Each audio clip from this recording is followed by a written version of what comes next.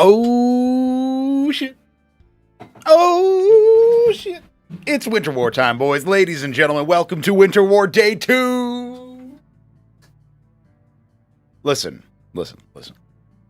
Winterwar may be coming to a close today, but these kinds of events will be with us for a long time. Going ahead and saying it now, boys, we will have these fraudulent celebrations, ceremonies, and silly moments. Streams where we bear witness to the goofiest of them all. What could stop us now? The answer is nothing. Not even the hashes will stop us. We'll still have fun despite that. The goofiness will continue. All right. I see we have a good collection here. In fact, we have 9 people here ready to jump in to the first match of the game. And our game can only support 8 people, and I am one of those people. So at least 2 people will most likely have to sit this first one out. But, I say... I was thinking about the way that the game modes worked out, right? We did an Omnipresence 2v2, which is pretty interesting. We did a Faction Wars. No, we didn't do a Faction Wars. We did a Massacre. What did we do Massacre? We did Massacre in the Unit micro map, which is pretty funny. We did a Massacre in... was it? Oh, yes, I remember the Massacre match now. I think.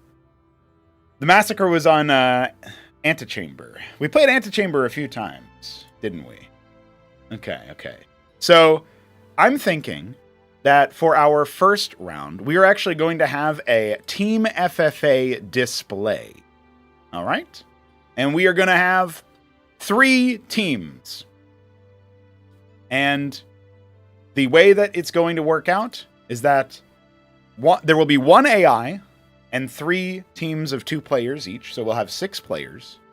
I guess we could theoretically... We could put Ramen. Top Ramen's in that chat. I see Top Ramen there. We'll put Top Ramen on a team by himself, right? I think that's fair. That makes sense. So, let me just confirm that when you... What is its victory condition? It doesn't seem like the trigger... let's see.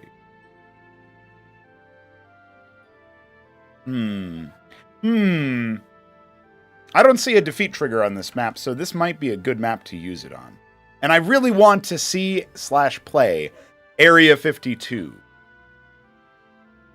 I think this will work out.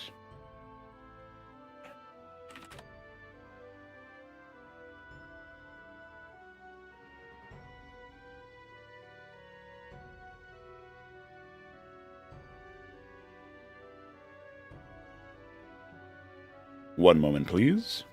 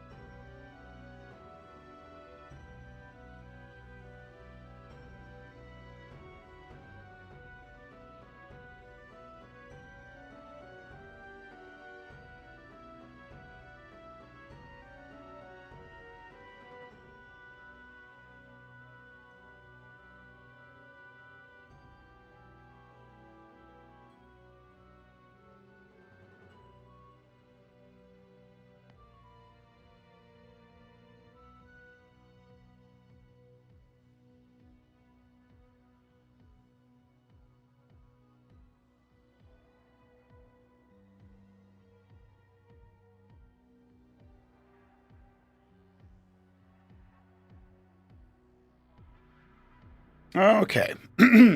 I think I've figured it out, boys. With any luck, this will work out just fine.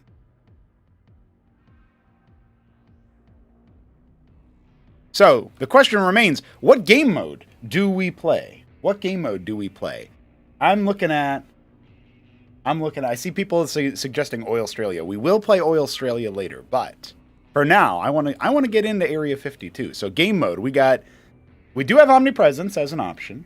I feel like omnipresence is a bit difficult to make that work. Faction wars, I feel like is a little too not similar enough. Like, okay, here's the thing: if everybody agreed to play Terran, you guys could do faction wars and have things be kind of interesting. But Zerg and Protoss are not that heavily changed, right? So maybe that's for later on once we lose some people. We could do a faction wars game. What else do we got? We could do Massacre, but I feel like what I kind of want to see the chaos of either the turning or uprising on a 2v2 v2 v1. You know what I mean? That's kind of what I'm feeling, guys. I'm kind of feeling the turning or uprising. But you have an ally right next to you, so you can defend yourself from the zombies or from the rogue agents. All right, so far, by a show of chat vote, so far I see 1 vote for Faction Wars and many votes for Uprising. We got 1 vote for the turning. 2v2 v Ramen. That's right. Yeah, Ramen is a force. He's like 1.5 because he's so good. Yeah. 2v2 v Ramen. Okay. We got another vote converted to Uprising. Okay, I think Uprising is gonna win the day. I think that's what's happening. So. Obviously, I'll go to top right, and this is where Top Ramen should come in. Top Ramen should join the top right. Come into the top right, homie.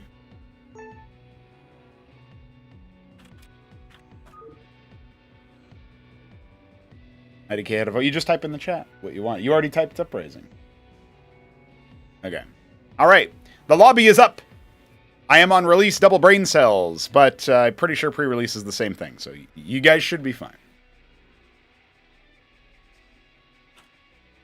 I guess I'll play as Terran and just lift my ministry.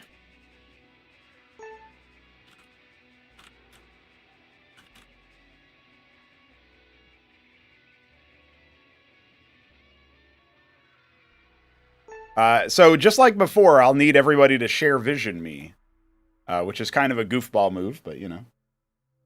You don't know how to vote. Don't worry. You already did it. All right. Hey, look at that. We even got Jimmy and his buddy in the same team. That's pretty good. That's really good. Map preview is weird. Should be fine if you mouse over it again after downloading. You might have to pull your mouse away. Okay.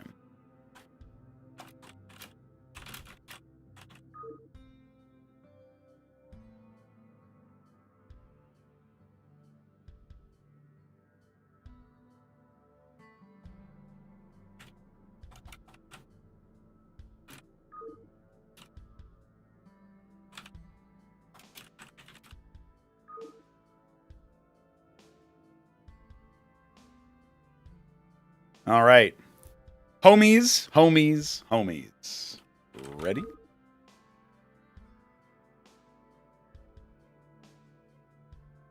Ramen ready. Triple dash ready. Homies are ready. I'm going to count that for Jimmy and Igor, I guess. Okay. Ready. Yeah. Ready. Okay. Make sure nobody is listening to the streams if they're playing in the game. Let's go, boys. We're getting started on this one. Area 52. Let's see what happens.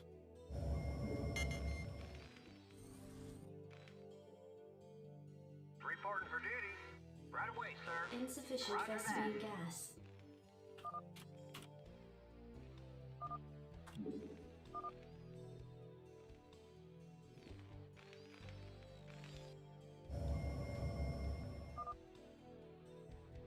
All right. I'll wait for all the visions to pop in here and there. Looks like I'm seeing a few. I'm seeing a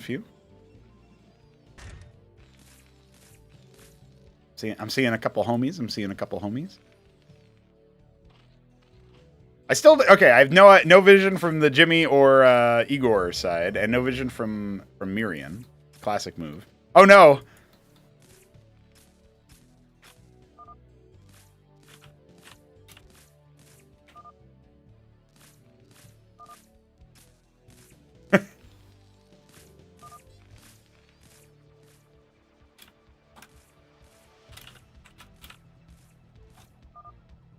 This is Area 52 by Jujic. Hey, look at that. I got shared vision from Mirian. Very nice.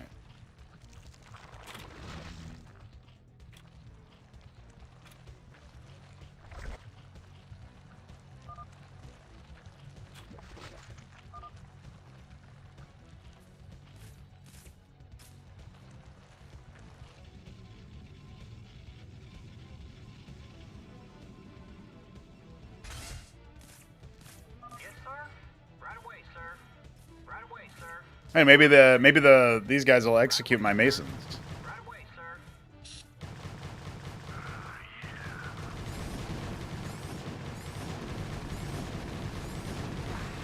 Technically, I was helping him there, but I was trying not to. I've set them off. Never mind, I wasn't helping him. Oh, they attacked the Crucible too. That's kind of interesting. All right. Zerg?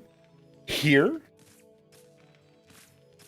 The T is under attack. Oh no! Connor's revenge has appeared!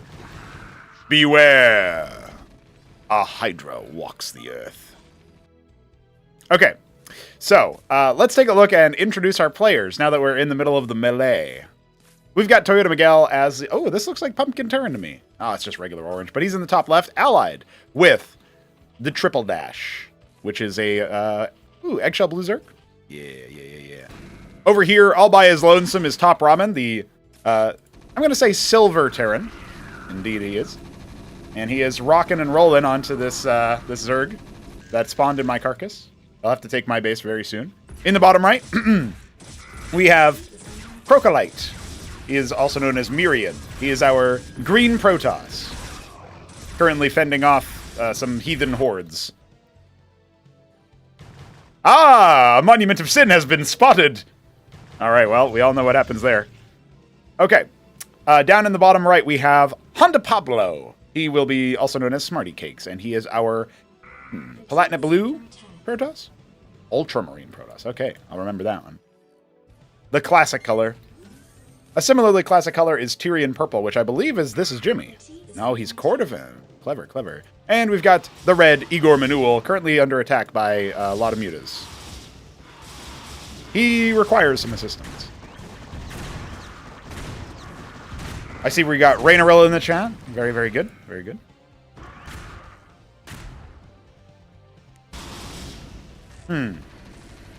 What do I do about this? They're a fucking Monument of Sin. It's true. There it is. Look, they're spinning. They're overcome with the power of spin. Ah, the Cyclops. The Cyclops damage. Oh, it burned through the anchor and everything. So, it doesn't appear to me that our red guy has any mining. Igor seems to be idling 4 Masons. You know, he did a lot better as Protoss in the 3v3. When hit him up and Nebline both rushed him and he stayed alive. So maybe he's playing with one hand tied behind his vodka. Ooh, the first Star Sovereign has been spotted. It's funny that it's called bottom left. Oh, it's keeping the force name of whatever I previously had selected. That's a curious thing. That's a curious thing. Now here comes the hordes of Nathracors to attempt to break it down. They are rending its armor by 1, allowing the Cyclops and etc. to help, but unfortunately Toyota's Cyclops just killed his allies' Nathracors, which would have been a really nice way to clear that, but some anti-synergy happening with the splash. Now, he has to allow that Star Sovereign in, but Ahmed has other ideas. Raging against the flame, the Harakans will be stunned. Ooh, but Vulture after Vulture just falls. Here's a number of extra Nathracors, but they will get a kill out of it. And a Cantor has arrived. Ahmed is burning down Igor's puny bio units. Oh dear. On to Pablo, getting a good clear on this bottom right area. Top Ramen has... He's put together a pretty good list of, of units in a few different locations. So he's looking pretty good. He's looking pretty good for him. Crocolite seems to be ready to expand. He's got a small band of units heckling this force up here. Igor is evacuating to his allies' position. This is Jimmy. Gonna have a hard time breaking through. He's got his Madrigal out for the mutas. Dude, that Akantor just did not give a shit.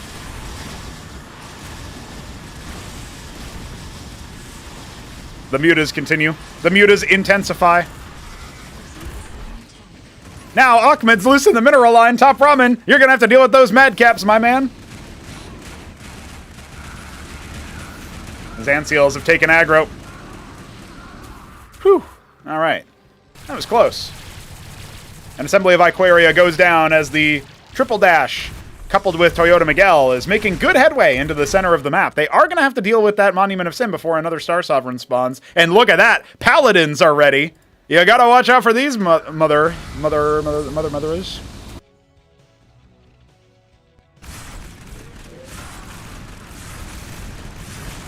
Strange mixed army starting to push back all of the Dracodins down here.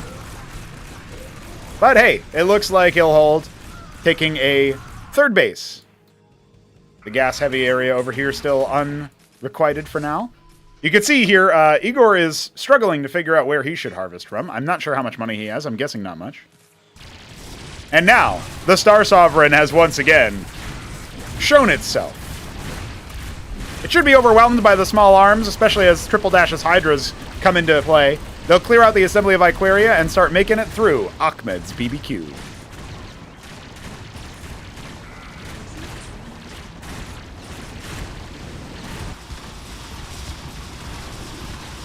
The Gladiuses are out for Crocodite.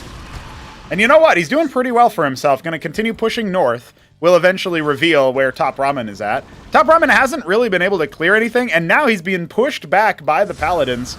Doesn't want his juicy bioforces to get overwhelmed there. He might actually end up in a very, very difficult position. His Anseal's drained of energy by that Akantor. His Fulcrum not canceled. Finding it a bit difficult to keep things going. Look at that. Emergency detonation on a quarry just to get a little bit of extra damage dealt to some of those units. Dire is this position. There's a single Hurakan somewhere. No, it looks like it was... No, it's a Hydra. And it's slowly breaking down the Talos. He's cleared the two Paladins. But there's a Hydra loose in his base. Ooh,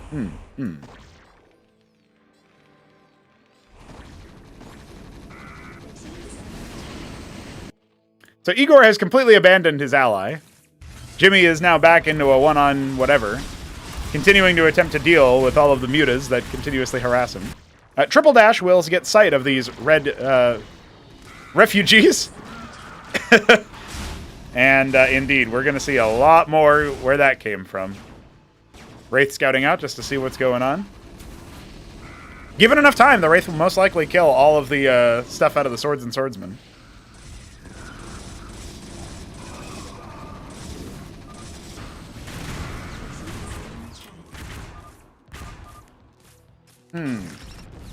Who is 7?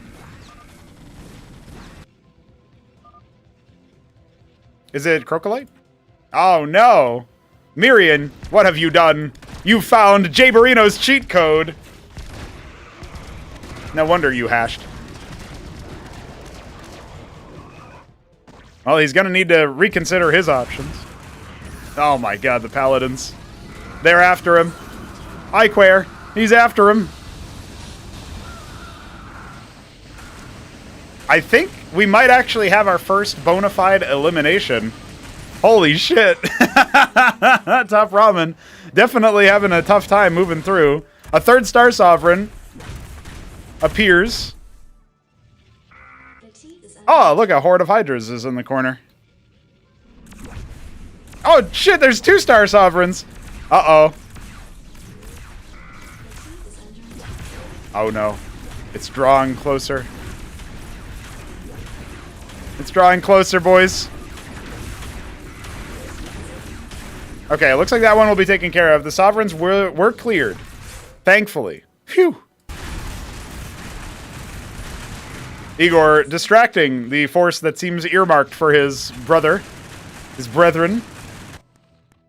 Horde of Hydras continuing what they can do. So bottom left looks like it's fallen territory. And top right also appears to be fallen territory. Top Ramen was not successful. He was overwhelmed by the hordes.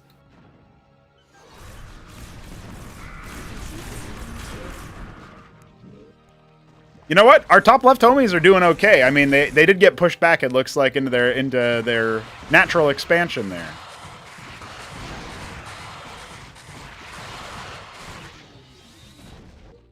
They were making pretty good headway. They just need to keep, maintaining control over the area. The meta is you must colonize these regions. That's what you must do. Oh, no.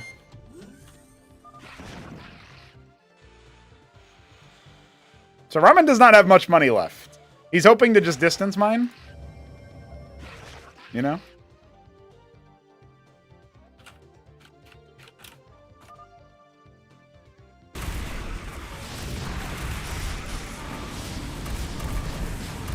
There you go. I think he's tasked his phalanx upon the sky mass.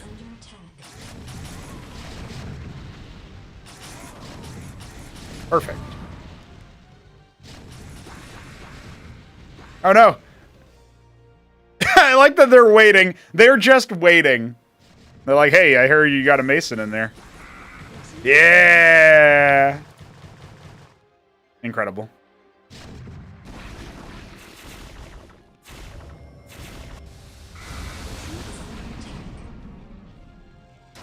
Paladins have arrived. An Empress is here. That's a good move, Get the zombies going. Turn the hordes against themselves, the unwashed masses. Yeah, zombified Star Sovereign is also in the field. It's only going to last for about 10 seconds, but that was almost enough time to get it channeled. Meanwhile, I'm just scouting out to see what's up.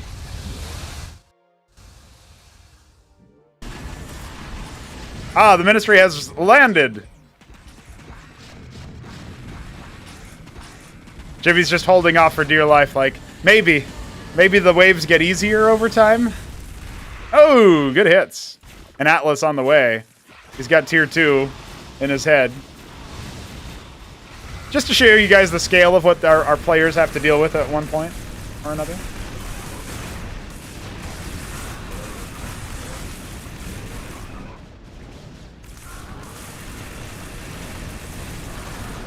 There we go. There we go. He's pushing in. On to Pablo, pushing through, doing his best. Lots of static defense erected here for our homie, the Crocolite.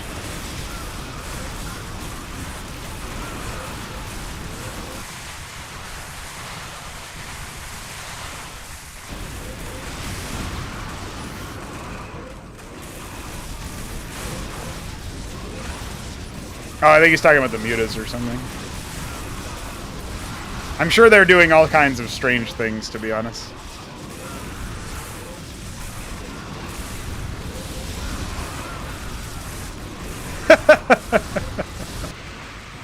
Oh, dear.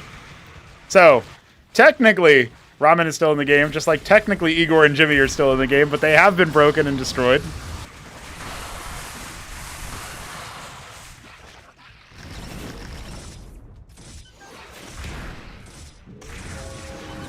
Ah, Toyota has the move.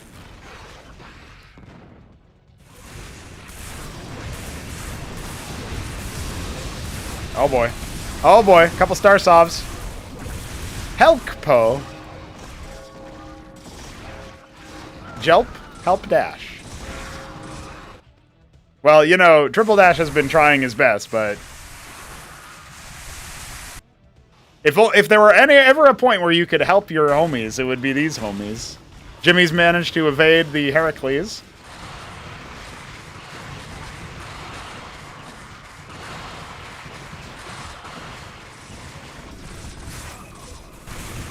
What happens after a while of not being able to manage the dudes in the middle is it definitely gets out of hand, so I feel like early game moves are really quite important, but let's see. We're going to have a reclaimed Star Sovereign pretty shortly.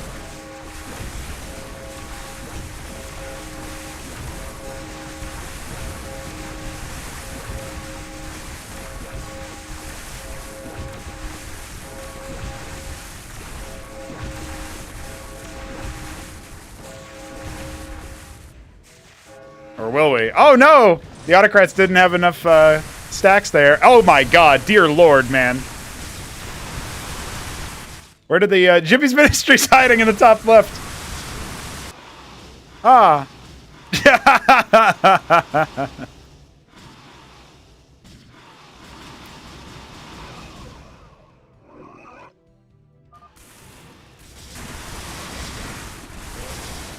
I think Honda, I think Smarty is going to be the one who survives the longest. Look at this mess.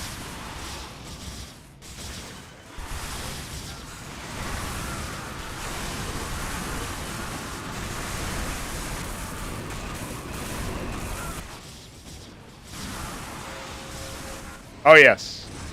Oh yes, Jimmy. There is no hope for you here.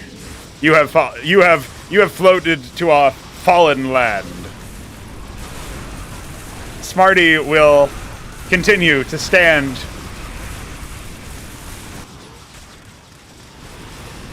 against the uprising.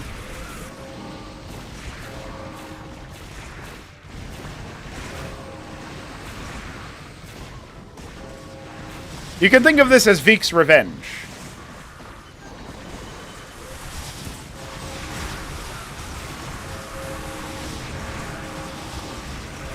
Okay, there's autocrats in the area trying to do their best to reclaim things. Meanwhile, yeah, as soon as it gets interested in you, it's over, dude. You're stuck. It's stuck to you. Ah, a horde of Rillalisks has arrived. Well, it's not really a horde. It's just like a small flock. Crocolite's base getting finished off here, it looks like.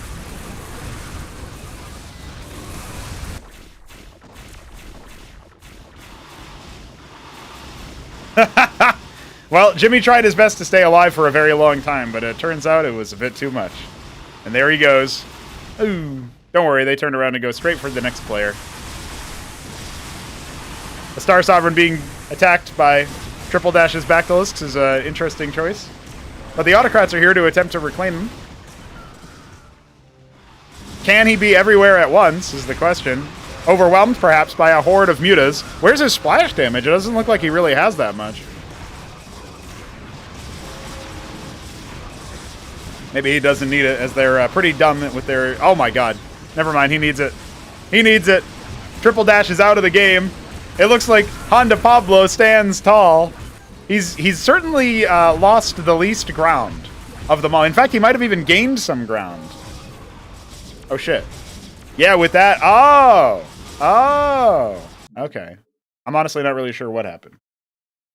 But maybe because... Did Pablo and Smarty ally at the end of there? Is that what happened? Is that why we lost immediately? That would be really funny.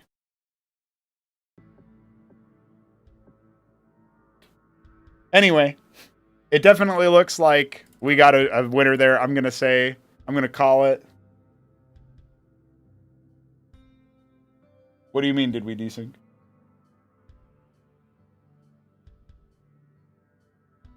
Yeah, Smarty was rocking it, dude. Smarty had a lot of stuff. On my end, he was holding just fine, and Toyota was being overwhelmed, so... I'm not sure why I got defeated. That might have just been a map trigger. Don't worry too much about it, guys. Yeah. Smarty was still alive, and Toyota was technically still alive. But I would not have expected him to actually win.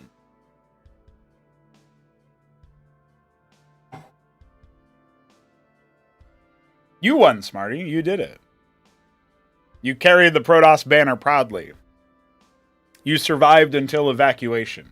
Everyone got out alive for you. Yeah, Toyota. It was all good. I think Mirian might have desynced, but his fate still seemed sealed regardless. All right. No, yeah, Smarty wasn't decent. For sure, he was still in the game. I saw him do all the Star Sovereign moves. I saw him do all sorts of stuff. Well, that was definitely very goofy. What else should we do? Let me take a look at check a look. Looks like we got, oh, we might have, well, I know there's more people than just what's in the Discord server. I was going to say, if you're in the voice channel, I immediately know the head count. That would be perfect for a 3v3, but I know we have more people than that because there's still Jimmy and Igor and a few other people. All right, so with that said, oh, Benno's there as well. Okay. So I see Arbuz, Benno, Three Crow, and Street Crow as players who have not yet played. So whatever we do next, we should get them into the game. Maybe this is when we do our game of the turning on some FFA map. I guess it could end up being... Should it be Big Game Hunters again? I feel like... Maybe not. I don't know. Maybe not. I like the idea of Midas Complex or Unholy Grail, but it is a massive map, right? The only problem with doing Oil Australia with the turning or uprising is that they will spawn on islands, and that eventually does lag the game. For the turning, it doesn't matter as much.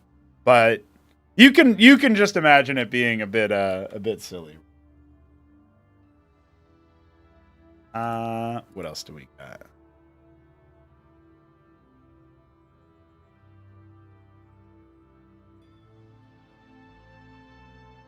I say let's try it on Midas Complex. So let me just quickly configure the map to be like the other one.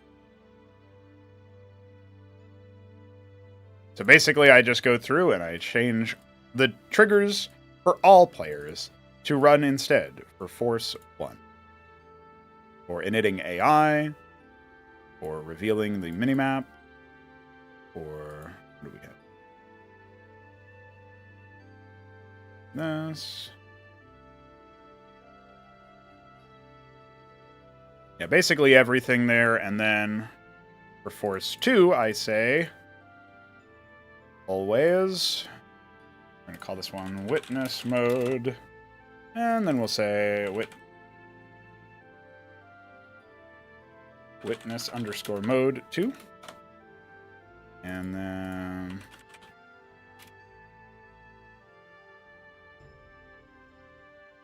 we run the thing to turn on the thing. For shared vision automatically.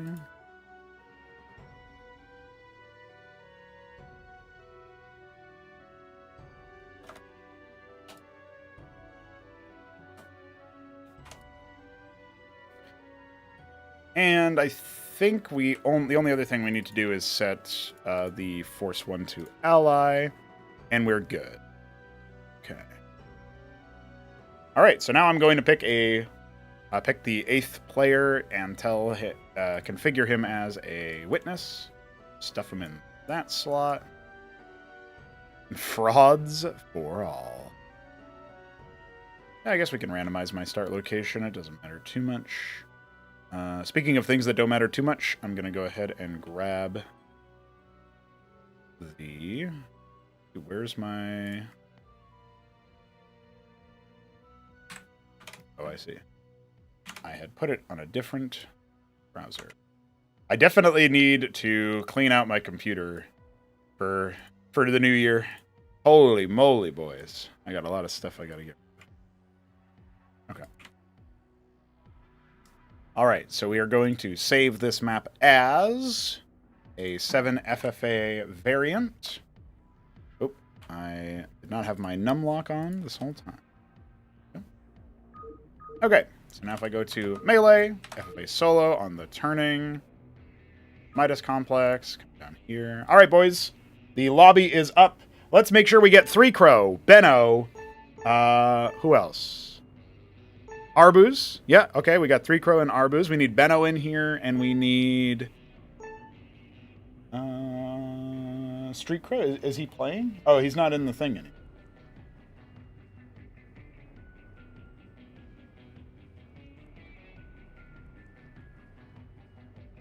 All right. Well, maybe maybe that's fine. If you're not in the voice chat, I don't know that you want to play. That's like something I'll make sure to. I'll ping that guy right now.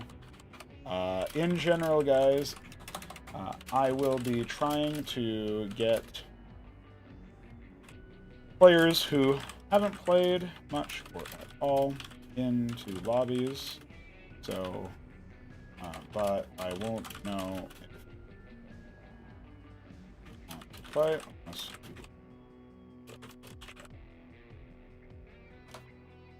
all right. Okay, it looks like Street Crow can't play because of lag, so that's fine. That makes sense.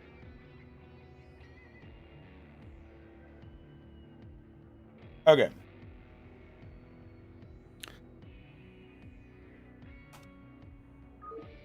We need readies. We need readies, homies. Where's Arbu's ready and Toyota ready? Okay, Toyota gave me his ready. Ramen gave me his ready. Arbu's gave me his ready.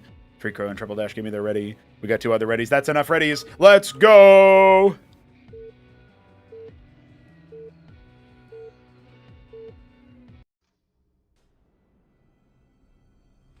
Check it out, boys. It's time for the turning. In the top left, we've got Toyota Miguel as the Cyan Terran.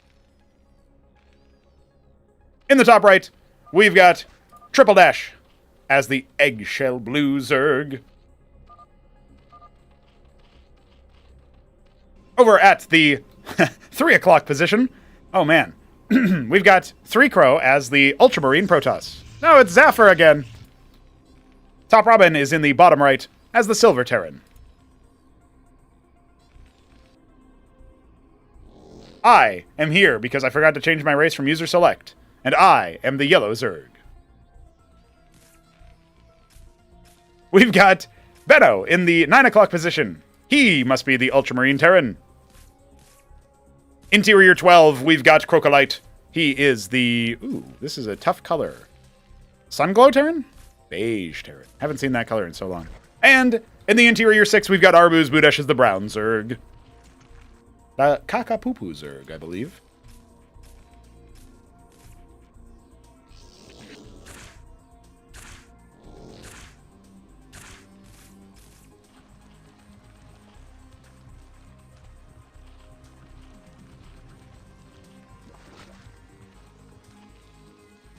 So, with the randomized start locks and everything, I 100% know that we are going to be in for some silly antics. As a reminder, the turning game mode means that you lose out on nothing in particular. There's no like default thing that occurs. It's just when you have, when you lose a unit, it becomes a zombie. And if it was not a worker, there is a portion, like a chance or what have you, over time, that you will encounter that same unit as a zombie later on, roving the map, looking for things to kill.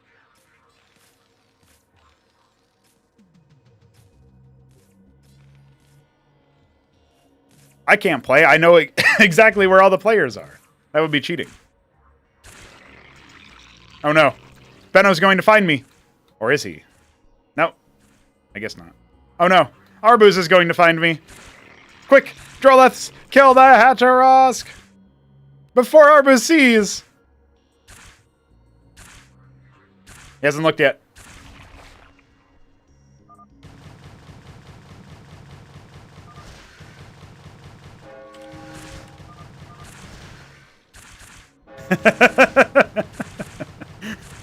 As you can see, a helpful demonstration of the zombification here.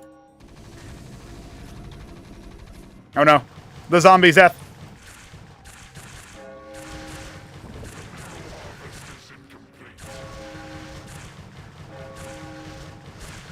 I don't think he's going to be able to get through all of that.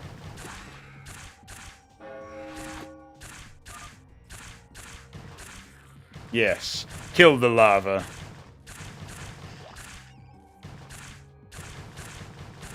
So again, only only non-worker units will be reanimated as zombies throughout the map. So that Zetricore that died and that other Zetricore that died, yeah, those will be occasionally roving the map. But the Masons themselves just kind of exist.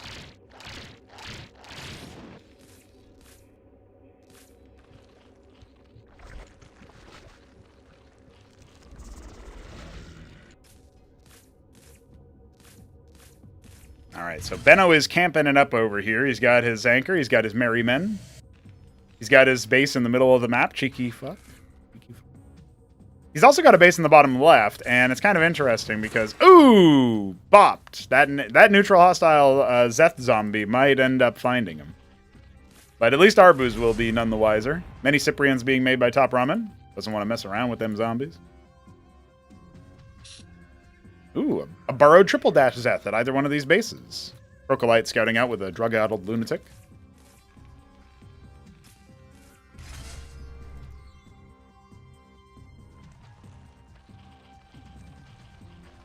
One thing that I just thought of as a game mode, right? Oh my god. Arbuz is dead set on making sure this area is clear of zombies, apparently. No, you've lost another Zeth! Ah, damn it, Arbuz. A game mode that I just thought of that really would be epic, but I don't know how you would programmatically do it in our game, is basically a total randomization of the tech tree. Meaning, like, you could build a stockade. You could build a stockade, and you could make zealots out of your stockade. Like, you that player would have access to that.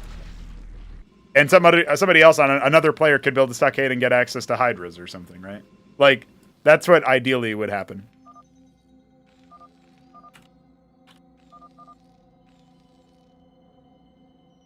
There is a... Who owns this? It has no shadow for some reason.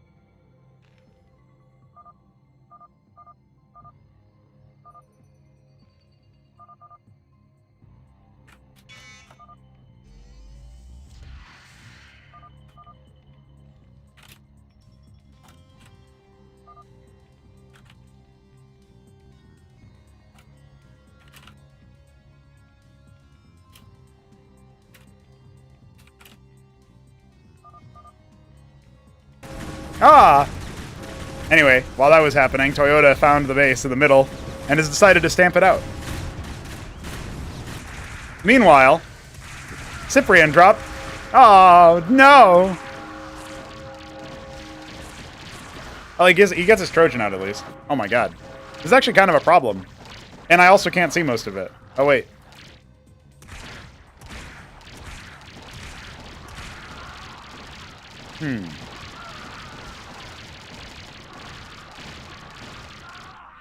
I'm not quite sure what's up with that. Oh no! The zombie masons are getting Benno! I don't know what happened to cause those exactly. Fuck him up, dude. Oh my god. They were growing plague.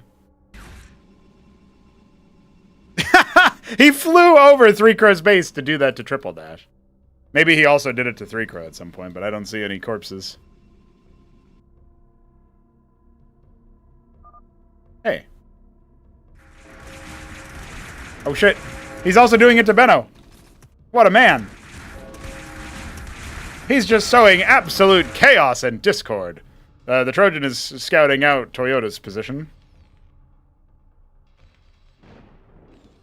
Benno, you've lost control of your base. Benno, you've lost control of your own base. Benno. Oh, Benno. Holy shit, dude. Toyota immediately seized control of this area. He's like, this is my place now.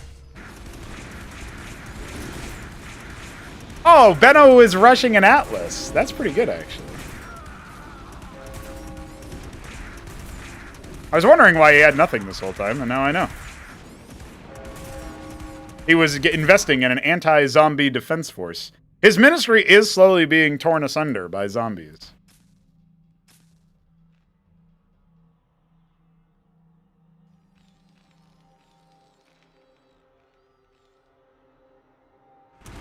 Meanwhile,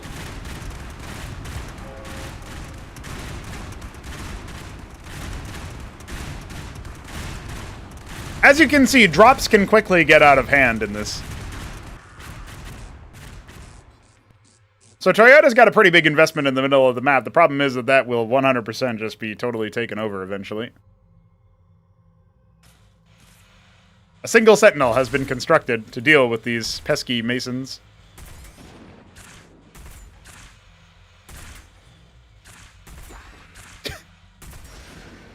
Ooh, 1 HP left. Three Crow has arrived. He's using his patented simulacrum strat. And he'll leave that for him to deal with.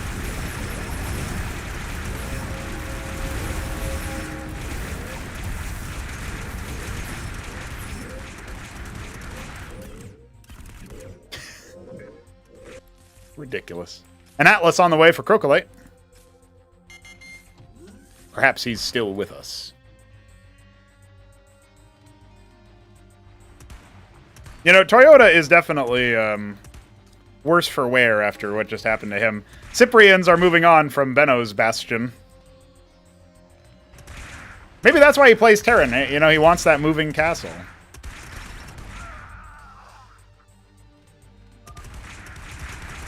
LMAO says Arbuz.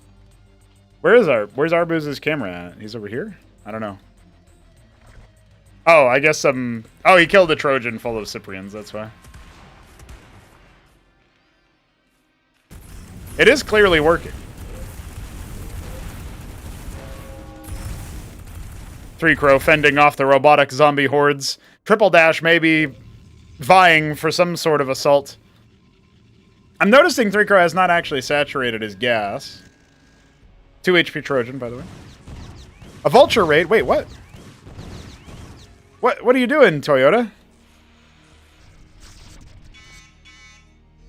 Ramen has a different idea of what he can do with this anchor.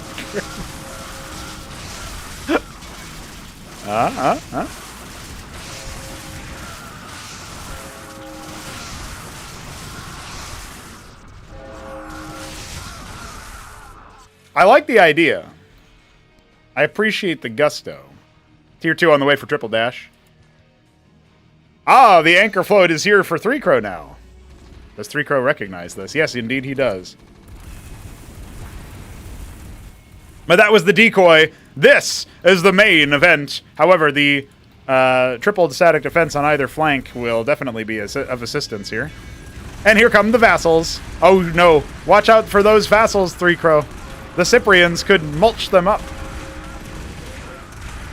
But it looks like they will be saved for now. I say that. It was looking dicey for a moment. The Matrix definitely helped. Damn. Top Ramen did a 2-pronged anchor attack, and it just wasn't quite enough. Meanwhile, he's still clearing out what minimal stuff Toyota still has left in the top left. He's migrated to a central fort. A ministry owned by Top Ramen is being tickled by Arbuz. I do appreciate that this shit is just absolutely off the wall, crazy, silly bonanza. Crocolite continuing things. He's got his Atlas done. He's capping his gas. He's got a pretty big bioforce that he's massed up. So I don't know if he realizes where he's actually meant to go. Okay, now he's going to go ahead and try his best. Now, Triple Dash comes up over here and is going to have a horde of Lakizilisks in position to try to do something about this. Those Shamans need to deploy ASAP. And yeah, you can see here that Crocolite needs to pull back a little bit, lest he be utterly routed and defeated. There are some various and strange, you know, Zeth's attacking that Hatcherosk for some reason. It's kind of interesting.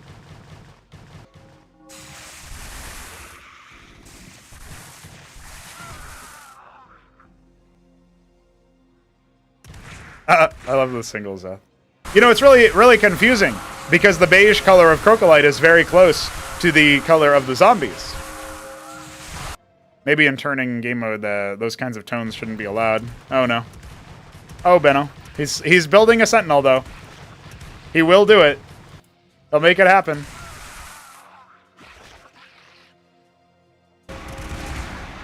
Top Ramen has a horde of his own bio, earmarked for Arbuz, who's already awaiting him with Lakes and Bacts.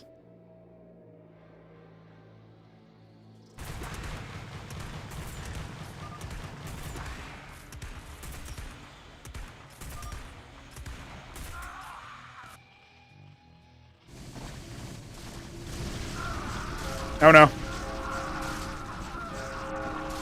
They did try. Oof. The zombie Trojan is a truly menacing and fearsome force.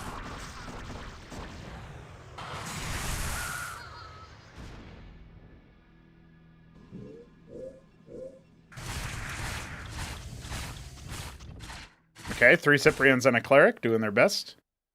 Antagonizing Arbuz Budesh. He's got a lot of money, Arbuz. Oh, dear lord. Oh, dear lord.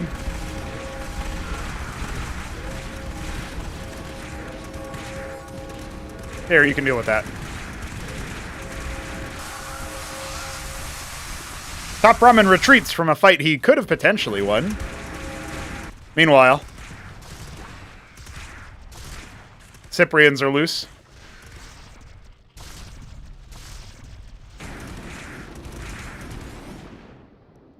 Ramen down to 36 workers. It's not looking good for him.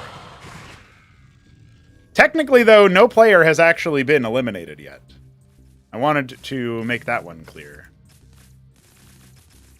Crocolite's trucking along with his static defense. Gonna make it a bit of an annoyance to clear that and make that through. Another random anchor. Ah, it's moving too fast for the AZ Core to shoot. Please fix.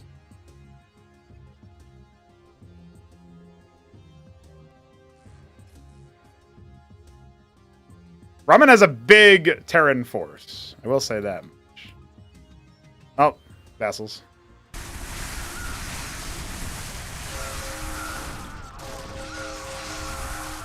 While distracting the attention of Mr. Arbuz, we will have another move forward with the Antseal providing detection.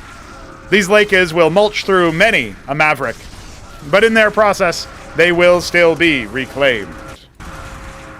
Cyprians stationed over here are going to help clear through the vassal stack of 47 remaining.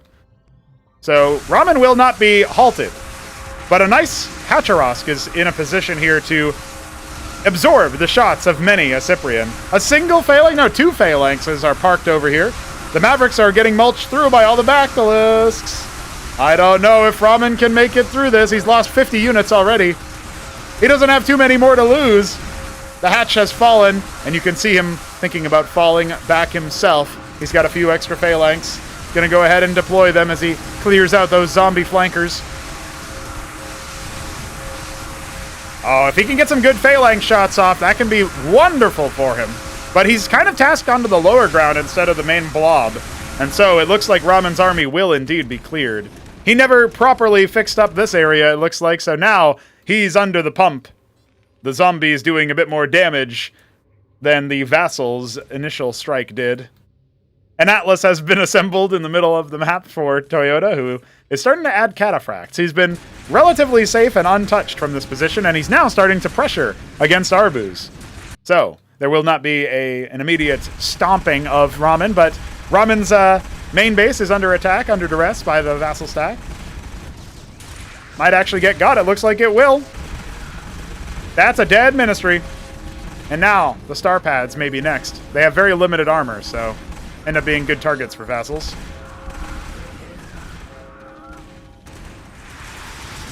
The mutas are just getting absolutely shredded to pieces.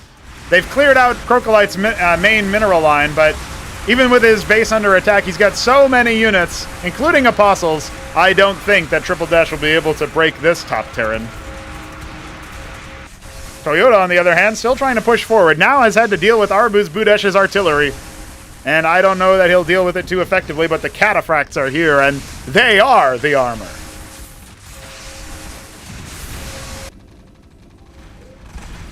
Madrigals are going to get a little bit, have to eat their heart out because the Palladiums are getting sniped by vassals, their natural enemy. The cataphracts are here, and look at that. Stepping forward, trying to clear through.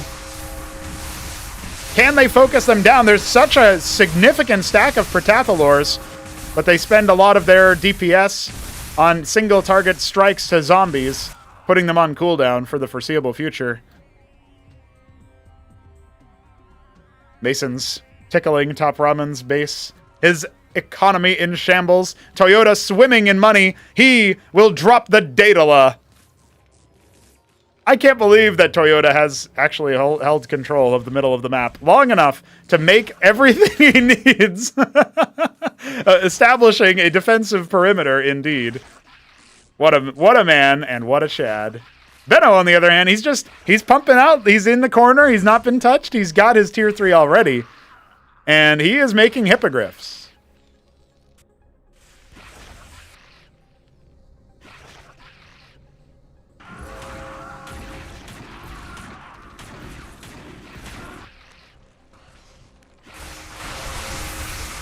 Descending upon the remainder of Toyota's errant force, Zoryus, Protathalors, Bactylisks, it's all too much. Triple Dash continues to try to break Crocolite. Can Crocolite actually be broken? His Daedala is halfway complete. The Bactylisk count is enormous. The Vilgoricors doing their absolute best to shield themselves from the fire and preserve their livelihoods ever so slightly longer. Perhaps longer than even Triple Dash himself thought possible, as his Bactylisks now step closer to the fray, seeking to sow zombies in a sea of Terran mass. Oh, it's utter chaos. Devastation.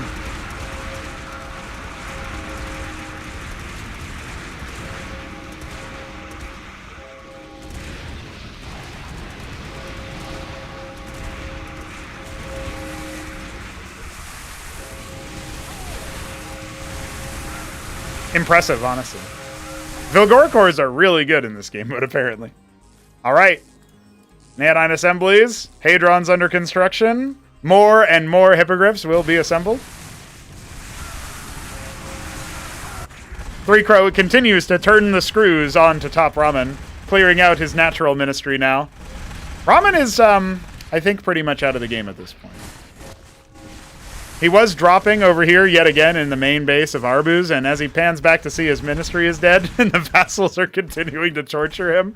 Let's see if we can get some feel-good madrigal hits onto Three Crow's army. Oh, he's staying around. He's a bit ballsy about it. The central blob of vassals is soon to be turned into mulch if he's not careful. But that ministry is going down, and Ramen has no more money. Nothing more in the queues. It's over for Ramen. He cannot possibly build anything. He's out. 49 vassals to the better. Three Crow is about to stamp Ramen out of the map. And look at this. His main fortress broken. It looks like, actually, yeah, we are going to see a total evacuation to the top left of the map. A couple of Benno Sentinels will indeed be ringing true, and Crocolite doing his best to get the hell out of Dodge.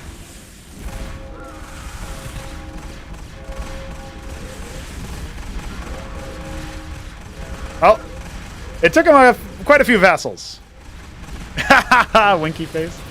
Oh my god, dude, the Vilgoricors. I saw those entries. Well, we're seeing some eliminations, I think. Dude, the Sentinel Wars in the top left of the map. What the hell? Oh, they can't quite get the landing going. Benno just doing his best. If the Ministry had been landed in front of the Sentinel, it actually would have blocked the shots. I don't know if that's something that Crocolite was aware of, but it would have been pretty good. He's going to see if he can use his cliff advantage. Atlas taking a lot of hits. The Daedala already in transit. That's terrifying when something like that happens. Now, Triple Dash is heading to Tier 3. Triple Dash is heading to Tier 3. And Toyota, already at Tier 3, is going to be rocking through with his Tier 2 army, trying to once again contest Arbuz Budash. Good irradiates, but they are getting focused down by the Bactylisks, it looks like. Seraph will be hunting for one more. Hits the Protathalors. Not bad since Arbuz is not microing his units back, and the Durandals are staying alive, clearing through all of the brood spawn. That's going to be it for all of those quote-unquote free units. It looks like only one Zoryus remaining. The Vultures are an interesting add to the composition. I feel like they overkill a lot, but not as much as Protathalors, and there's so many of them. The Bactylisks clear out yet another Seraph.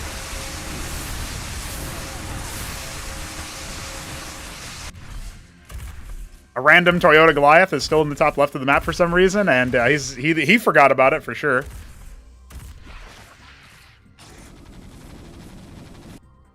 I don't even think he paid attention. No, he did. He's like, oh, that's weird.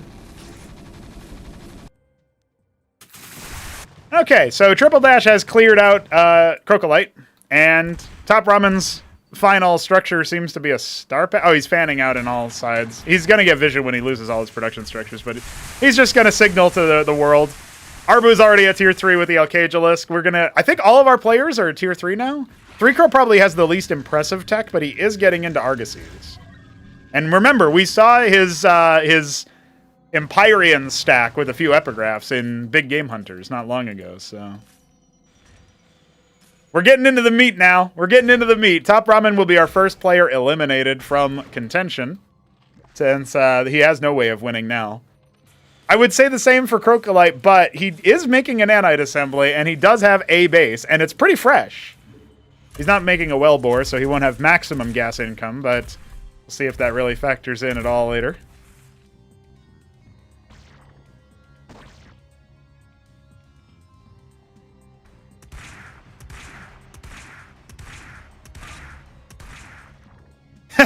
Triple Dash is curious. Me, :3, Toyota says with a glee as he assembles an army of sundogs. I'm still in. Yeah, I like how the lies and slander of an FFA. What a goofy game, dude. 15 hippogriffs. JK, I'm dead.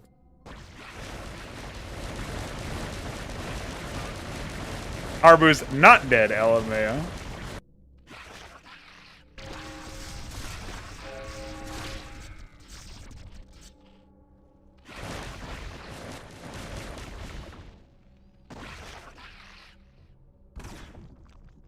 This one Arbu's Budesh Zorius spreading more and more undead Rillarokors as the undead vassals chase it. Oh god, they're spinning. There's so many of them.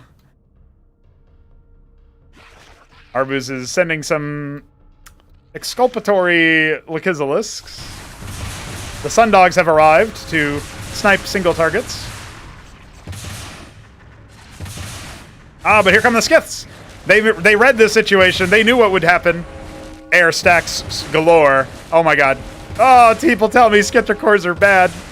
They beat tier 2 Terran Air. Or do they? Because now they have to beat the zombie version.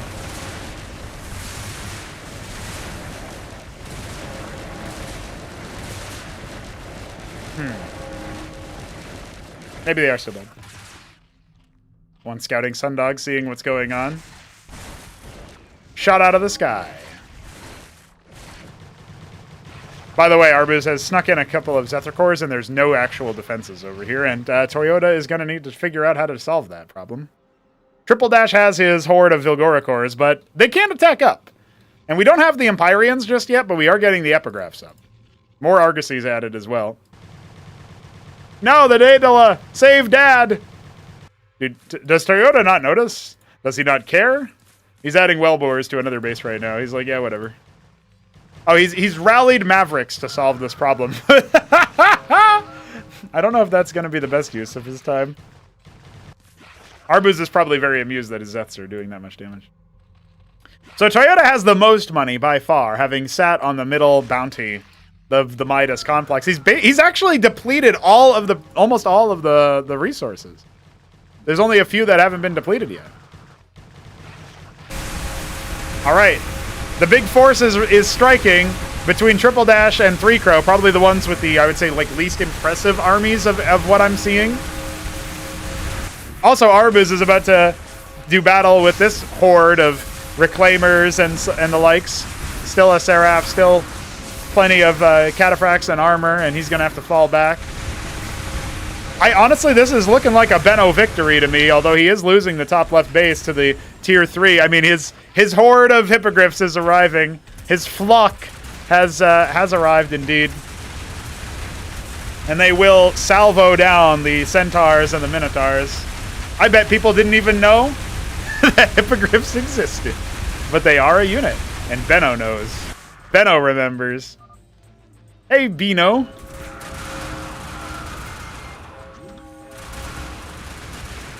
All still mates, right? Hey, yo.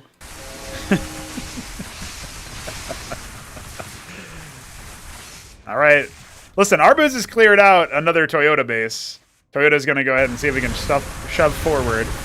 Three Crow's army hasn't really been cut down too much. I guess the vassals are gone mostly, but the Alcagelisks are out for triple dash, and that is going to send Three Crow into a bit of a frenzy going backwards. He definitely does not want to deal with that right now. He does have Magisters, which are pretty good, but he might need to invest into some Barguests. Oh my god. Arbuz has his own Alcagelisks, and they are wreaking havoc. Now, the longer the Seraph stays alive, the less armor they're going to have. That is definitely something that assists, but it doesn't look like it's immediately resulting in a victory for Toyota.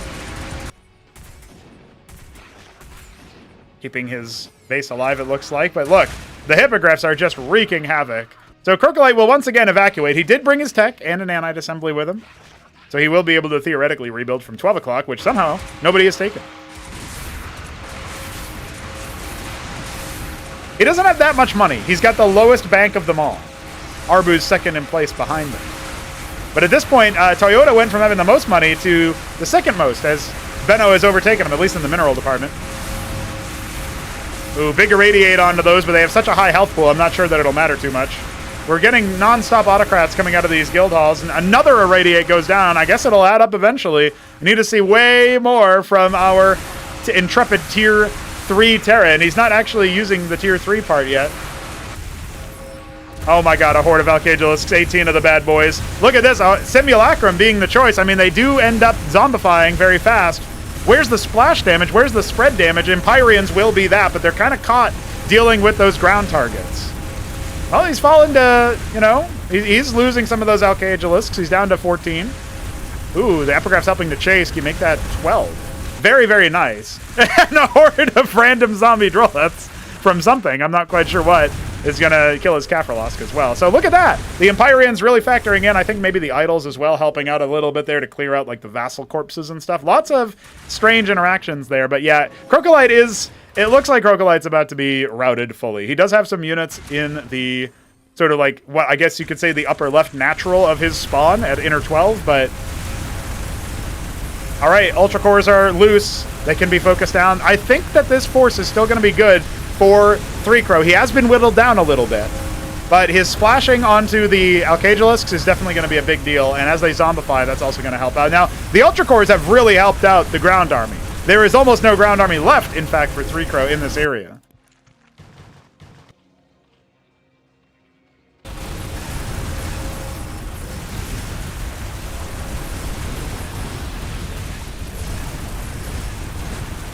Slowly, the zombie Alcagelisks are eating themselves. Those Ultra Cores still staying alive. I mean, you can't, as long as they're attacking, you know, the Empyreans are not going to damage them through enough. So many Magisters being rotated in. Some Almaxilisks have arrived to see if they can get through the zombie Alcagelisks. The answer is maybe not. You can see the zombie units do appear to be very perplexed by what they're supposed to do next. Oh no, zombie Empyrean. Say it ain't so. Well, at least that's a problem for Triple Dash to deal with, proximity-wise. Arbuz trying to take the bottom right corner. He's somehow been, like, sharing space with Benno this whole time in the bottom left, which is very amusing to me. A horde of patrolling Skithricors. What is Arbuz doing? What's his move? I'm looking at his comp. I don't know if he knows what he's doing. Benno is charging forward against Toyota. A horde of Valkyries doing a good amount of spread damage to the Hippogriffs. Interesting. I don't think it's going to be enough because... Oh, wait, hold on. There's many more. Oh, look at that. He's starting to burst through. His Seraph rending the armor. That's also a pretty big deal, I would think. Now they're zombie Valks.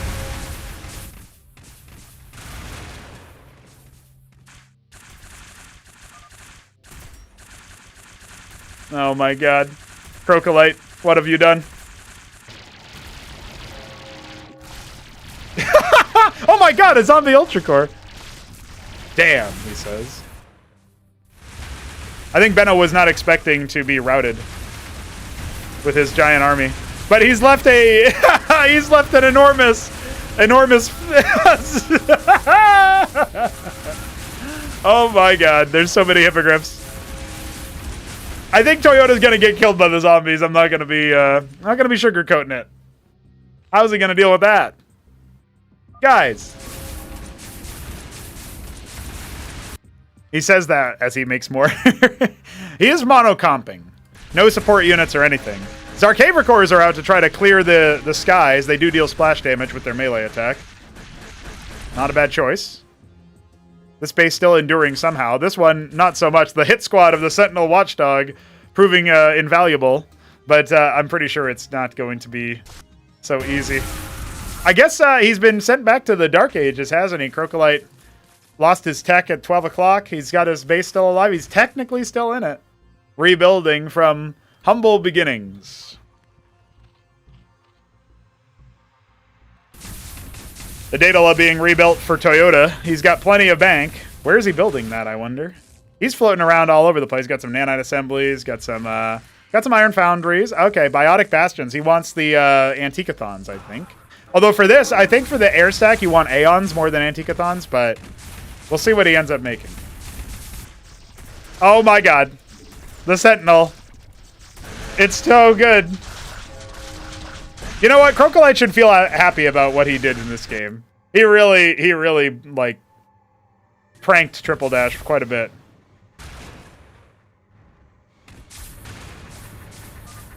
Hey.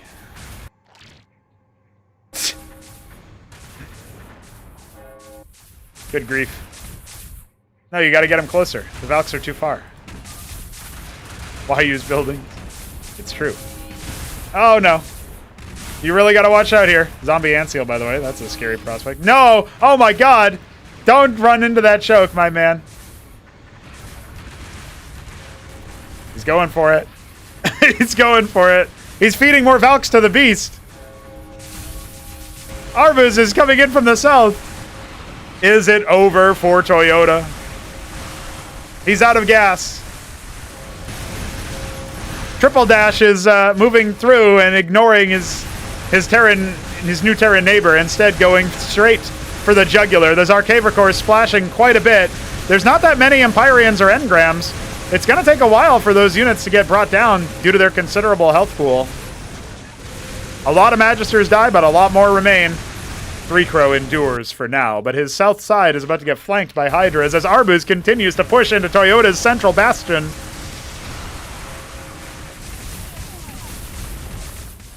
The zombies adding even more to the fire. Z costs too much gas. Well, did you evolve your... Oh, he does have an Azigrazin. He's not remining at his natural, or his main, so he might not realize that. Please vacate the premises.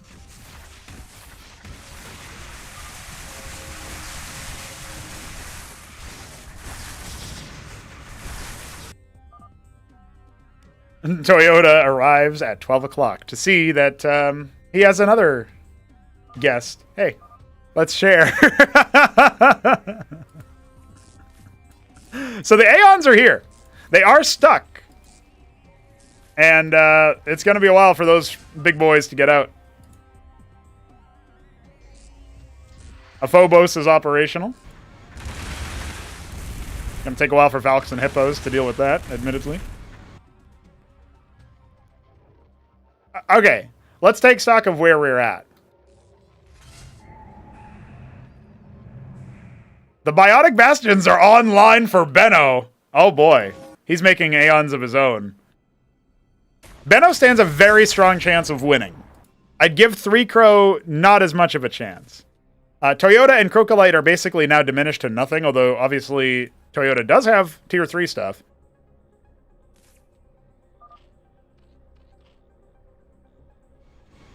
Zombie hippogriffs. What a scary sight.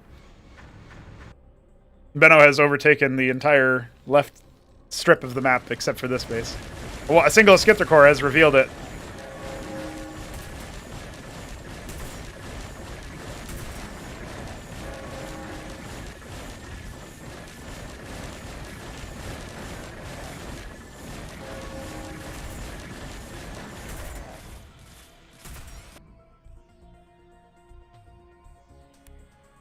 There's a Talos, zombie Talos, running after a scribe. They can't attack. It's just like, I must follow you. That's so goofy.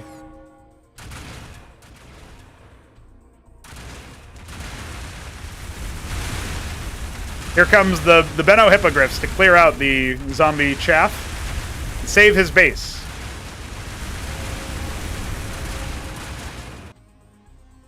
So...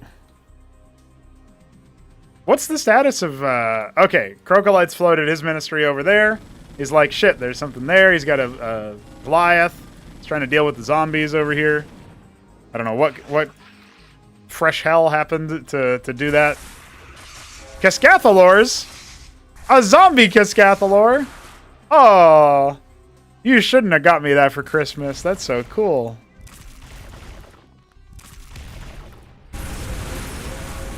Three-car now having to deal with Tier 3 Terran all of a sudden. It looks like the same color as his opponent.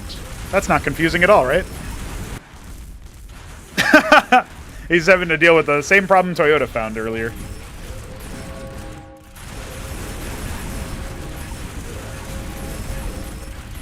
Reclaim Sims and Zombie Sims. But here come the Magisters. They're thinking about it. How do we play around the edges here? Going after the Phobos. They erase it from existence. That's definitely going to be something that the crew has to think about. Oh yeah, this Magister stack is lethal, dude. 52 Magisters. There's not a lot that beats 52 Magisters, okay? They basically just look at things. Benno now engaging with Arbus. Okay, this is going to be a very consequential force. A battle for the fate of the universe.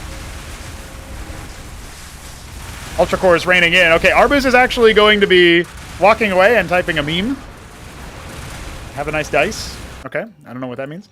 Toyota's army has indeed been routed. He has not yet done battle against his colorly brother in Triple Dash. Crocolight is mining from depleted bases with almost nothing to his name. Dude, I can't believe Ramen was the first one out in this. And he's still technically in the game watching this with me, I think. Ramen, are you there? Type something if you're there, Ramen. Ramen, do you exist?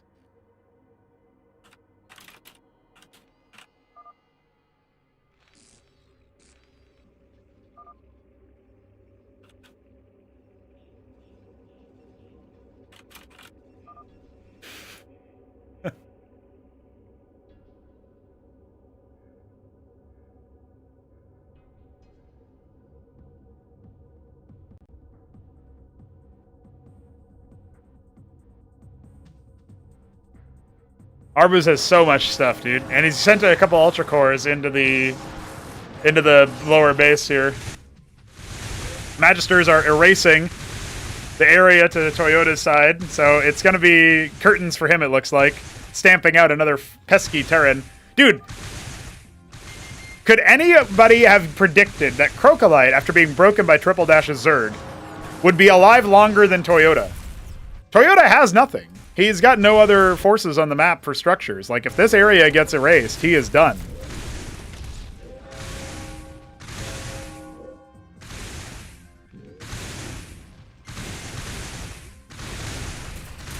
Meanwhile, Arbus charging ahead, seeing what Benno has in store. He's back for seconds. His dice have come up.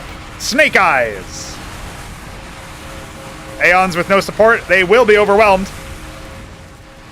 There's a lot of Phalanxes on the high ground up there, but not as much stuff over here. There's another Hadron being reassembled. The Watchdogs being overwhelmed. You got Gazithalors out. Never thought I'd see. Oh, look at this! A nanite assembly being eaten up. Hey. Oh shit, did he actually do damage with self-destruction? I think he cleared, he must have cleared something. Anyway, that nanite assembly, I believe, is the last production structure for him. So that's it for Toyota. He is eliminated. Benno's horde of hippogriffs moves towards Arbus, but he's missed the army. He's missed the army. Now we're into a base race and an FFA with a horde of Capital Craft and Reclaimers working their way through. It looks like Arbus pinched off a small force, and it's slowly overwhelming. It's pure Nathracore. Arbus sent 20 Naths to deal with the Hippogriffs, and it worked! 3-3-3. I don't know what that means.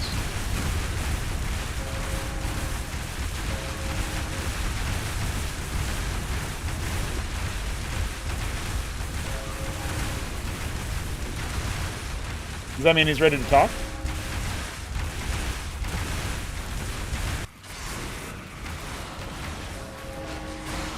I can't believe what I'm seeing, dude.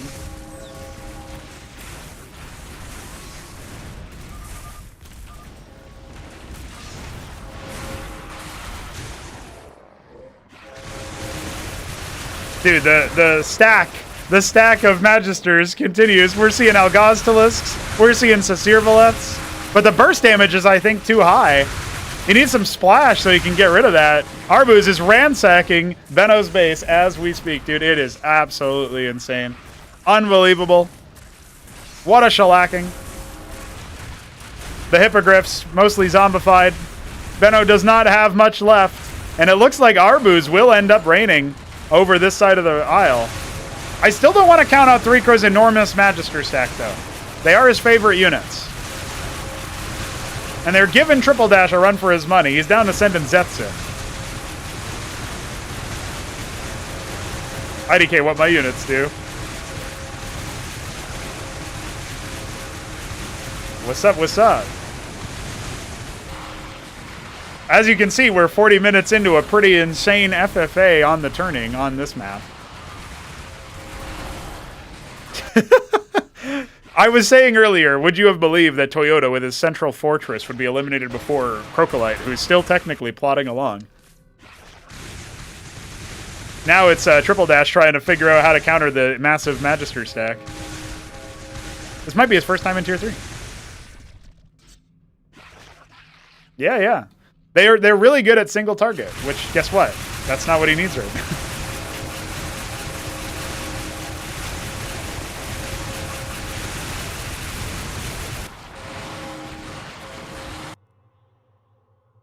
Oh, interesting. Yeah, he does have a few of them there. Yeah, I mean, he's got a flock, a central flock that's like closer to the like mid-left at 15 Vithrilisks, 31 Skiths for splash, and of course the 19 Alcagelisks. I think he'll be able to deal with force. Looking at this, it seems to me like Benno's getting eradicated, right? He's going to have to rebuild, and he's trying his best to do so, but he's got to deal with all the zombie hippogriffs that he left over. He reclaimed a few Ultra Cores. That could be useful later.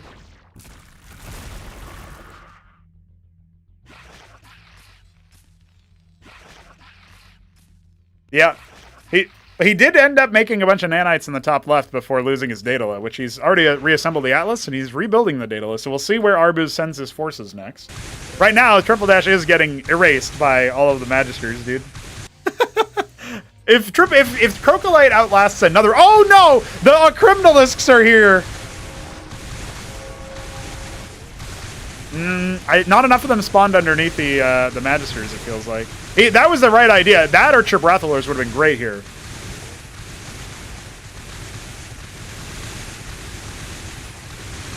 They've evolved from the Kagralisk, so you make them, and they do a lot of things. They have like a really long-range artillery-style bounce attack. So they certainly outrange Magisters, and they shoot up. Ah, the Atlas.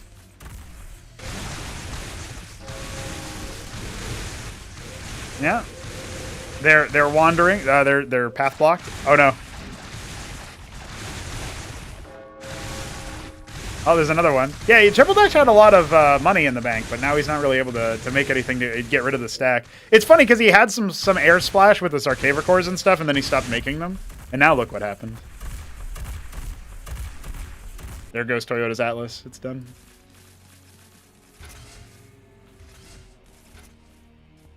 He got eliminated, but he had one Atlas floating over Crocolite's base, and his Goliaths in the anchor just shut it down.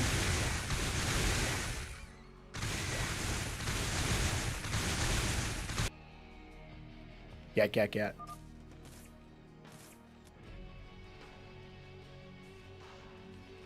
Yeah, still, it's almost there. We'll see what he ends up going for. Like, I love to see Silver Tongues or...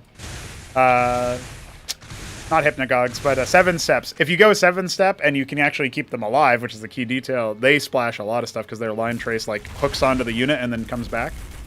So it could be good. Could be big.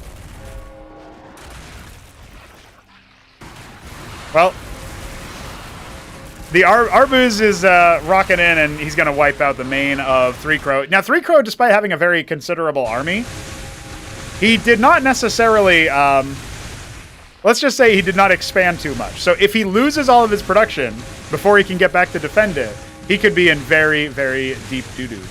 He's got a very powerful 44 Magisters, but I think he's only now realizing, dude, wait, I have no other productions facilities. I could be eliminated in a very anticlimactic way unless I get back over there.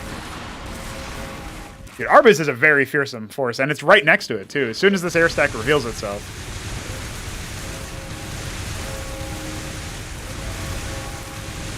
And there's the flank. That will be a blaze of glory for 3Crow to go out into. At least he got to use his Magisters in an attempt of defense, but I think we've seen enough. There's almost no way Arbus doesn't clutch it out from here, you know?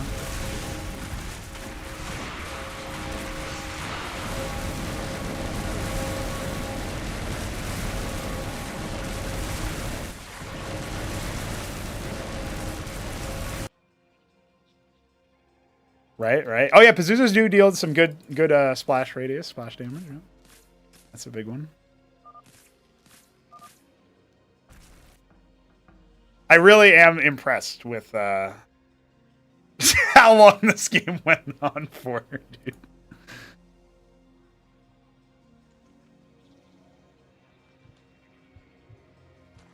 Poor Triple Dash. He just wanted to retake his main.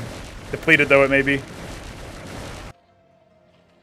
I think he lost everything to the Magisters. He's got... Yeah, he doesn't have any... He's got one Alcagelus. And yeah, he can't even make normal workers. He has a Caphral Husk.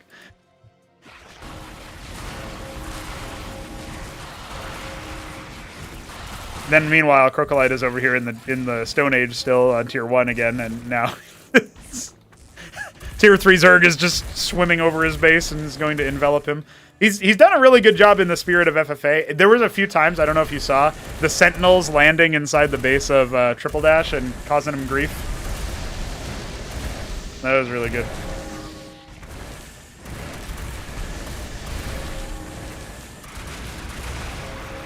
I did notice that, yeah. You were also an agent of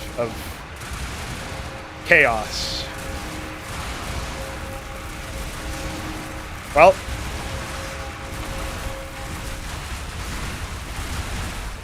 Yeah, it was like, I mean, it was probably like 15 minutes ago now. Crocolite just like, I've got a Sentinel and a Watchdog. I'll land them in right next to that base and see what happens. Tactical lag coming out here as Arbus attempts to dive through. It was less, then it became more. Wise words from Benno. Oh my god. Look at that air flock, dude. It's... inside Benno's, or inside Crocolite's base. He's oh yeah, okay. And then if you look to your if you look to your top left, you'll see 2 peas in a pod over there. Equally persecuted by Zerg. We have to ally.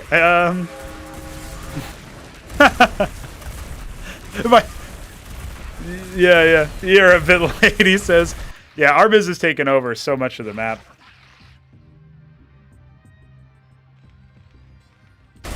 He was making 18 at a time earlier, so...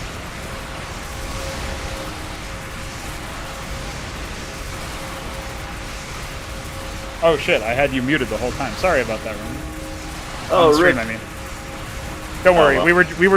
Ramen was giving me some very, very important, scintillating commentary. It's a real shame that it didn't come through. You were telling us though you were trying to just cause as much chaos when you were playing. Yeah, which I think was effective, honestly.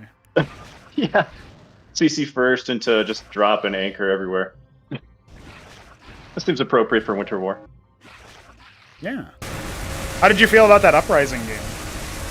Oh my god, man, it's like getting 6-pooled and then getting tier 4 rushed. I guess the Paladin, the Foundry spawned below. I'd only played Uprising like 1 or 2 times before, so. Right, yeah. The Paladins must have been a shock when you saw that. Yeah. I thought, I think I could take it out with just pure Mavericks, and man, boy, was I wrong. So, what's left?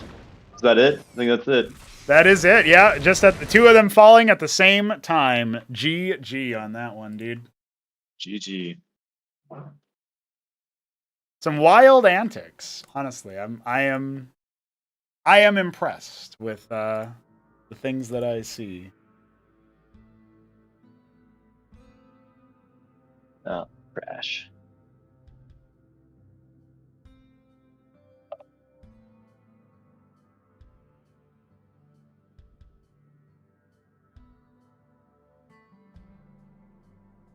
Hi, it's me, Ramen. I like Lucy earlier. Yeah, I was just like, I was like, I was in the stream. I was like, wait, this game looks like it's gonna go on for another 10 minutes. Hey, Ramen, you there? You want to guess? You up? That was the second game. The first game was Uprising. Dude, Toyota, you played in the first game. What do you mean? Or does he mean? Maybe he's asking about the Uprising match? Yeah, Miriam, you and Benno, I think we're kind of tied there. I'd have to go back and frame by frame it to see when you guys disappear from the list. But you outlasted a lot of people. I was very impressed with that. Well, that was a banger. Hell yeah. What, a 50-minute Uprising game? Not Uprising. The Turning. Yeah, that was the turning. I don't know of how I shudder to imagine what happens after 50 minutes of the Uprising. They start inventing new units to kill us with. Yeah. Units I've never even seen before.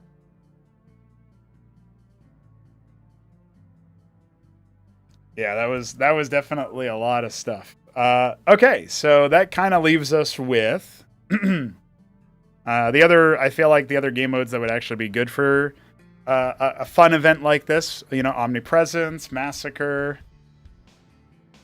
We played around with Dark Ages. I felt like the statistical changes didn't really do too much to morph things. The bigger thing was that you couldn't use air units that fought. Although Cannoli still found a way by using Mask Osvaleth, as he is prone to do.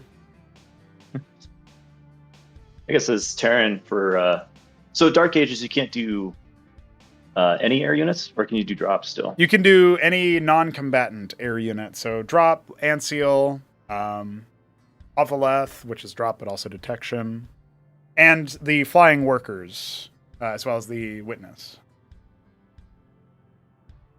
Okay. Yeah, so you could still do some. Yeah, you could still do some drops. I was thinking maybe you would do like floating shenanigans, but.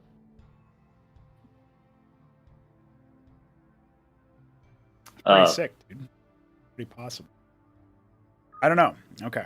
Let's also see how many people we still have. I've been saying earlier that if you're in the bullying corner voice channel, that means I know you're interested in gaming. So obviously you're still here, you're still interested. We got Rainarel, who's new, we got Cannoli, who's new, hasn't played yet. We got Yeet Feet, but it looks like Yeet Feet's gonna be playing with Street Crow. Okay. So we know we need to get Cannoli and Rainaril. That's going to be a Zerg and a Terran, I believe. Not that we're too fussed about team comps. All right.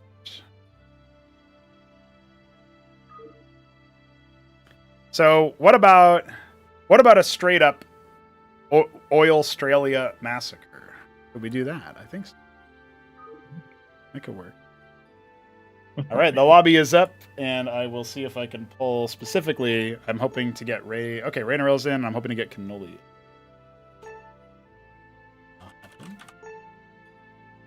Oh, Alexander's here too. There you go.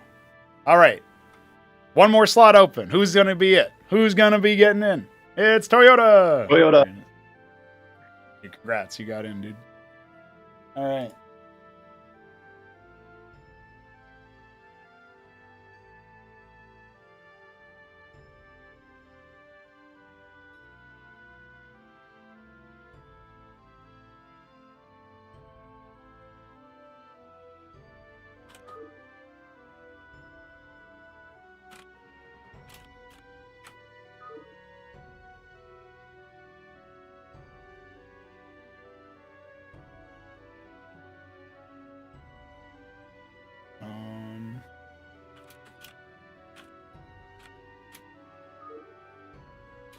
Okay. All right, my man. Good luck, have fun. Good luck, have fun. And because I'll be casting, of course, and you're playing, I will, I'll be muting. Okay.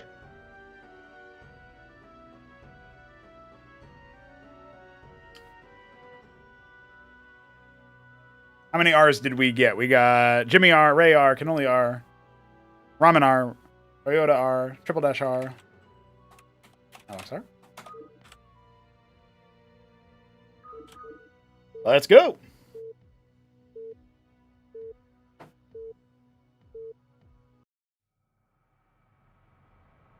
Okay. Oh, all land spawns too. Very nice.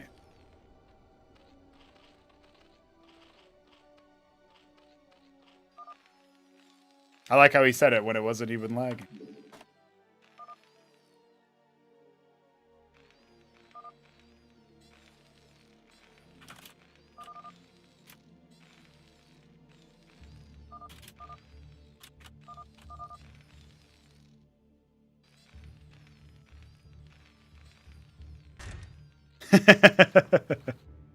This game mode is for the fast-paced. Oh no, poor Ray spawned in the middle of the map. Oh dear.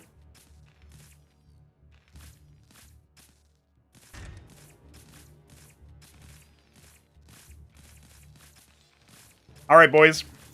We've got Raynarel as the... Ooh, is this Delft Blue? No, it's Dark Sapphire. God damn it. And we've got Raynarel as the Dark Sapphire Terran in the dead center of the map. Up in the top left, Toyota Miguel will be our... Ooh, is this just Royal... No, like Deep Periwinkle or something. But I'm going to say... Platinum Blue? Damn, it's regular blue. It looks so dark. All right, regular blue Terran. Over here, we've got this is Jimmy as the... He's going for a Fulcrum opening, and he is... I'm going to say the Sunglow Terran. We've got Top Robin in the mid-right. He is the Silver Terran. We've got Cannoli, the Pumpkin Zerg, in the bottom right. We've got Triple Dash, the Eggshell Blue Zerg, in the bottom left. And we've got Alexander, the Blood Zerg, in the 9 o'clock. Already thinking about taking an expansion. And Ahmed has arrived, forcing a cancel on Cannoli's expansion attempt. He has a pool coming, but it's not quite there yet. He was actually going to go for a very fast expand. Ah, Jimmy also doing an Ahmed harass onto... Or getting Ahmed harassed, I should say. Here we go, Battle Workers. Da-na-na, Battle Workers. Da-na-na. Oh, shit! Here come a bunch of Mavericks. Cannoli about to get stimmed into the ground. There's so many of them all of a sudden.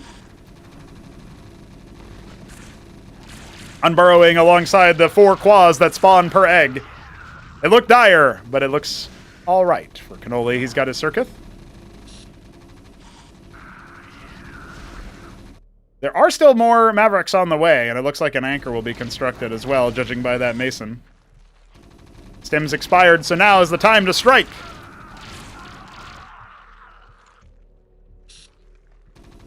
He's going for it. The stim mulches them down.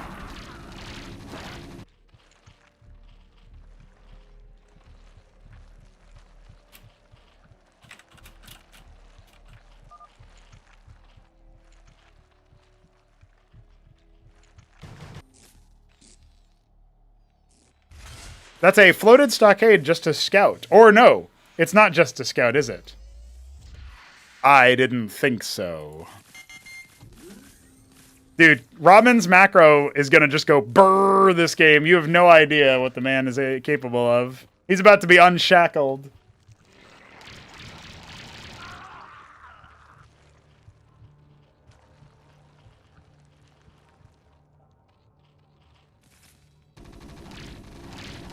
Quaz Maverick Wars. Oh boy, he's starting to be beaten back. Don't worry. He's got plenty.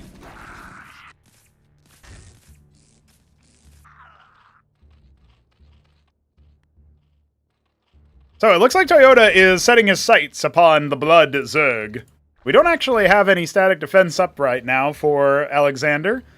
He needs to make sure he's not going to get stepped on. He did scout out that the force is gathering there, but he does not have his army responding to this threat just yet. The circuit's finished, but there's so many Mavericks, they just stim right on top of him. That Hacharosk is going down. Zeth spawned on top to decollide the army a little bit. That might have been an opportune moment for those Zerg to get it in. Toyota starts to heckle that base as well. And now, this contested location here, Cannoli wants to see if he can snipe the treasury. Ramen immediately recognizing, I got so many workers, I can just go ahead and make a treasury instead. So, that'll be the third base destroyed. Alexander not able to take that one and hold it. Trying to snipe the treasury, not going to quite work out due to repair. Burrowing the workers. What's Raineril up to? He's hanging. He's hanging out.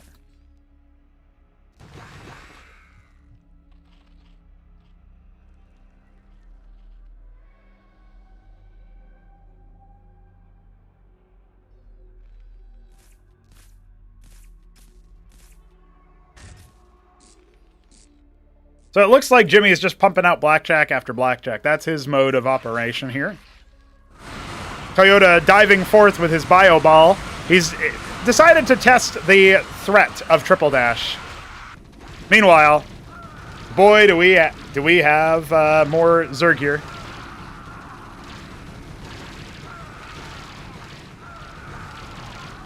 Looks like somebody's net is just having a tough time of it. Oh, wait, no, I know what it is. It's the Zoryus. It's always the Zoryus.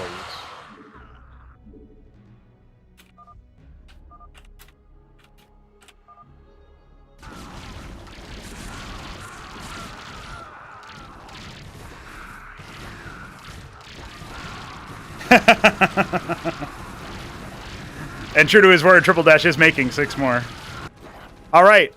Ramen's stim ball is going to be seeing if they can breach Cannoli. He doesn't seem to be doing a great time of it over here. Now, I guess you could say the same thing for Toyota. He is pumping out 12 Mavericks a pop here. Remember, every number you see up here is actually doubled. So the Claws are definitely having a time of it. However, the Zoryus are lagging up the game over here inside Alexander's base. And I don't know if he can deal with that. He's adding a lot of hatches over there. I can't see a world where Alexander is able to do anything in that spot. He only has pool tech. He never got another kind of tech. Now, Cannoli is not quite dead. He does have this base over here. Top Ramen, the fuck are you doing? Oh my god, it's a battle inside Jimmy's base. Well, Ray's going to clean up Ramen's force, but he might not have enough to get rid of Jimmy's blackjack count. Oh, I see. It's the Harakans slowly heckling Jimmy. He's actually pulled most of his army out of position. Now here comes another silver blob moving up. Instead of reinforcing the Cannoli flank, they're just going to dive right in, pincering Raineril's forces. His clerics will get out for the most part, but the blackjacks will be the next target in line. Now, hey, Alexander isn't completely out either. He does have bases like in the middle of nowhere.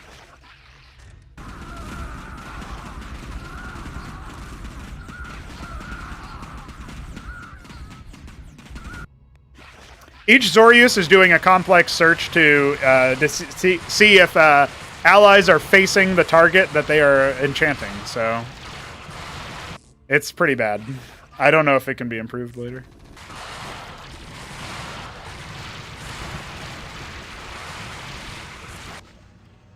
And obviously, combine that with netcode, and you're talking about the slowest computer being the speed, the going speed of everything else. Now, Jimmy is really striking out with all of these blackjacks. And he is going to be dealing quite a bit of damage to the Maverick-based army here, pincing them down. What does Ramen have? He's already got tier 2 on the way. He's making Heracles out of his captaincies.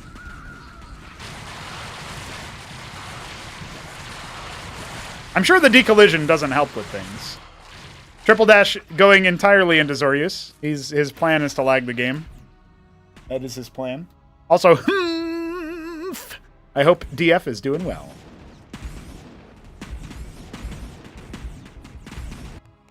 This is definitely some of the goofiest stuff I've seen.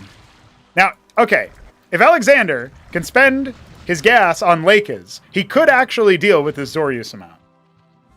You can see Triple Dash trying to go ahead and burrow.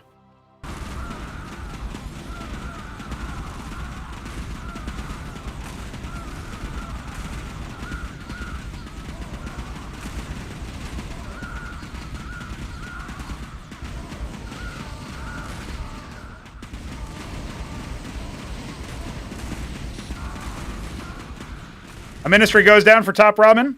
Rainerill, he's going to move forward and see, hey, what are you doing over here? Does he have an Atlas? I was going to say he could absolutely go straight into Sentinels to echo this base. Oh, he does have an Atlas somewhere. Indeed. Where did he put it? Am I blind? Does he have another... Ha ha ha! So Toyota has an Atlas over here. But these aren't Toyotas, these are Rays. Oh, his Atlas is off to the side. He's like, yeah, that's a convenient spot for it. Now, Alexander's whatever this is gonna get hit. He's getting sentineled by Rainerill. He's getting bioed by Toyota, and he's already had his base shattered and eaten by Zorius. Rainerill will be testing triple dash. There's still a war going on here with Harak and Heracles up against Blackjack, but this many Blackjack, it just simply knows no counter.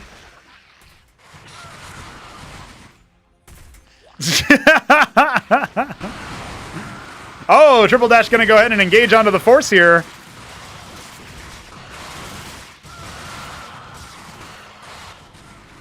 Yeah, unamused face is... I'm calling him Triple Dash because that's his name on Discord. His Discord account name is like... Shit, I don't remember what his name is.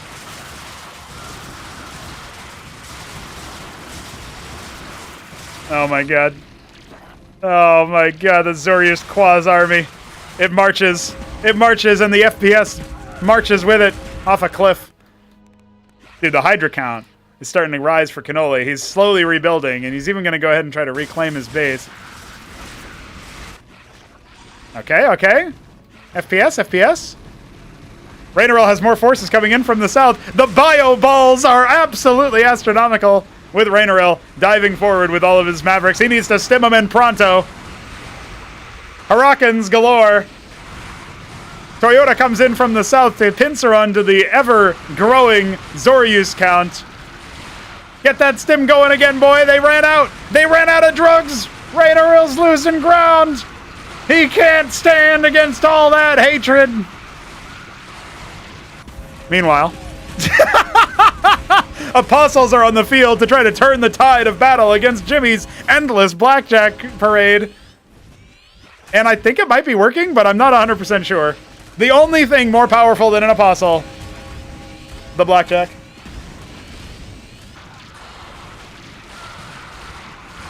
So, Alexander's main base is under attack, if that you could call that his main base. Toyota is slowly expanding and atlasing up to new heights. Rainerill's got so much money, but he's also depleted his main, and his natural's not far behind, so he needs to think about expanding again. Toyota's taken the main base, no, the natural of Jimmy. I guess the third base of Jimmy. Oh my god, an anchor fleet.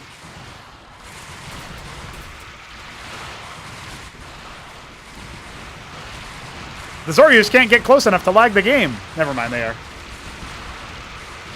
Wait, I think Alexander made counter Zorius. He did! That motherfucker made a counter Zorius. He's like, I'll lag the game too. Okay, he has made Ovileths. He does have workers there. The problem is Toyota has a bunch of stuff. And that includes Talos. I guess it doesn't include any air units, though, does it? Ramen's half-killed stockade. Or more than half-killed, I guess.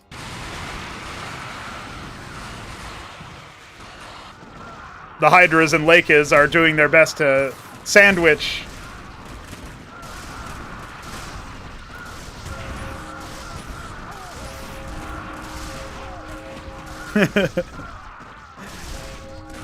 I mean, hey, they're doing some good deeps.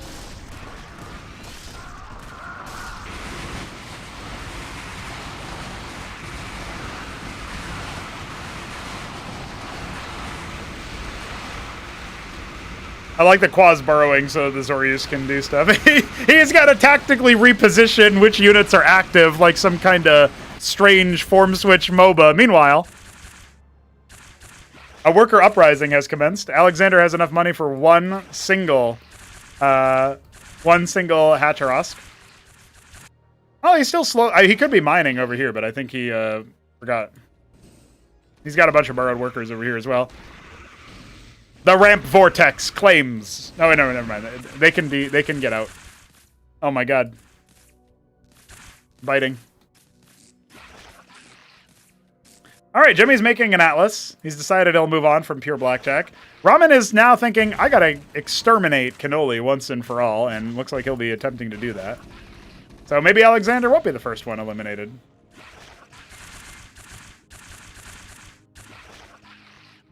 Ah, making more Wardroleth.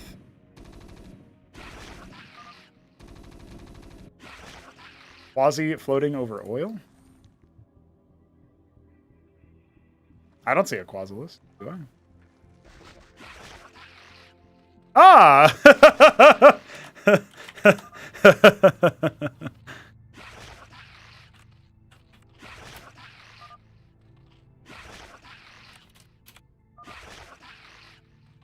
Anyway, he's busy fighting.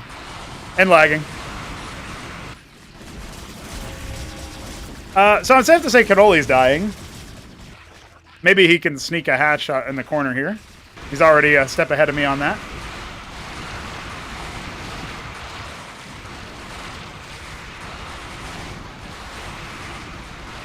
Can Toyota actually beat this many Zoryus? The answer may not be this century.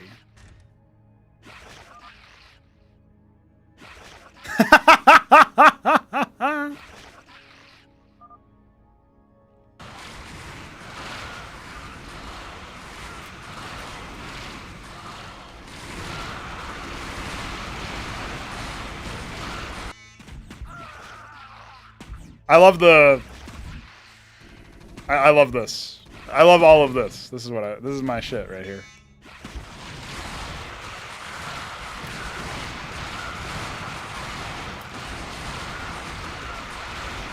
I think I was just about to say for the good of the sector he must be purged, and I decided to type it so that they know it instead. But they already know. Raynarel and Toyota are moving in on him at the same time to clear this lag once and for all.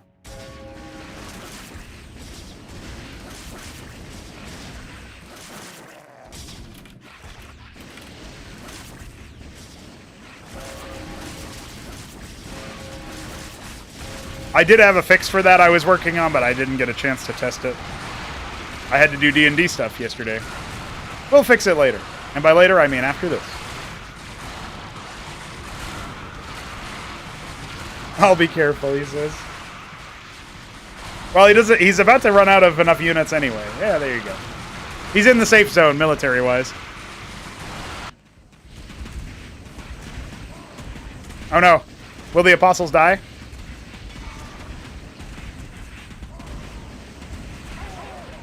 The answer is yes. Maybe the answer is no?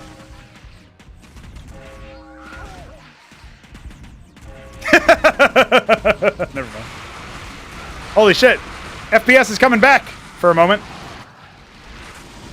It would seem dash dash dash has angered the gods.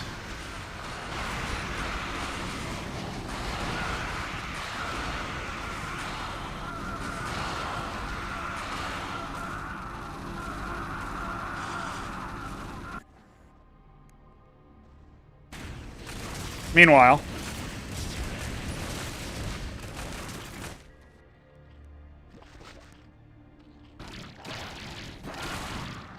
Triple Dash has Lakers. He needs to get him burrowed.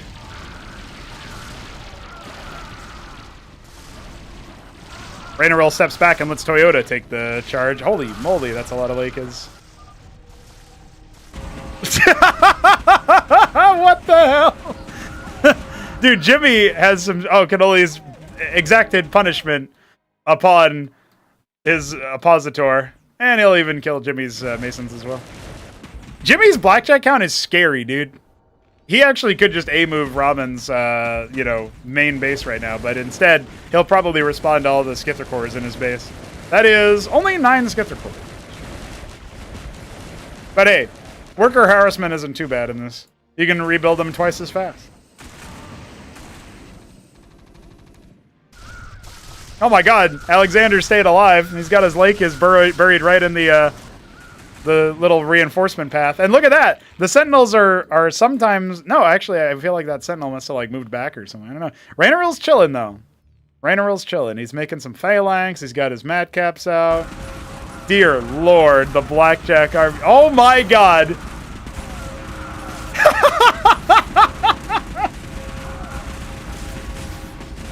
I don't think Ramen can break this many Blackjacks, dude. There's more coming.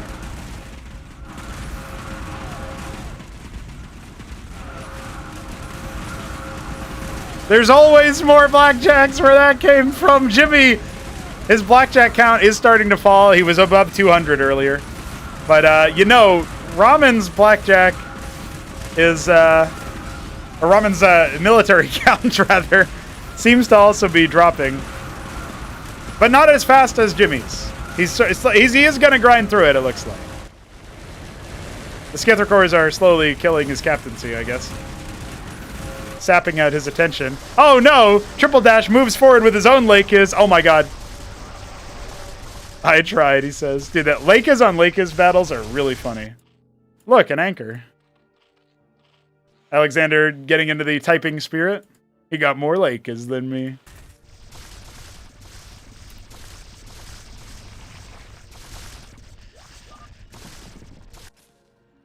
Jimmy going for starports. Is he going to go mass Gorgon? He's not leaving space for add-ons, so I assume that's what he's doing. Yeah, it's going to be Gorgons. It could have been Wyverns. Wyverns wouldn't have been bad versus what we're seeing here, but Gorgons I don't think will be as effective. We'll see. Maybe he can get a death stack or something. Cannoli is getting routed, meanwhile. He's massed up a good number of skits, I suppose, 13. He doesn't have too much money. He's going to go ahead and migrate to a position where Toyota has a burning ministry. Oh my God. No detection here. The first lake is get cleared by the bio, and the second lake is come in and clear the hatch and the bio. I think that's how this story goes.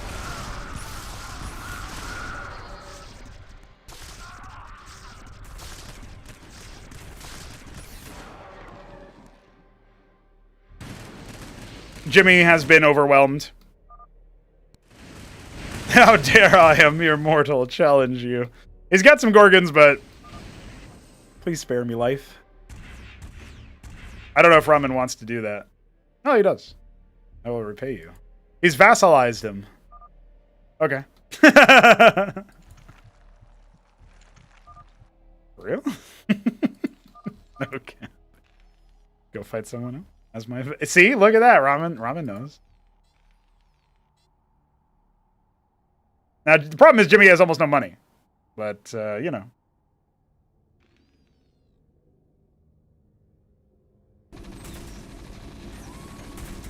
Toyota is discovering the presence of Rainerill in the middle. And so soon, too, will Top Ramen. What will Rainerill do in response? He's about to feast on some gas. He's pretty close to being able to afford his vaunted Tier 3. The Gorgons are going to clear the random base on the top right.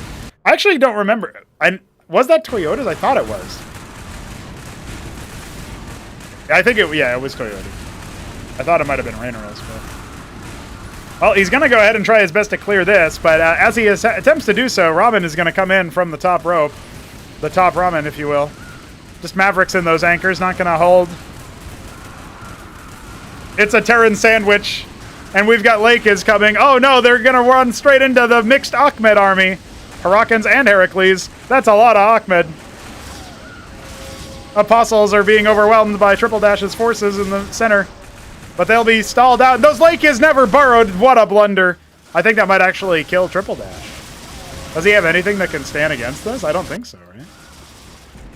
Gorgons are absolutely eviscerating Toyota Miguel's base up here. And Rainerill is being, let's say he's being broken, for sure. Looks like Miguel just said, fuck that, and left. Vassalized Zethicores, apparently. A classic move.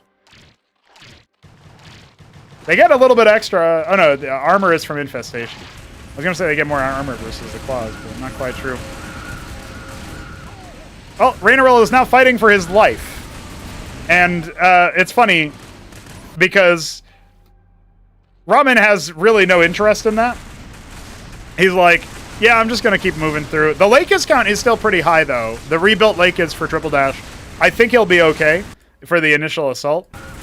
Good lord. Rainerill still having to try to clear this position. And now the Gorgons are going to sweep through. We've got paladins inside. Oh my god, paladins inside Pythians. Huh, I could shed a tear. Ramen will continue pushing forward. Ramen is looking very strong. The Lakers have held him at an arm's length. And he just made a Hatcherosk. Oh, he's made a couple of them, in fact. I see, that's where the Zets came from. I was wondering how that happened.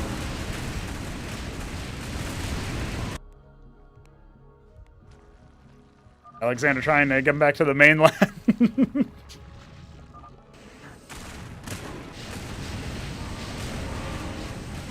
I think Rainaril is out. Bonked.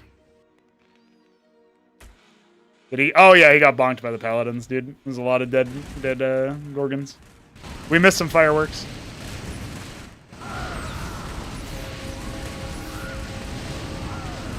You can see him trying to snipe the apostles specifically. He really is doing his best to try to do so, but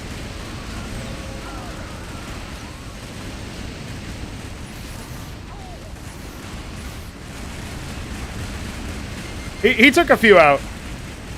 He's got the one fulcrum. I don't think he's got any other production structures, so. Toyota coming in from the top rope as well. He's like, hey, you cleared the way? Cool. Here's my madcaps. Oh man, he's still got a Talos. In theory, if he can find an unoccupied base, he could theoretically expand somewhere.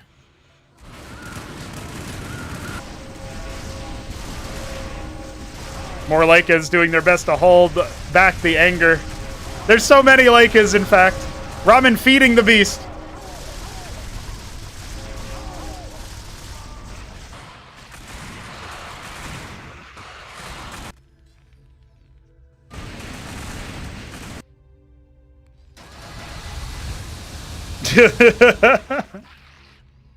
Oh my god, they must have did some friendly fire. No. Oh no. 10 paladins are on the way. 10 paladins are on the way. Dude, Pythians are damn good, too, at absorbing damage and deploying. It doesn't look like Toyota's going to do anything to him, though. He's kept his force in the mainland. He's cleared out some of Ramen's forces. I don't think this north flank from Ramen is going to be too useful. The Reclaimed Zerg will probably do something over there. Rainerill's still hunting around looking for a spot he can potentially drop a ministry in. A couple of his clerics in the middle. Triple Dash going for tier 3. He's been fed by all of the dead units from Ramen. What is Ramen up to? Ramen's tier 3 is non-existent. He does not have it. He's been spending his money too well. No banking of the gas. Alexander, meanwhile, is making Vithrilisks. He figures he'll snipe down the Pythians before they can get to him. Man, these paladins are going to be disappointed when they realize that there's nothing over there. That's right, Jujik. Jimmy's like, hey, can I kill those ant seals?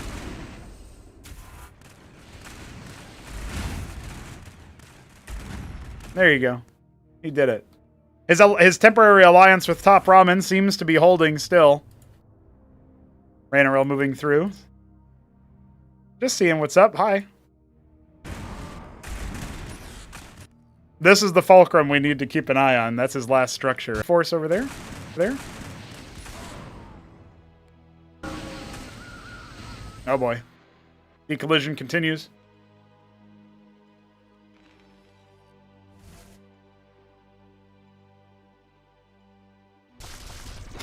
I love he's just sending these Zets out like, hey, maybe they'll do something. Nope. Not quite.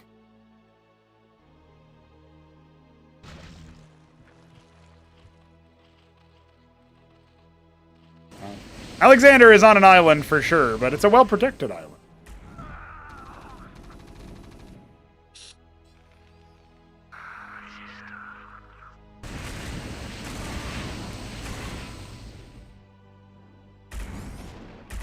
I love that Jimmy's just on the one base wonder with all of these. Where's this fulcrum? Okay, now we know where it is. He's got 31 31 of them.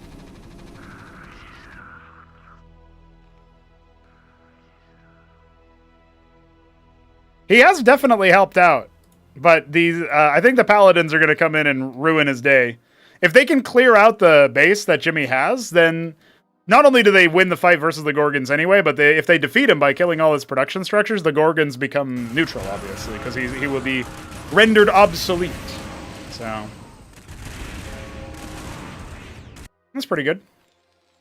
I love the distance mining operation going on here. Oh, no, it's not a distance mining. He's just like, yeah, hopefully he didn't see that.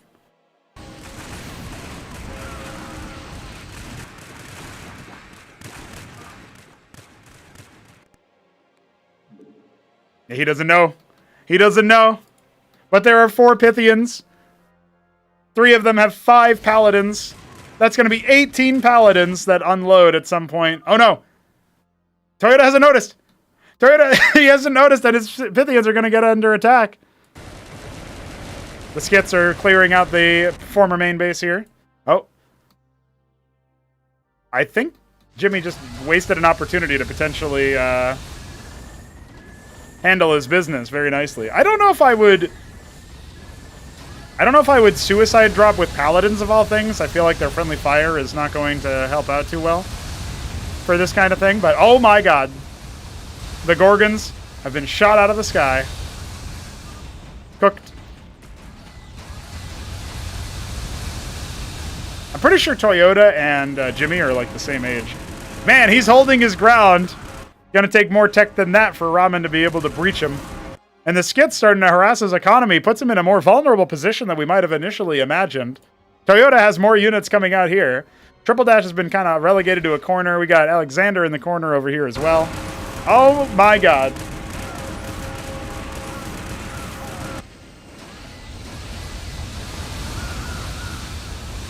Yeah, Ahmed is a pretty good unit versus Paladins, as it turns out.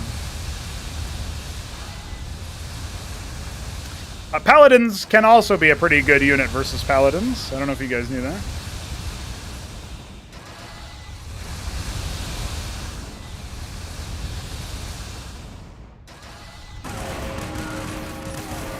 I just wanted to catch this on camera. Jimmy's still doing something with his Gorgons. Ramen doing his best to move through. It's not working out right now.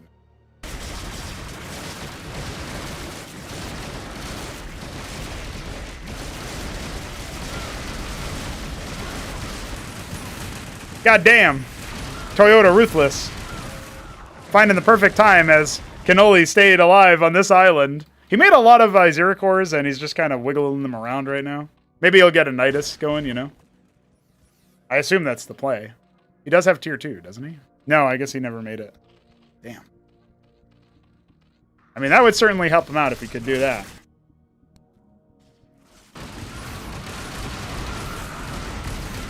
Now, when will Jimmy look for an opportune moment to strike? I mean, really, he doesn't have any money, so...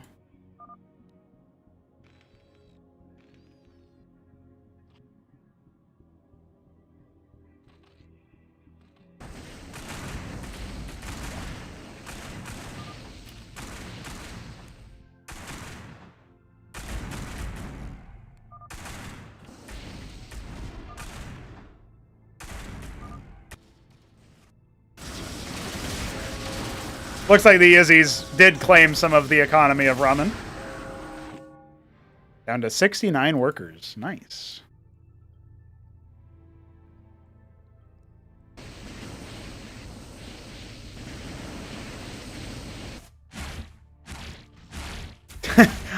Dude, I'm so impressed that Triple Dash is still alive. Oh my god. Brutality. Hey! Ray's in the game! He's building an Atlas! Alright. Heretic Hacharosk has been taken care of. Nobody really has a big bank, huh? Triple Dash has got a lot of minerals. Alexander has a lot of minerals. Cannoli's got okay amount of minerals. Oh, look at this. He's also mining cheekily from this position, too. Okay.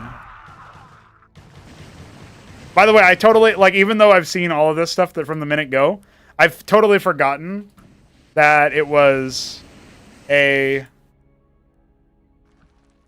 Like, I had no idea, basically, that this was Massacre after a period of time, and I looked at a base, and I was like, I don't remember that base being mineral only. And then I remembered, oh yeah, the gas nodes are deleted. He's got 12 Gorgons. Base over here is indeed going to get shellacked, but, you know, the Mavericks are going to be able to help out a little bit there. They pick one of the Gorgons off, shooting it out of the sky. There is a drop of some sort being planned, but... that's an island you don't necessarily want to drop on. It's well reinforced, well fortified. Ah, the Gorgons die. I really respect the Pythian, dude. I feel like you could use other units than Paladins with them, but I really respect the Pythian.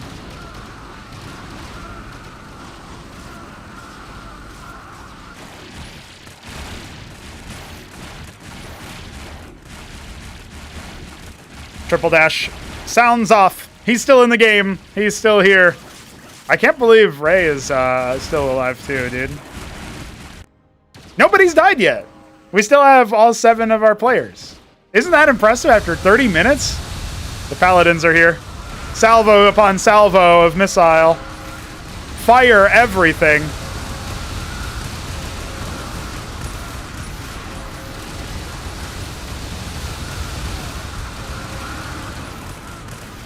The Madcaps are definitely a good front line here. You can see the difference in performance as long as you can keep like Harakans and stuff off of them.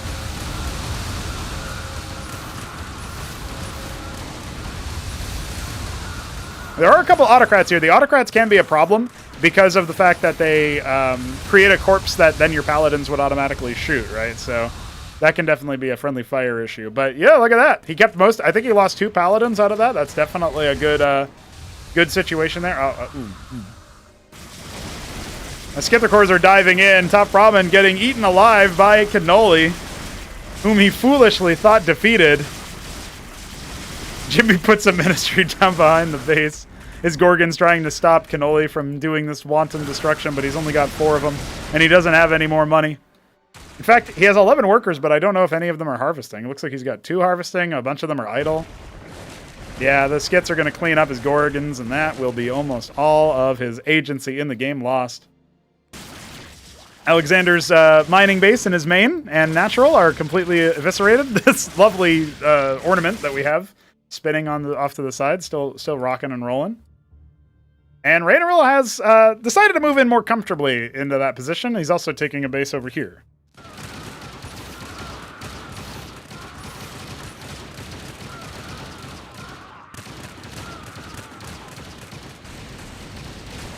Biofights are pretty cool. Cannoli looks like he's going to get routed once again by Ramen's superior force.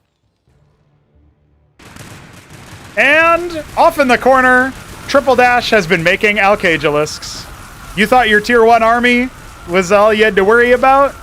Turns out the answer is no. But hey, remember the Paladins. They're marching onto Genie's base. Oh my god, all the star parts are stacked up together. The Paladins could kill them all in one hit. I love the Sacrificial Mason move. It's a great idea. Oh, hell nah.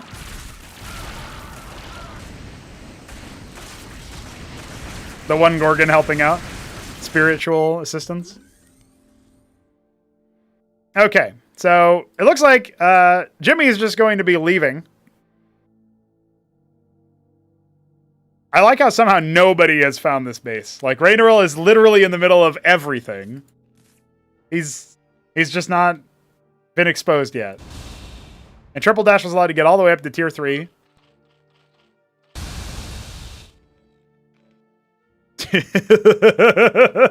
Dude, Toyota's like, time to strike.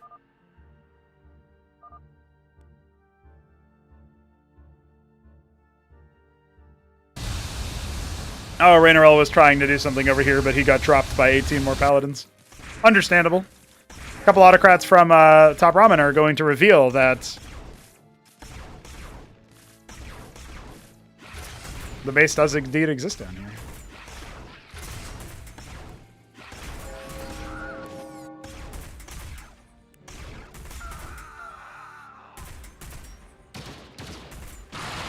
Ah, the Zorius are back. just when we got our frames. I think Toyota's mainland base is done for. The Paladins are also getting creamed. Poor control from Toyota, and he had no reinforcements. He cycles back a little bit so he can salvo down the resurrected traitors, the Death Knights. There we go. He clears out the Reclaimer. But I still think he's in deep doo-doo. Especially with his base getting killed. Dude, 22 allocations. What is going on over here from Alexander's POV? He's making a Nidus. Okay, I'm not sure where. He remade those bases over there. Ah, okay. He's made the Nidus here. Okay, okay.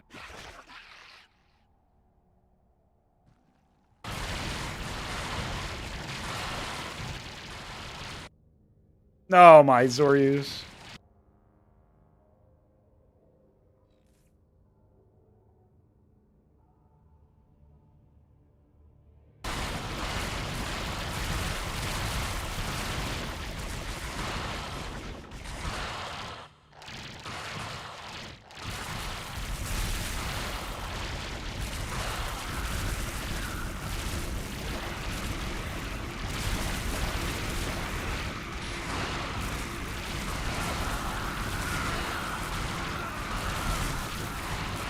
It is utter devastation.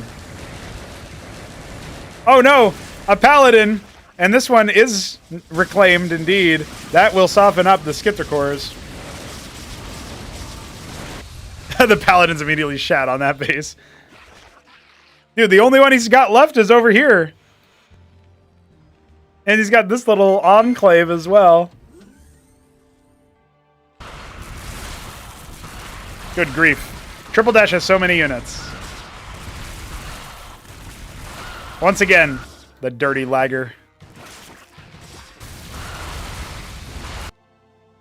Ramen just been harvesting from that base at 6 o'clock next to the enclave of Raynaril.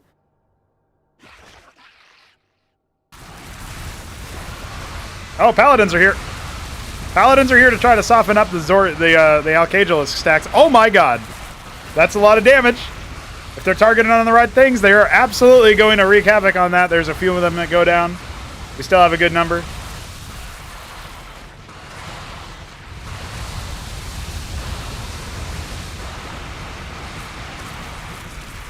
Ah, but the big clump wasn't there, you know?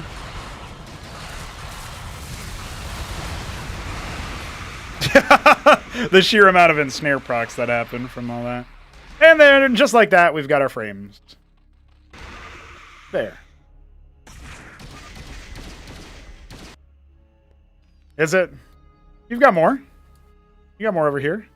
You've pushed Ray to an island. Jimmy's got his ministry somewhere. Oh, I see. He's also let one of his starports burn down, it looks like.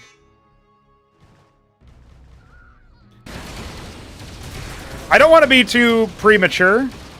This looks to me like the mainland belongs to Triple Dash.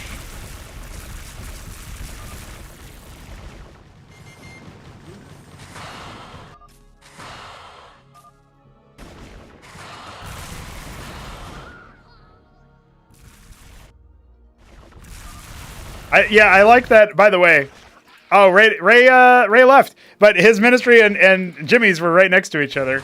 They were brothers in their refugee crisis. Where Ramen? Raman. Where Raman? Alexander is at tier 2.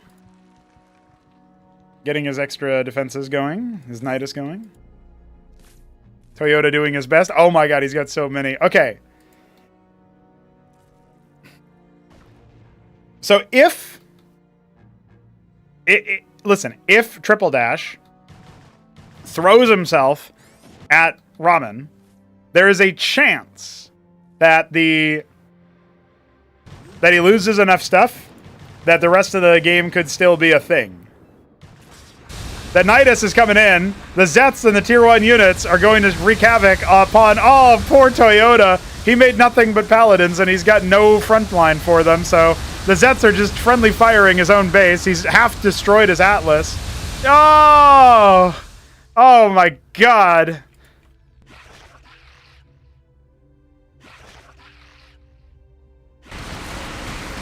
All right, here comes the big force, the big fight. Well, that base is dead. Good grief.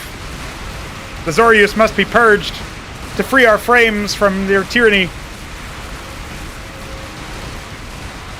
I like that. They're just hanging. More units coming in here. But this is the pièce de résistance, the glorious battle for the fate of the mainland. And I'm not liking Ramen's odds. He hasn't touched the 29 Alcagelisks in the back. His Lakers are getting softened up by a single Paladin down there, which is indeed reclaimed. It's dealt 6,000 and counting damage. 30 Alcagelisks. Ramen, I don't think you're going to be able to make it through this one, my man. The lake is pushing forward, surrounding everything that they can, tightening the noose, and kicking out the support beam. Triple Dash is your executioner. He's hanged our frames, and up next is Ramen.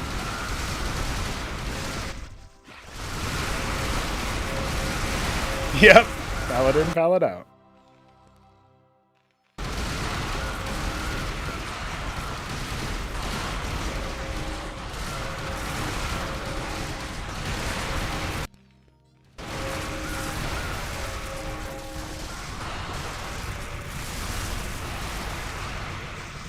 Well, with Ramen routed and never was able to fully retake the Cannoli base, it looks like his stuff got ransacked by Zeth and whatnot down south as well. The only hope for Cannoli or Alexander at this point is that these Paladins kill all of the Alcagelisks and reset Triple Dash a little bit. But even then, he's got more coming. It feels inevitable that he'll eventually win everything. But I will remind you guys that there is a veritable horde of Skiths somewhere. And if there can be some Viths, like what Alexander has, if they were to join forces, we might see something, but it seems unlikely. R.I.P. GG.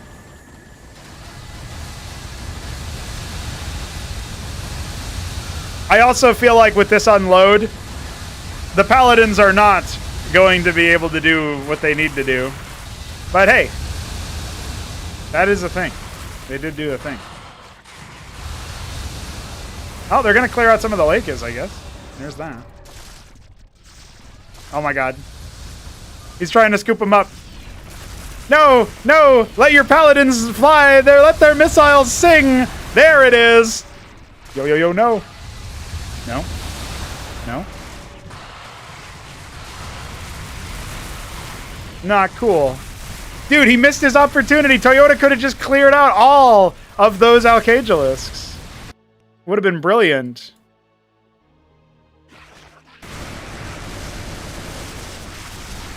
Cannoli's in to see what he can do, what chaos he can sow in this area.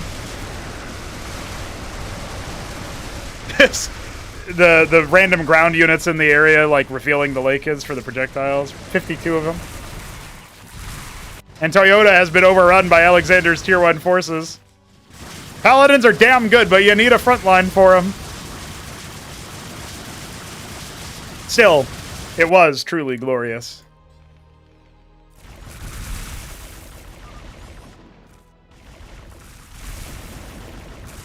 Looks like a lot of the Skiths ended up dying.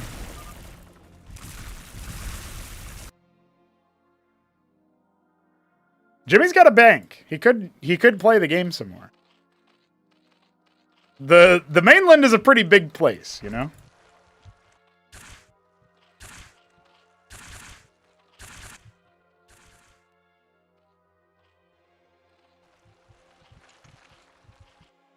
Oh, he's found a ministry. If he kills that, Jimmy's out.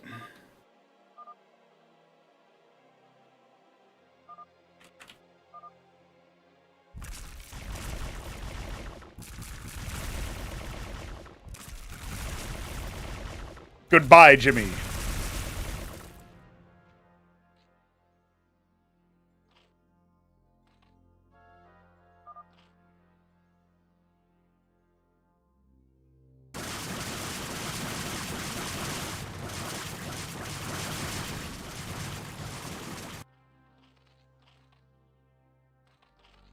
This was Jimmy. In, you know, past tense. Dude, Cannoli's trying to fortify his little corner, right? Got his island looking like the country of India on a map. Then, Alexander has his island, and he's taken another island.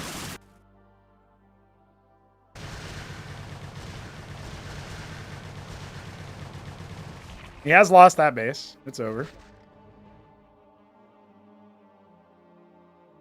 I don't know if Triple Dash realizes that he has most, like 90% of this island is, or of this continent, the mainland is his. Got 64 Alcagelisks, bro.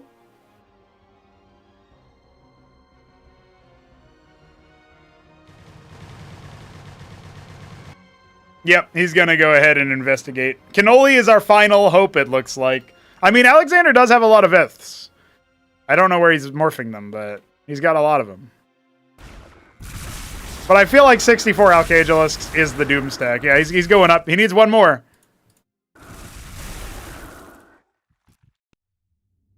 But Alexander, he's going out, dude. He's going out in a blaze of glory. If he's going out at all, he's got all the Vits. He needs to bring these Skiths with him. He can do a lot of damage to the stack if he can, you know, hit. These don't deal splash damage, right? So 46 Vits is a pretty good one. 68 Alcagelisks. If he brought his Skiths with him, I'd say that there's a chance, because look at how clumped up they are.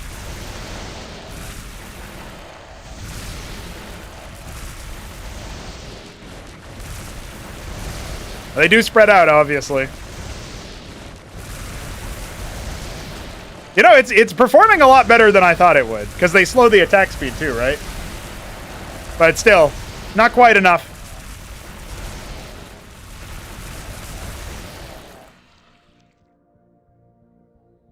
He's like, shit. By the way, you can return to defeated town centers because they're neutral. I don't know if Alexander knows that. Oh, no.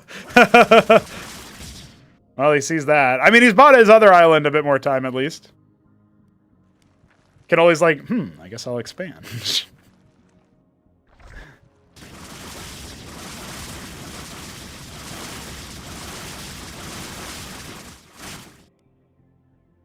Yeah, the Skiths are coming, but the Mama Fish is here. Oh, he just attacked his own Alcagelist.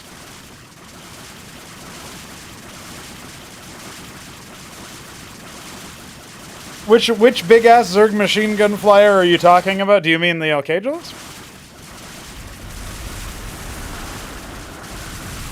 It's only in FFAs that you're gonna see this many. Because remember, you would spend the same amount of resources on an Alcagelist and get half. But because units are doubled in Massacre, you get 2.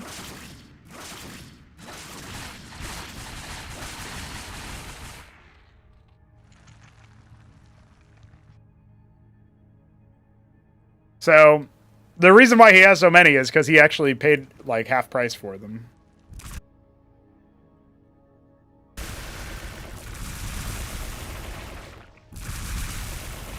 Anyway, the way you would try to defeat that is use your paladins.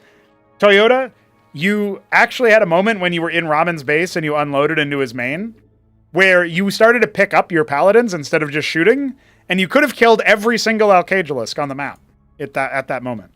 You could have done it. You could have been. You could have been the hero. But instead, you died.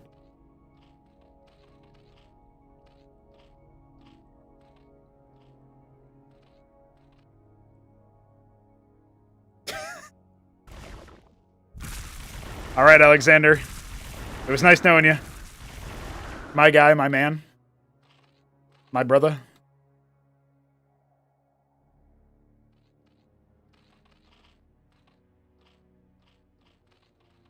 Yeah, I think the sound effects were great.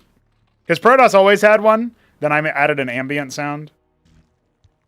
And there's also a sound that plays when this thing finishes. It plays its ready line, like audibly for everyone to hear, which is pretty neat.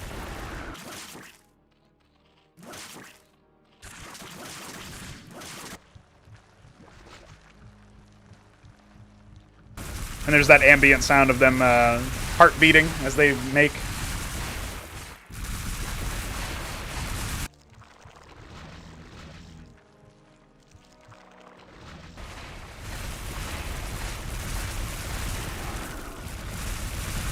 Good lord. And good grief.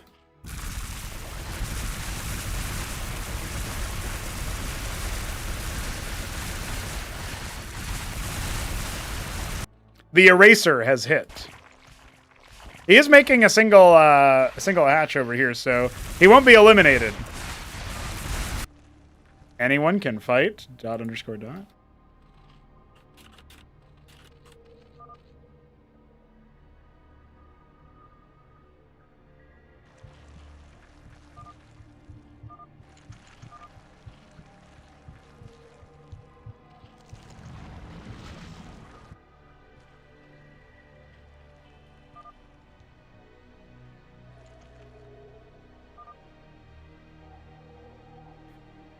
Spoiler, Cannoli cannot win. He has been routed. Although I'm okay, I was wondering where the eraser ball was at. No, the Zoryus are fighting again. Oh, lag. I think with all the lag involved, this is probably like an hour-long game. It's pretty good.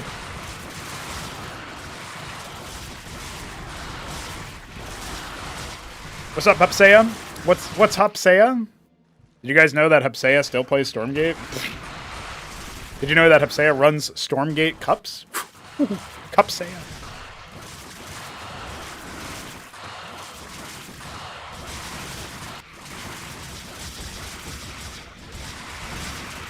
Supsea?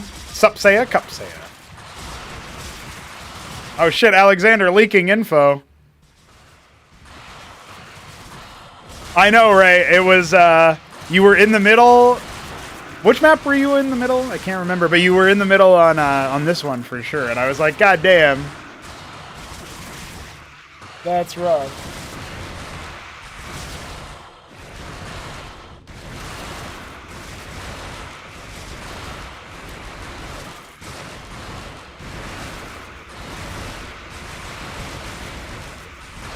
Oh, did you?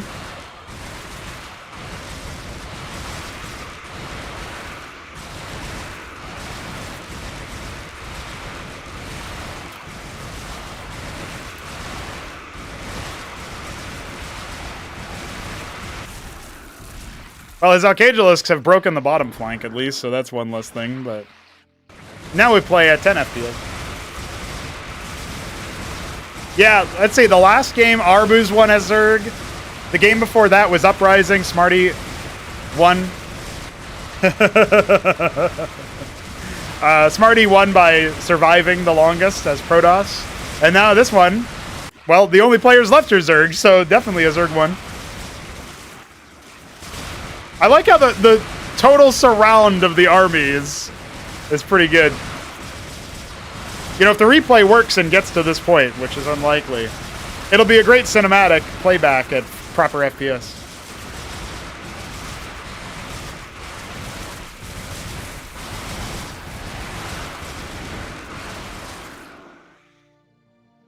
Oh no, Jimmy, you type too much.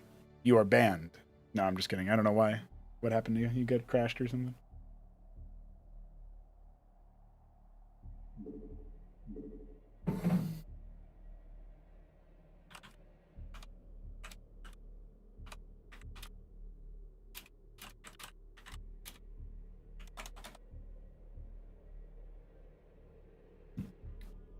Jimmy needs to force close his game instance so we can actually play the game.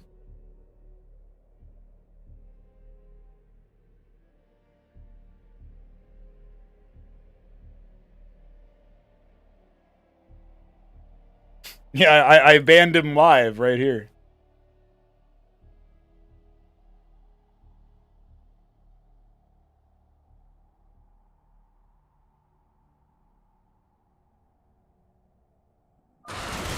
There we go.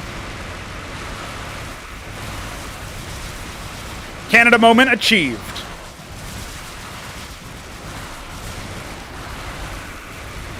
He was just talking about how his PC is like, oh, dude, I got a really good PC.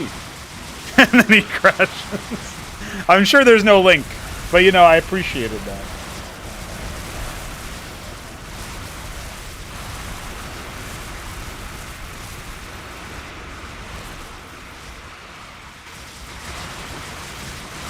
Oh, you're talking about the FFA on the other map?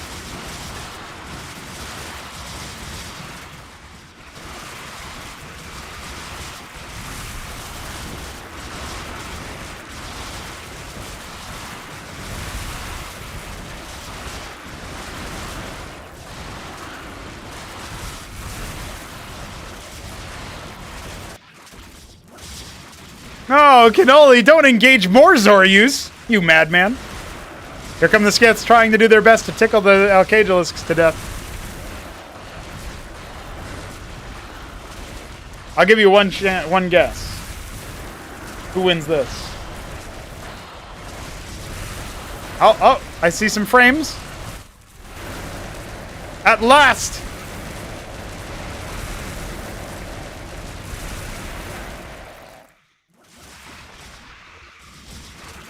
No, don't move the... Oh, my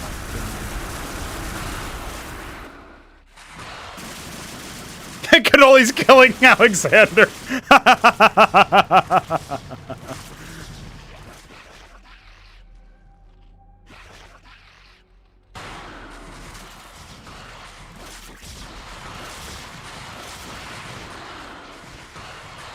I know, he's got 68. Where's the nice?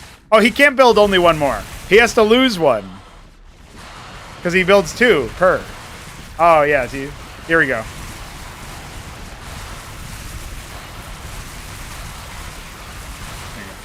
I grabbed a screenshot.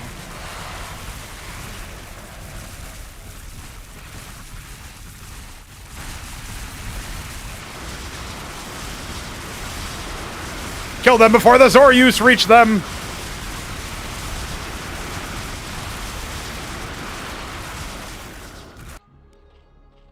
I was impressed with Jimmy's sheer number. The sheer number of blackjacks that Jimmy made. No, oh no, Cannoli is not done yet.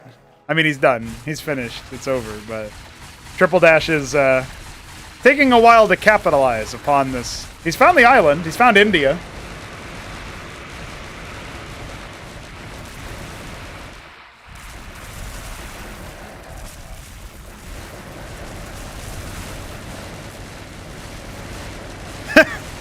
Oh my god, he lost one!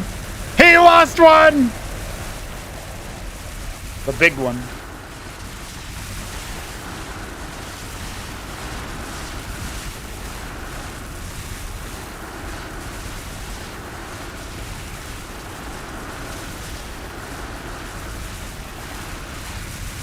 Gee, I wonder who won this game.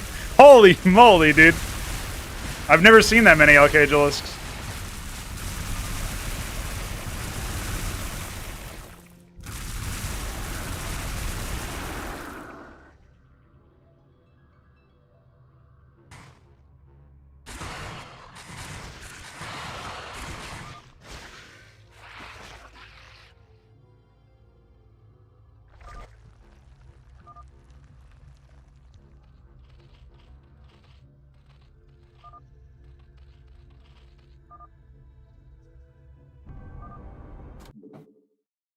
And there you have it, boys.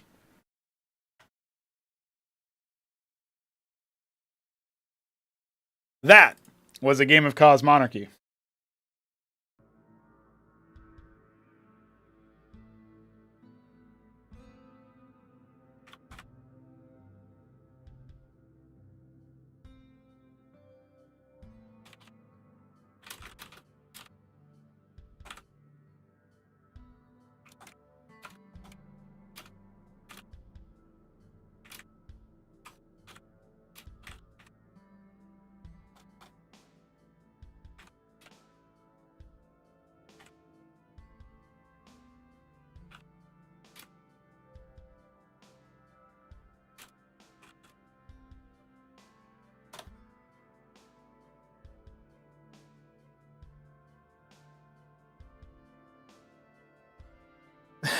I agree, Jujik.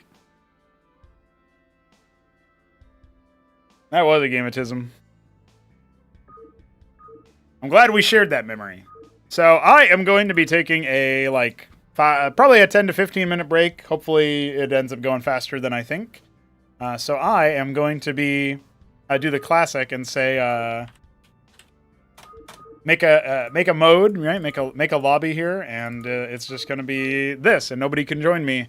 So I'm going to go on a break, and feel free to host a lobby. Get another kind of game going in the meantime. See who people are up to. Just make a lobby, and people will join, I'm sure. But yeah, GLH Chef, thanks for hanging out for us, and I'll be back.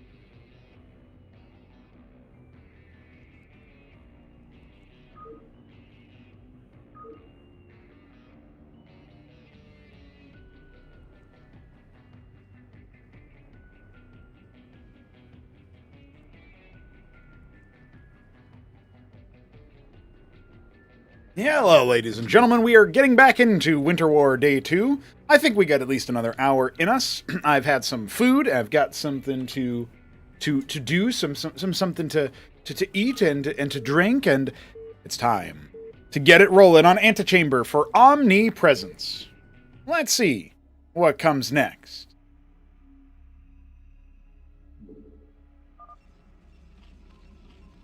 We have with us today, oh, it looks like we're going to need extra high, extra brain cells. We've got Blade Hollow as the, I'm going to say blood in the player in the top left. In the top right, we have Top Ramen. He's the silver player. At 3 o'clock, Toyota Miguel is our Saffron player? No, Sunglow player? Lemon. In the bottom right, we have Ray Naril as our Dark Sapphire player. In the bottom left, it's Triple Dash Eggshell Blue. And at 9 o'clock, we've got Arbuz Budesh, the brown player.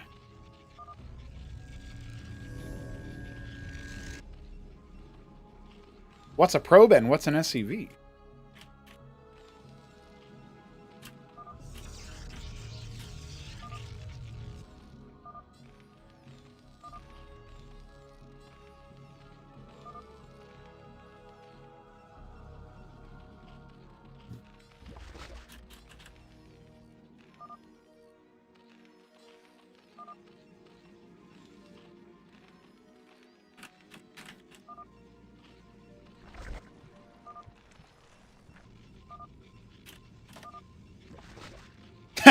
Oh my god.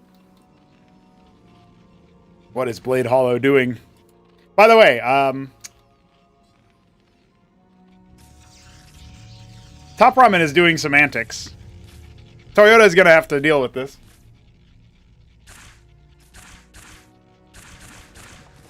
I think I understand now why we're not at full FPS here. We're having some lag moments here, okay? It's because we've got both Blade Hollow and Toyota in the same lobby. Both of them notorious. It's like having Nabline with the crew, you know what I mean?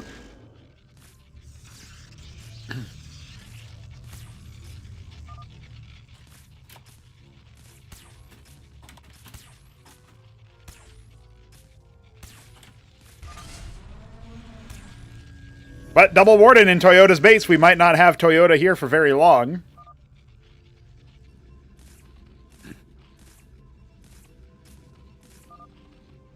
Blade's got Stockade and Gateway.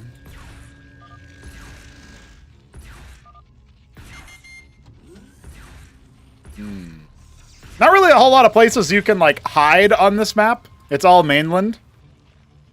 I don't know. I'm not really liking Toyota's odds here. He is making a pool. But the Wardens are creeping closer to him, and I think this one will actually be in range to kill his Omni. His Omnivale. It's worth pointing out that Ramen does not have any money behind this, right? So, you know.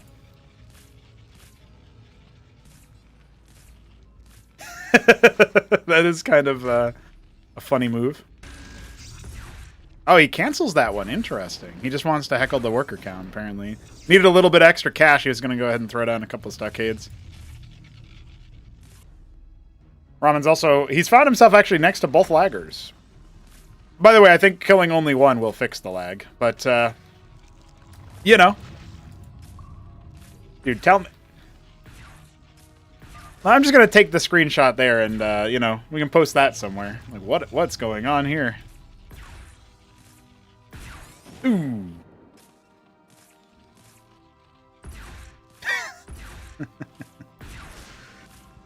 Oh, it's brutal.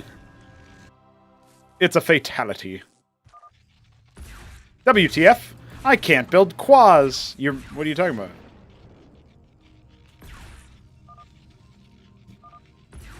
Make pool.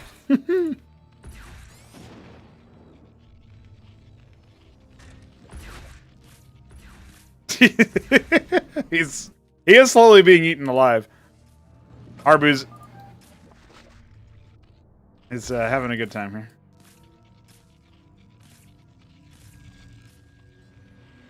He's just building himself up. Ray's got a nice little Zerg Terran combo going on. He's avoided Protoss for now. A ski back very early here for Triple Dash. Adding an embassy, a lattice, capping his gas nice and early for that fast tech. Looking good there. I like the theory behind it. Quasar being drawn in. Oh, Toyota.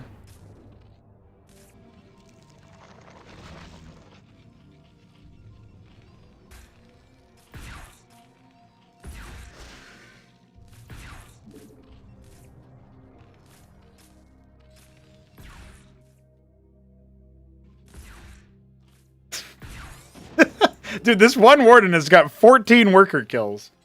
That's brutal. Some Hierophants being added to Ramen's army. So Raineril's Zeth Quaz Vulture army is starting to stamp Triple Dash out. He might have to cancel that hatch sometime soon. He is building up his Hydras. But he doesn't have a good standing army right now. Ah, the Proxy Warden is found by Blade Hollow. This is a cool thematic army as well. Zealot, Maverick, Goliath. Very cool, very neat. Is anybody fusing all of them? It looks like Arbuz wants to, you know, he's keeping himself to 2 races, right? But he's using the Zerg for other things. A Golem coming out. It should be able to finally bring Toyota some salvation. I'm really impressed he let that single Warden live for so long. It did so much damage. He's probably going to get a 20th frag before he... No, never... Well, no, I don't think he's going to kill Ahmed. Oh, maybe he will. Ahmed, no! Oh my god.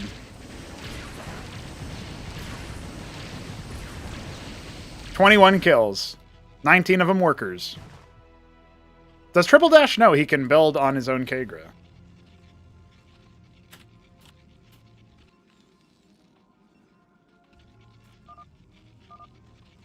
I don't know if he knew that.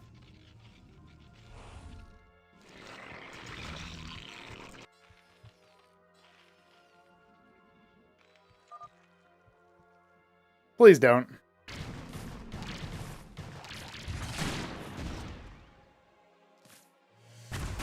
All right, well, Ray's looking okay.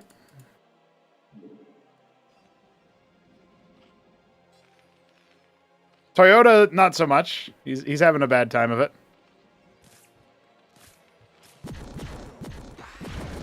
Savants are out for Ramen. He believes in the Savant. He will champion Jujic.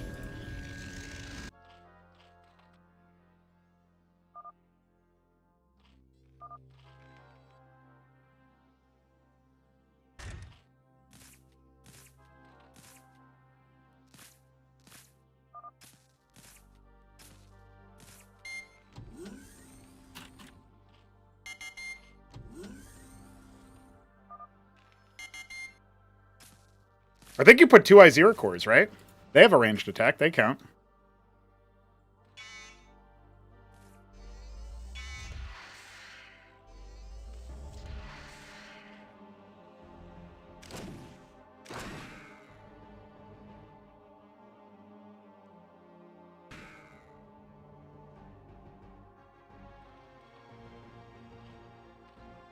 I see Ben and Hoop Thrower in the chat. Dude, everybody should give Ben a thank you on behalf of me for his fantastic Christmas gift that he gave me. He gave me a cooler mug. What would you even call this? A thermos? But it's not really a thermos. It's just like a cool drinking mug. Keeps things cold, right? And on it, it has the sort of like a grayscale, like silver variant of the Cosmonarchy logo that says Cosmonarchy, a new RTS vision. Very, very nice. When I do my dev streams, I will be sipping from it frequently. I already poured myself a drink out of it earlier. I'll be making another one after this stream, no doubt. I was out of coffee today. I can't believe it. Maybe I'll just get some coffee. Shout out to all our coffee donors. It is appreciated. Top Ramen going to go ahead and try to take a third base. It's a bit audacious because he's right next to Toyota, but Toyota is definitely the weakest of the players so far. Triple Dash did not cancel his hatch. He still has his expansion, and now he'll have to deal with Ray's forces coming in from the from the north. Arbuz could maybe move across the bridge if he so desired. He's got the Ovolith for detection. He's got Anseals, Zealots, Dracodons, an interesting... and Eidolons, of course. Now, the Hydra force is potentially going to be dealt with by the Cyclops if Triple Dash is not careful. We also got a very big force coming out of Blade Hollow. He's got lots of Zets, a good amount of Zealots and Goliaths, a few Dracodon Striders as well. He's going to be engaging. And look at that, the switch over. Here we go. We're going to see that that Power Siphon mode start to stack up here now that the front line's mostly taken care of. And now they switch over. Oh, baby. The Hierophants speeding their attack rate even further. And now, Triple Dash. Oh no, the FFA gods have not been kind to him. Top Ramen having to deal with his fallen treasury. He will wipe out Blade Hollow's forces. His Savant count is too high. Does Blade Hollow have anything back at home? Not really. Not really, but Ramen is not immediately going to attack him, it doesn't look like. Arbuz seems like he's just going to finish what Ray started and step on the poor...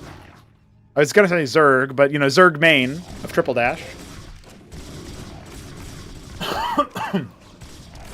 Poor guy. Doesn't seem to be working out too well for him.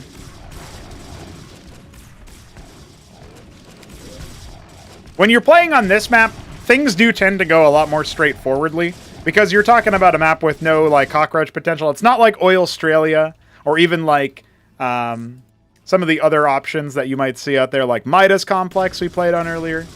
So these do end up being a bit faster. Now, it doesn't necessarily feel very fast because of the network that we're experiencing right now. But maybe Top Robin will take care of Blade Hollow for us. You never know. He was already trying to take care of Toyota, but Toyota strikes back.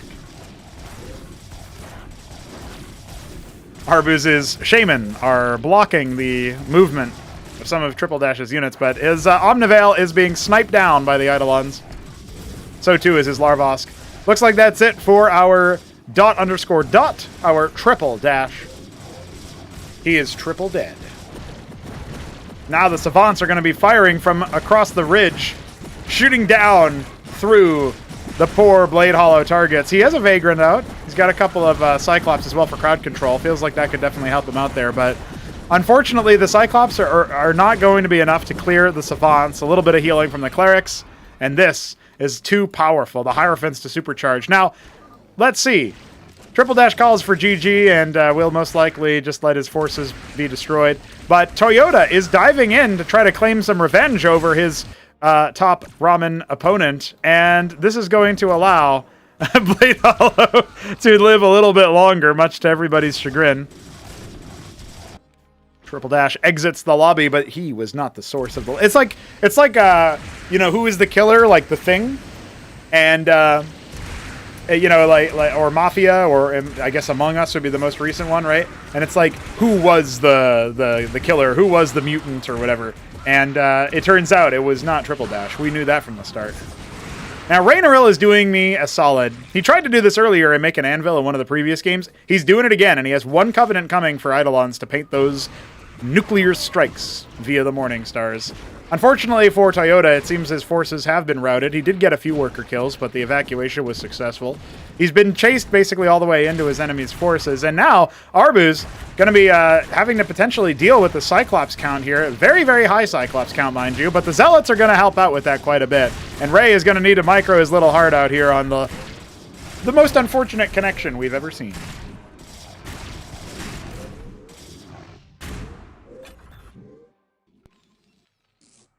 All he wants to do is paint a nuclear strike. He wants to launch a Morning Star to let it sing. He's starting to add a K-grip behind the anchors. Dude, this is my shit right here.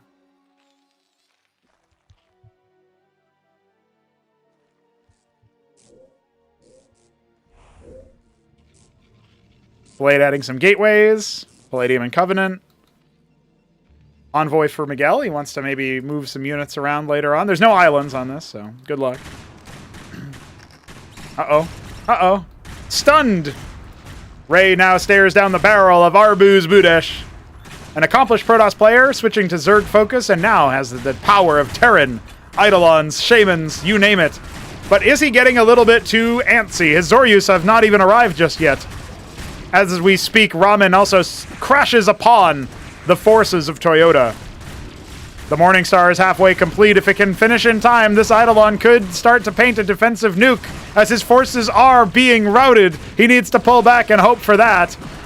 Toyota, on the other hand, is about to get absolutely curb stomped by the superior macro of Top Ramen.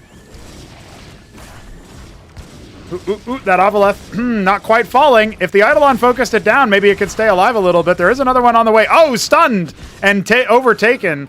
Listen, that Anvil still chugging along on that Morningstar. Arbu's adding a prostration stage in the meanwhile. Unfortunately for Ray, it seems his rally on the stockade is going to put that Eidolon directly into harm's way, and unlikely to survive indeed. It just gets shellacked immediately. Toyota, you are the second weakest link and will be extirpated promptly.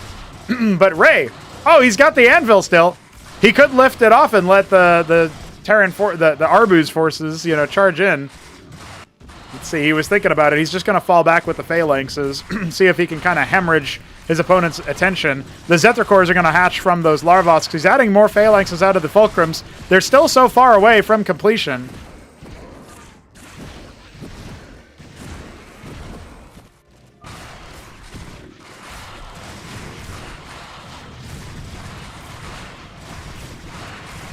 Oh, the Zets are buying a little bit of time. What are the Phalanxes focused on? Looks like the Zoryus up top.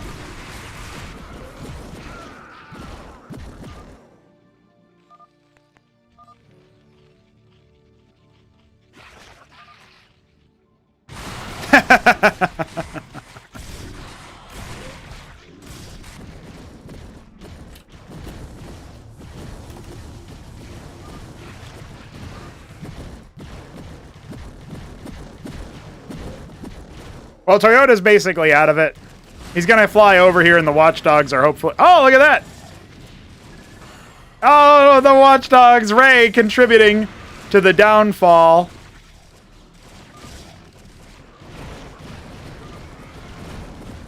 Dude, Ray got him. Ray got his licks in. He's overwhelmed. He's overwhelmed by Arbus, but I'm still dead. GG. And that will be Toyota. He's out. Oh, shit. Toyota was also not the lagger.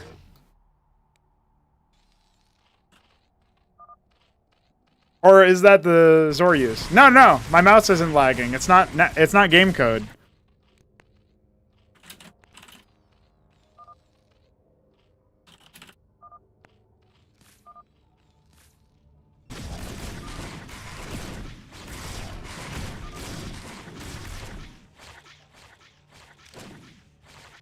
Now, usually what happens is there's like one person who has a conflict with another person through their connection or something else.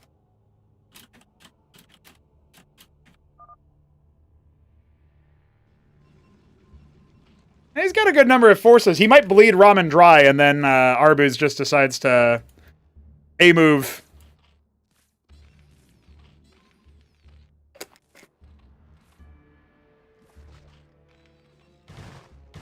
With the forces that he's got.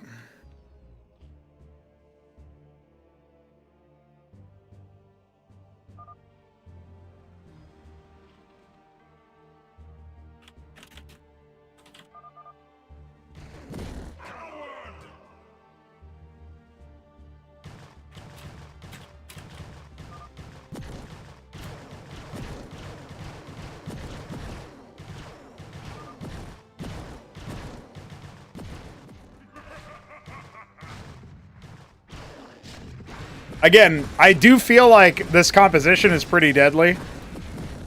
24 savants. Pretty significant.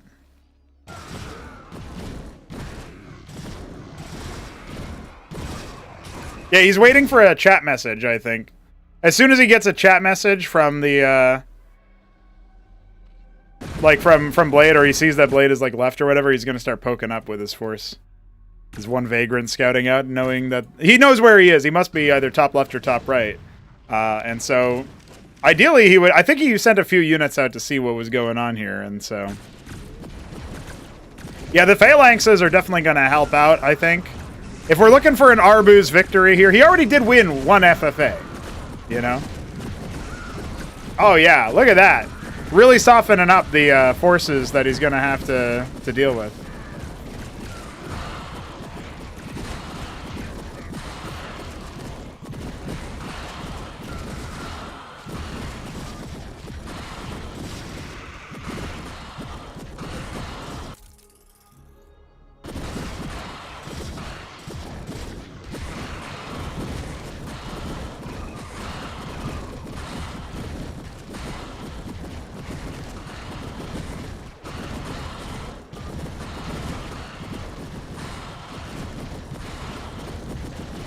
He keeps streaming in more and more units. This is an impressive looking army for Arbuz.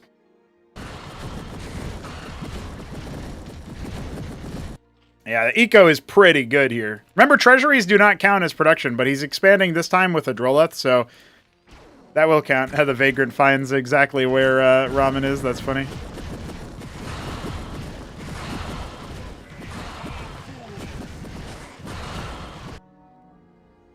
There we go. He masses up his force. His big, not quite Zerg only force. He's got a lot of Zoryus. With this gateway and this Omniveil going down, it will be Blade eliminated. And I will humbly request that he leaves the lobby so that we don't have... leaves the game so we don't have the lag.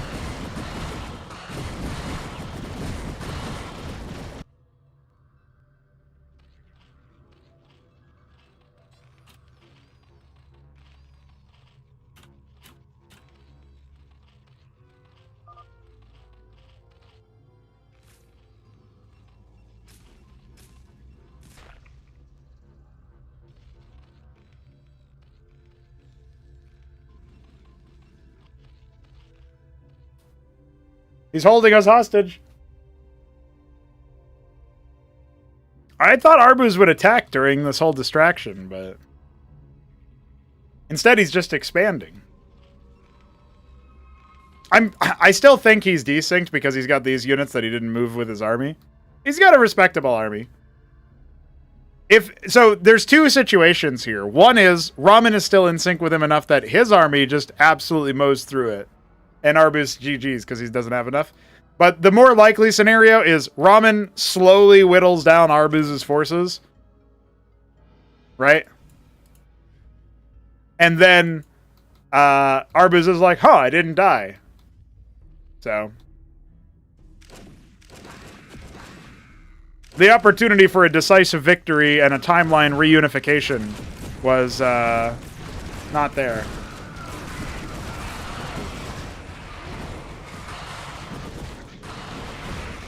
Oh, let's see. Arbuz is considering his options. He's pulling back.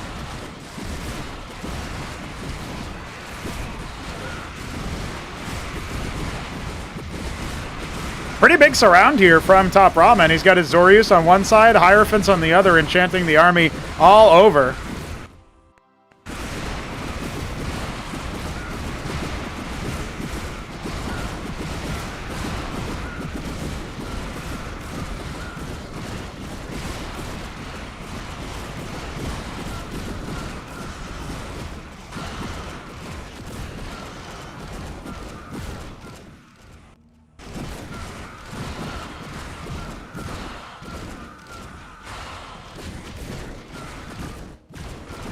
He shouldn't have made Zoryus. What can I say?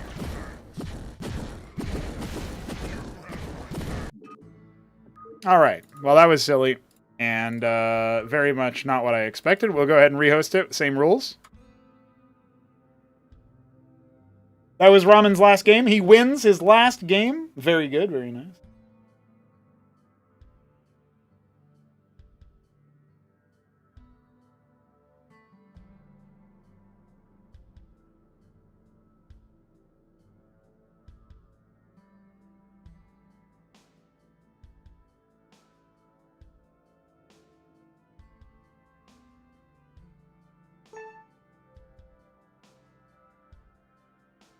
I think duopoly is pretty good because the choice paralysis you get from and also the variance you get is really, really ridiculous.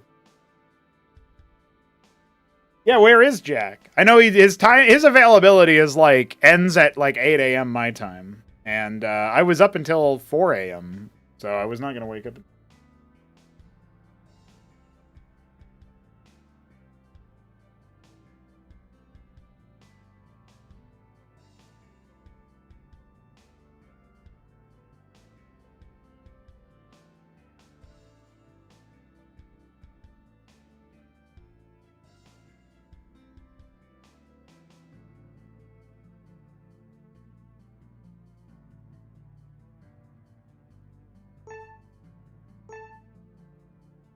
Marty will game again in 40 minutes.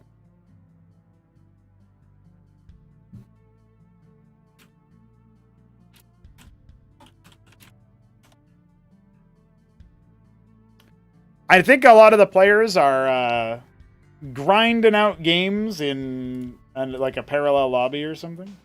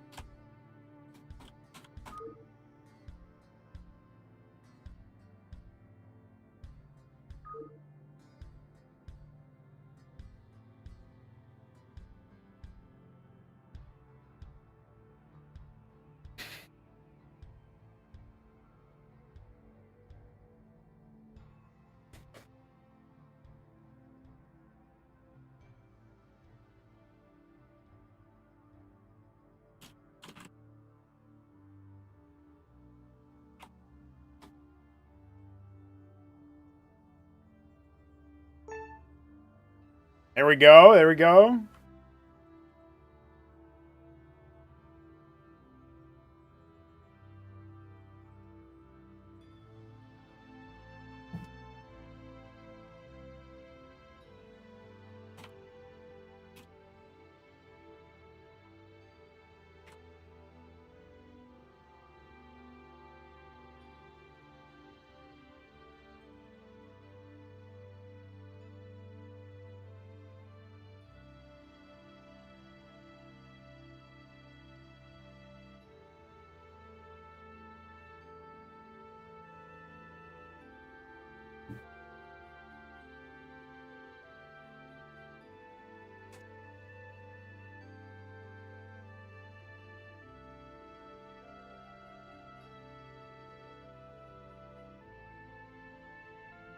Everybody.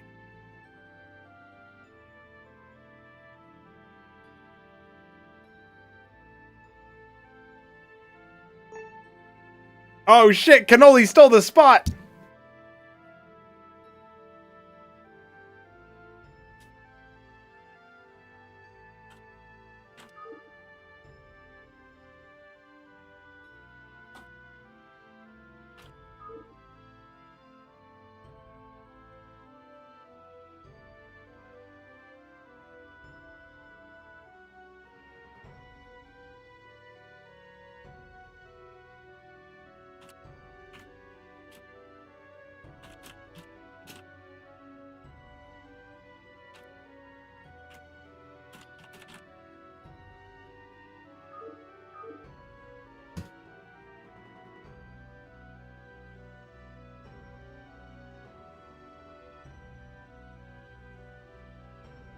Okay, we got 4 out of 7, 5 out of 7. We need... What do we need?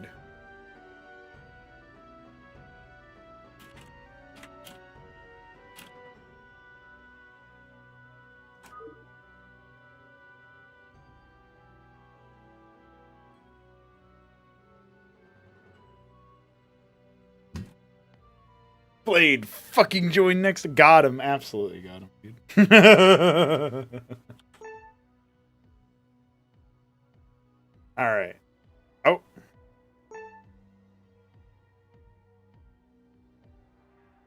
Oh. What is he doing? Remember, no Zoryus. Shut up. Zoryus are fine. Build them.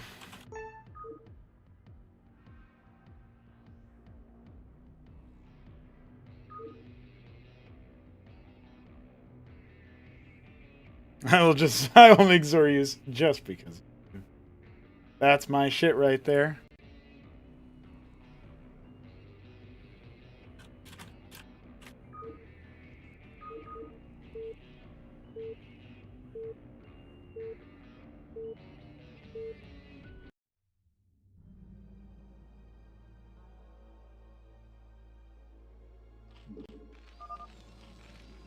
So far, so good on the lag front.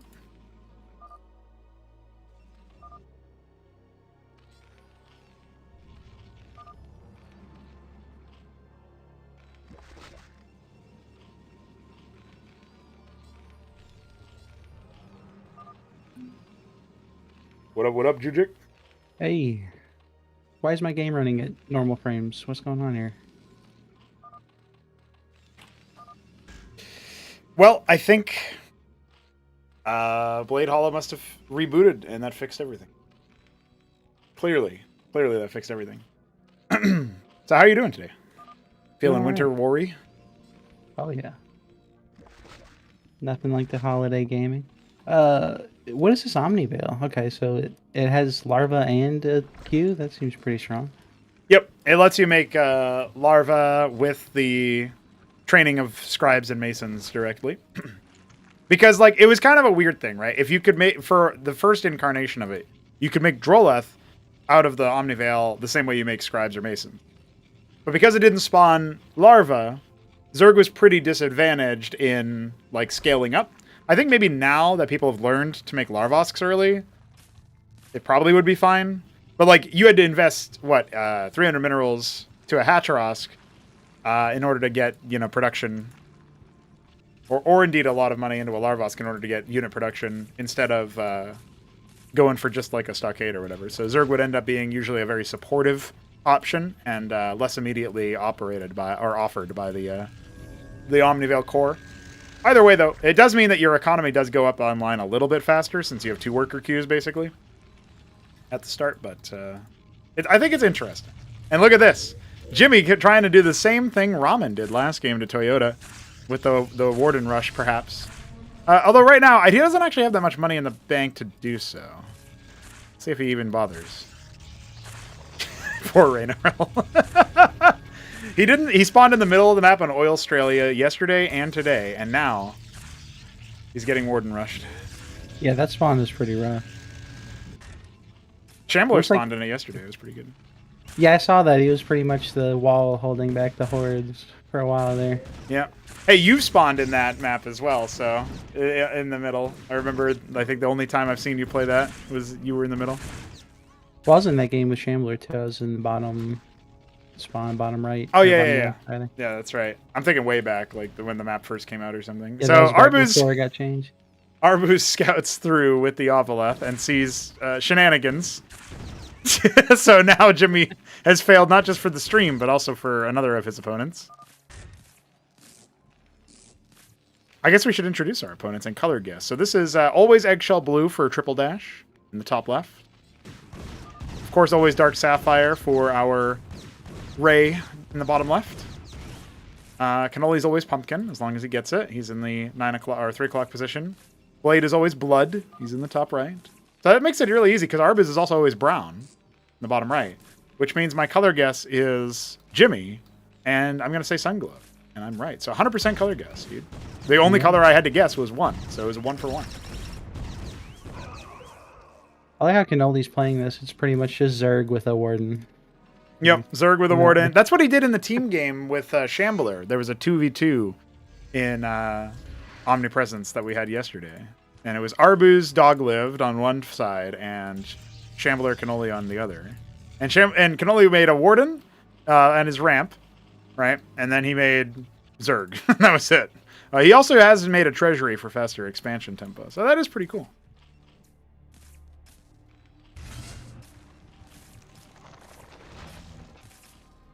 What kind of comps were you theory crafting, Juju? Do you have any ideas? On this, I'm not even sure. I feel like the Zerg pull units makes really good chaff, really cheap for early. That's what we like to hear, yeah. Maybe Thinking the same. Zeth and a million savants, you know? See? This is my kind of shit. So far, it was only Ramen who made him, and he did win that last game. So. Yeah, sure, there were like 6 pariahs desynced, but who cares? He won.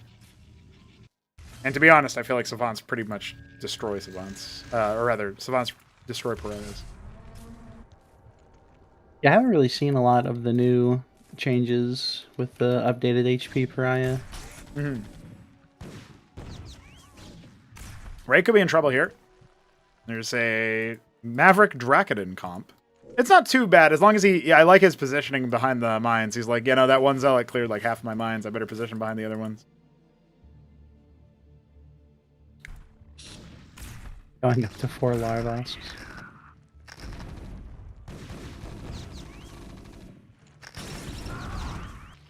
Yeah, he's got a nice little Sim City. His comp looking good there.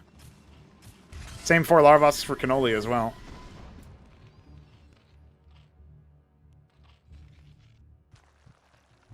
Arbuz is an inquisitive lad. Blade has been untouched so far. He is, of course, the lagger, so I'm sure that untouched nature will change soon. Although, as we saw in the end of the last game, being eliminated doesn't guarantee that you're going to leave the lobby. Oh, I love Jimmy using his worker to clear some of those mines. He's also got his Avila up here to reveal them. But there's a Lakiz out for Ray, so maybe that makes it more defensible. Lakiz Phalanx. What a anti-ground comp up that is, huh? Yeah, I'm not sure how you walk towards that, really, but...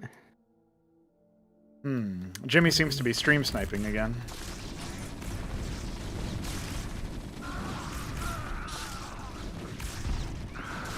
Right now, all he's doing is mine sniping. He has gotten the Goliath. The Lake is just shredding his poor Mavericks. They're out of there. Feels like he could maybe use a little more macro here. Yep, probably the case. Adding another gateway, keeping his money not quite low, but he also doesn't have an expansion, right? Which I think all the other players have one on the way. Like Blade has one on the way, and everybody else has one running. So Triple Dash has made the fatal mistake. Zora user in the game. And against Blade, who said no Zora use. So we'll see which one of them comes up deuces here.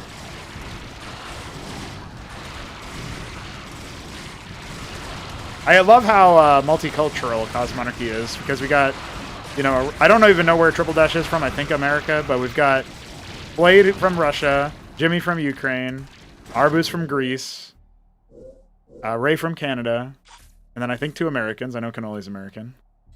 Triple Dash is a Linux user, so he's like an alien, I guess. But, you know, you just learn so many things. Stream sniping confirmed. I've told him like 100 times to not do. Arbuz is going to go ahead and move forward with his phalanxes. Ooh, the Vulture's getting shellacked, but nice defensive posture with the Lakiz. Remember, the Avaloth on the ridge there is indeed going to detect them, but not really great targeting yet for Mr. Arbuz. He's allowing the Lakiz to stay alive a lot longer than they might have otherwise. Nonetheless, his Phalanx is still alive in good count, and now, poor Ray.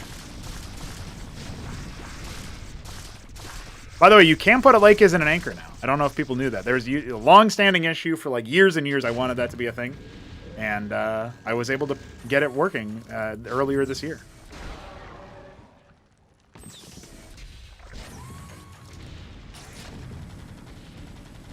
So Ray will consider his options, which are dwindling.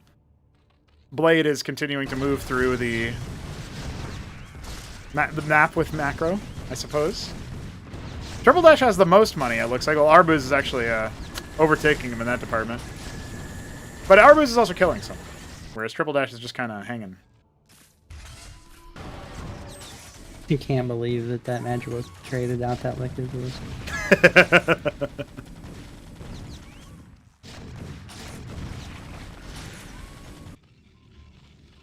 Cannoli is powering his Larvasks with a Crucible, dude. I love that.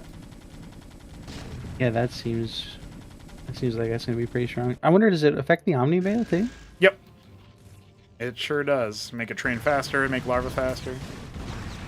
So Ray is once again being... You know, Arbuz is the one who killed Ray last game. It looks like they're destined to meet on the fields of battle, and Arbuz is apparently destined to win. Oh my god, look at all the Avaleths. They're distracting the Madrigals. Yeah, Jimmy's army's looking a lot healthier now. Oh, never mind. There's Phalanx. Yep, classic move. He's not going to finish the job onto those Madrigals for some reason, but he couldn't try to save Ray unwittingly. Blade is diving forward onto Triple Dash. Nice mine hit there. I think that was actually one of Triple Dash's own mine hits, and he just got shellacked by a Zealot, stunning him. So that actually swings the fight pretty massively in Blade's favor. And it looks like maybe Ray will stabilize a little bit here. It's certainly taking him a lot to try to hold on. He's not necessarily out of it just yet. You know, it's real dangerous to let Cannoli do his own thing on an island, so to speak. Conceptual island.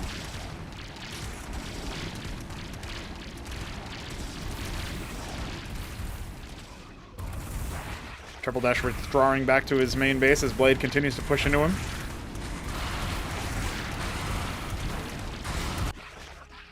I do find it quite amusing that I have a player who I'm just going to call Triple Dash. Like, what a wild name that is. Okay, okay, some friendly fire. Hopeful. There we go. Gets one of the lake is burrowed. And just as he clears out the last of Arbuz's units, here comes Jimmy. Yeah, that's Poor Ray, dude. He's like, what the hell? Any early predictions for what you're seeing as like it seems like Ray's on his way out. I don't know what's happening in the top of the map. Arbuz and Cannoli are probably going to be duking it out, I think. They are letting Cannoli get a pretty big worker lead here. That's right. Blade and Triple Dash keeping each other entertained while the rest of the map slowly falls to pieces.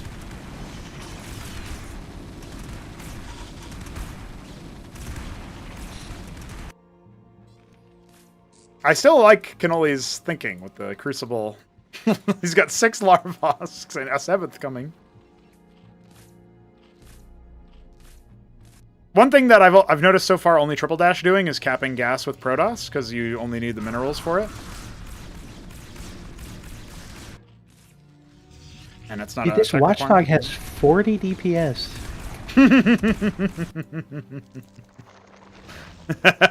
Yep.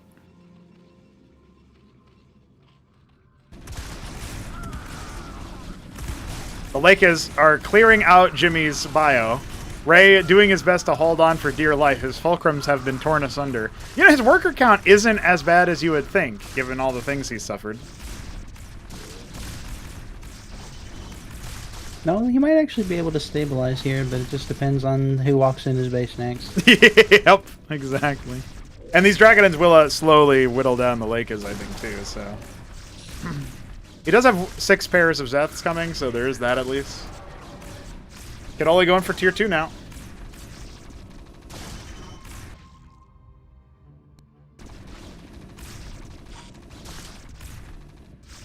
How did a Zeth get over there? How did a Larva get over there? What happened there? Oh, they must have wandered after it killed Larvask, I guess. Oh, I wasn't able to repair that. Poor Fulcrum. Alright, well, for 10 minutes in game, I think it's probably been at least 15 minutes in real life due to the lovely performance of our homie Blade. He's at tier 2 on Terran. I forgot to mention, yeah, tier 2 as Zerg, of course, Cannoli is going.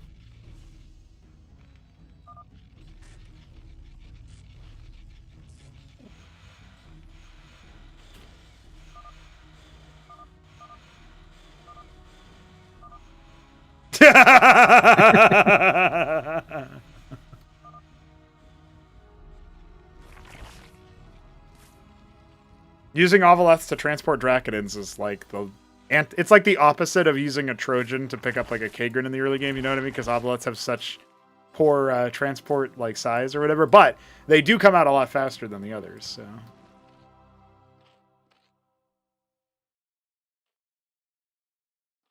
Okay, Arbuz is posturing rather aggressively. He's decided to leave Ray for now. Stays alive in name only. Yarbus actually has a pretty strong army here, comparative to most of the game. Yeah.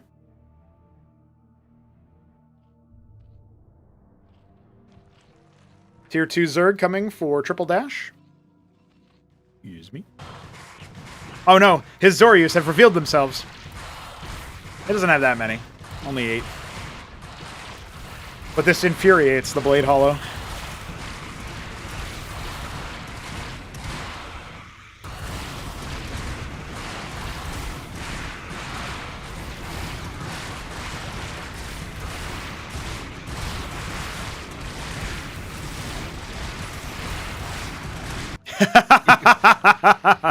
Arbuz has realized that he was not able to... Oh no, Jimmy wants in. It's going to be a battle in Ray's base again. The one lake is going to have a lot of value versus those Zeths. Arbuz's army kind of getting caught in translation there. It looks like this fight between Triple Dash and Blade are... it's really trading down to the wire, but Blade's got the superior tech. Yeah, the Cyprians have been doing a lot of work here.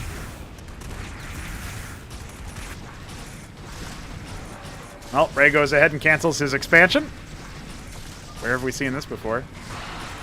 Triple Dash says Cyprian OP, making 14 Zoryus, because why not?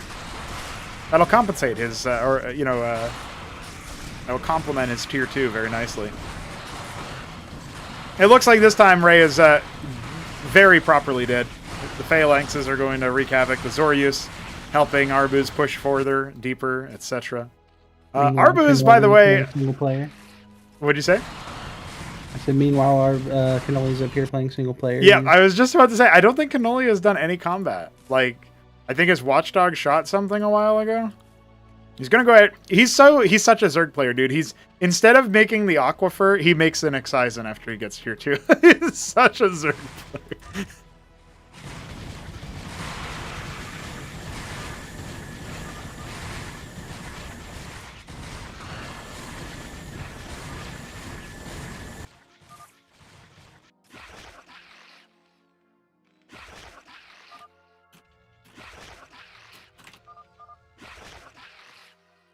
Well, we're down one player, but Triple Dash has sent his Zoryus Horde to absorb all of the shots from the Cyprians. I think Blade's time might be numbered here.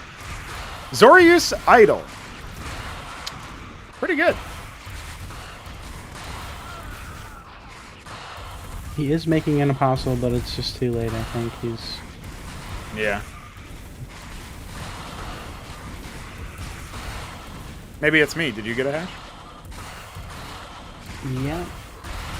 It didn't show player yet. Oh. So it's probably me then. Well, I also didn't get it. So.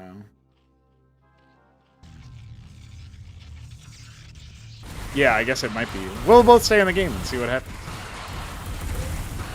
If it was one, I was going to say, oh, Blade's hash. But... I mean, he's got 4K minerals, so it might look like he did.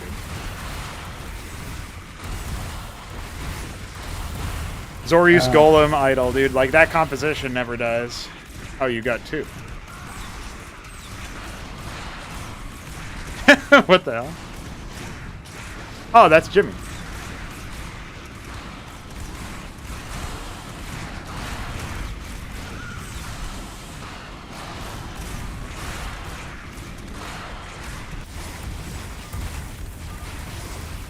And there goes our frames, boys. We're back in action as Arbuz seizes upon the opportunity to execute. This is Jimmy's military. Oh, but there's a single Cyprian in that anchor. It doesn't quite kill as many Zeths as I had hoped. WTF just happened.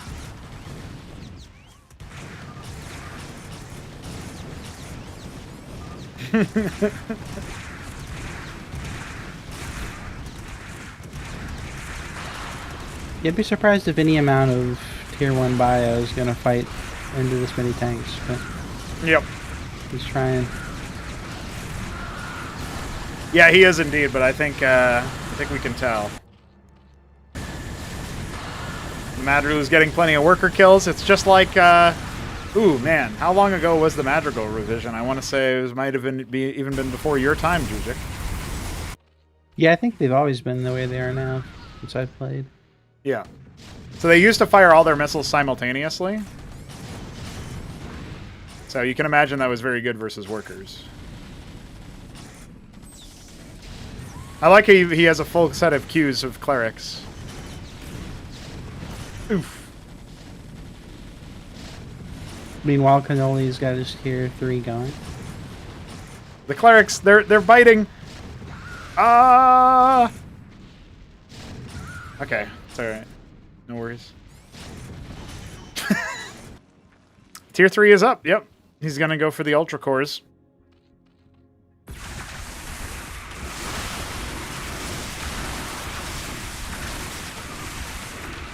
Take a couple screenshots here and there.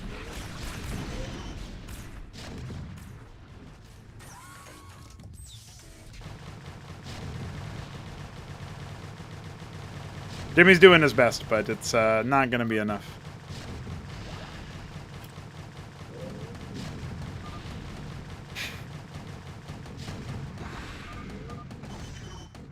Alt F4 for it.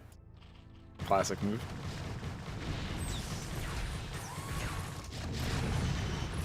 Oh my god, the Phalanx will die to a Warden. At least the Warden's got something done for Jimmy. He did try to do that earlier. Tier 3 coming for Triple Dash as well, by the way. Tier 3 Zerg for both players. Straight into those Oxalcesians. And there's the Ultrav Cavern. Are we going to see straight into Ultra Core? I mean, Cannoli has so much money, like a ridiculous amount. Filthy, stinking rich.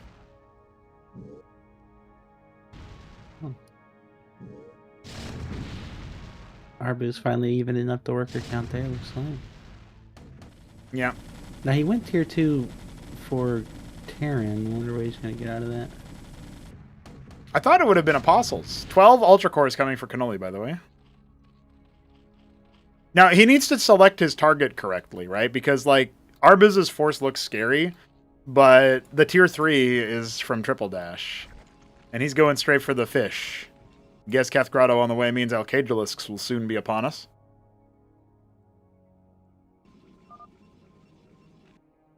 Is he dead?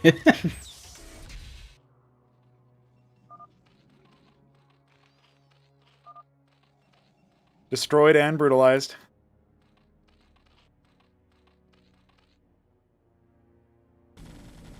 Okay. That about wraps up half of our players then. Blade is dead. Ray is dead. Dude, Ray was first in, first out in a few of these FFAs. Feels bad for him. But he did survive a really long time. I think he might have been the player. Technically not, but like he could have lived the longest of all the Terrans. Wait, what? What's going on here? He was blowing up the aquifer so he can cap it with an excisant now, I think. Maybe that's why the excisants were made by Cannoli instead of the aquifers. He was peering into the future. Datala halfway complete for Arbuz. He's going to Terran tier 3. The Azigrazants on the way for Triple Dash as Cannoli discovers the Arbuz Budesh. Oh, Lord. Look at those Arcabricors. Madrigals do exist for the splash damage, but I don't know if it's going to be quite enough. One of them goes down, that's it. The others should stay alive just fine. Oh, there's more Madrigals here. He pulls back and lets some of his ground army do the work now that he's cleared up the first half of the Terran force. It's actually like pure Terran here for Arbuz. He has not gone for... There's some Zerg coming. Dude, those Ultra Cores don't die, huh? Yeah, they're pretty beefy boys. 500 HP, dude. They also consume corpses they trample over, which ends up being a pretty important utility versus a Terran that may or may not be going Reclaimers. Pretty sure Cannoli just aim moves this, and yeah, I'm not sure there's anything to stop it. He's going the wrong way, though. Yes. He's like, hey, this is where Arbuz is, right? Oh, we killed the last Ray structure. 4 Alcadrus already stacked up. 4 more on the way, too. But the Zarcavricor count is high enough that they will defeat those. Yeah, Arbuz is in deep doo-doo. Living up to his brown color. No, not the Datala! He just made that!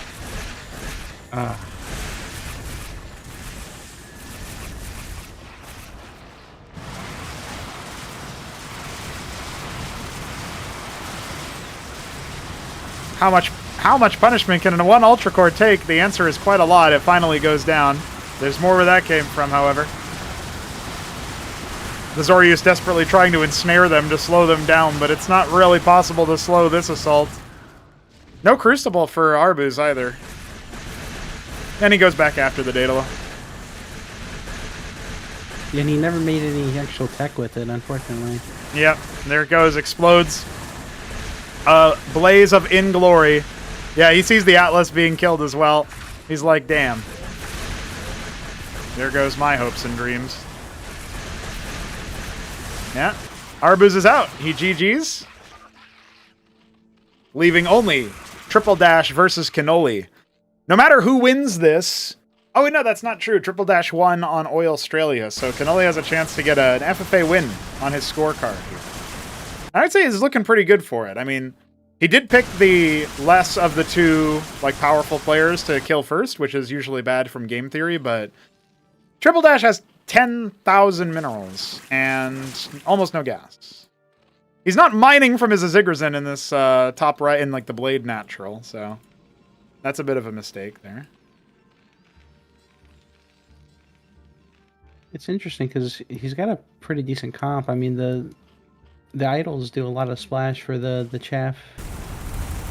Indeed, but can they ever break the Ultra Course? Nope. Good lord, they just eat so much damage. Yeah, the lifesteal is there. He needs to show his 14... he will not kill this otherwise. He needs to show his Alcagelisks. There we go.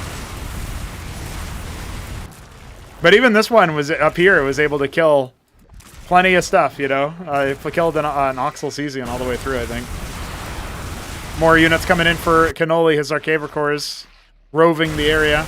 He's confirmed nothing in the 9 o'clock position where Jimmy's base used to be. Arbuz had taken the natural. Does he want to do something with knowing the number of Alcagelisks that his opponent has? He's just making more Arcavicores for now.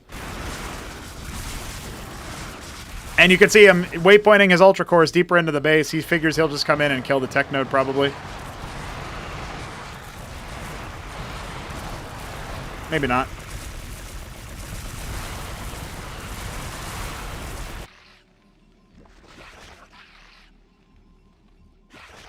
No, he's just massing up a fleet of 31 Arcavicores, dude.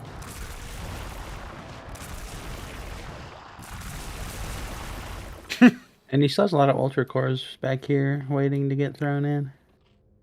Hell yeah. I guess we're going to have to find out how strong the 24 now. Alcagelist. That's a lot. They might be able to burst things down. He needs to fight with his ground army at the same time, I think. He said that Ultra Core unit looks really good. I'm going to start getting some of those too. Yeah, yeah. Yeah, I'm thinking if Cannoli's Ultra Cores can lifesteal onto some ground targets, right? Then the Alcagelisks will have a bit of a harder time focusing them down, and they will soak up the DPS while the Zarks hit him from a good flank. That could be the way in. Otherwise, Cannoli's going to have to use hit and run versus these Capital Craft, or make enough Alcagelisks of his own, but he doesn't want to do that. He's decided to fight a different way. Does he realize it's only two? It's only him versus Triple Dash. Dude, banks are crazy, especially Triple Dashes. 11 Ultra Cores started, so Cannoli thinks that he's got enough in the air. Will that be hubris? There's a lot of his money gone.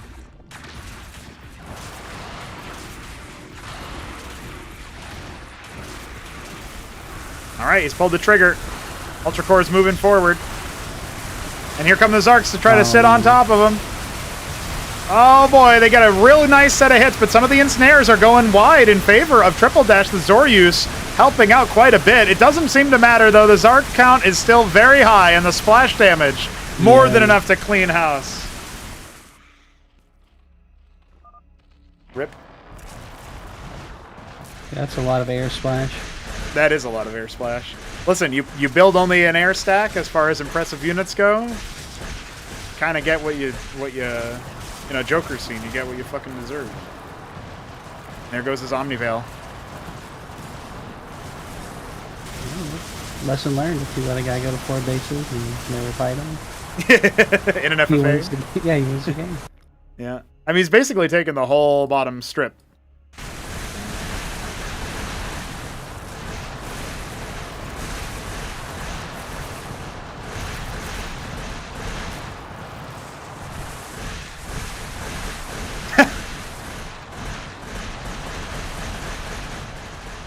His last location is the natural of Blade Hollow.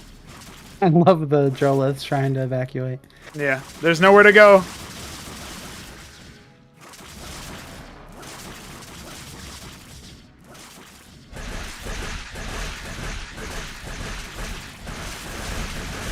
quickly morph into a hatchery?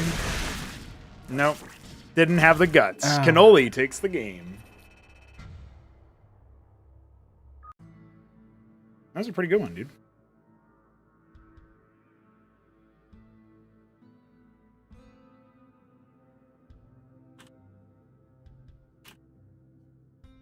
And that resource graph.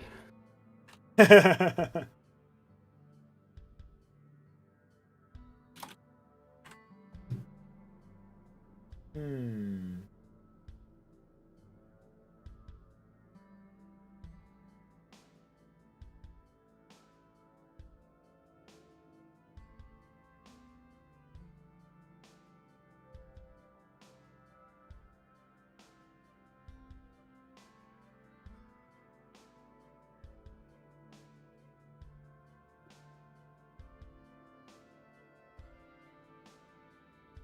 Oh my god, Neb versus Jack played a very long game.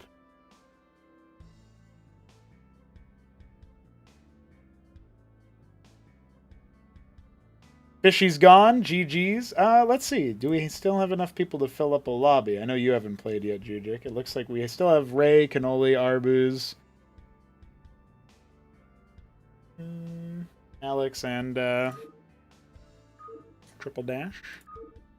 Maybe we can do a 3v3. We didn't play a Sub-Zero standoff yet. Now, the question is, will it be a 3v3? I kind of want to see a team game on Uprising just to see if like there's the co-op aspect of working together, you know? Yeah, But could be also, interesting. ooh, dude. So, Mother Entropy is an enormous map. It's like absolutely absurdly enormous. And normally the issue is that like it's so big that you just get harassed to death. Like you can't defend each other very easily on stuff, right? I think this map, Uprising, each player has to like see if they can save themselves. That could be some pretty big stuff. Before I actually here, I'm gonna cancel that lobby for a second because I just remembered it. It's such an old map. It might not have the right witness mode. So let me just confirm. Oh, it does. Okay. All right. See what we get.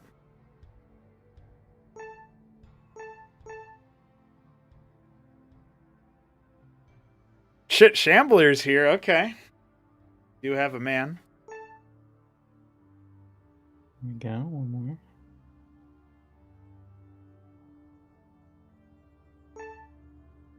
Smarty Cakes is here. Smarty Cakes is here. Oh, Smarty Cakes is not here.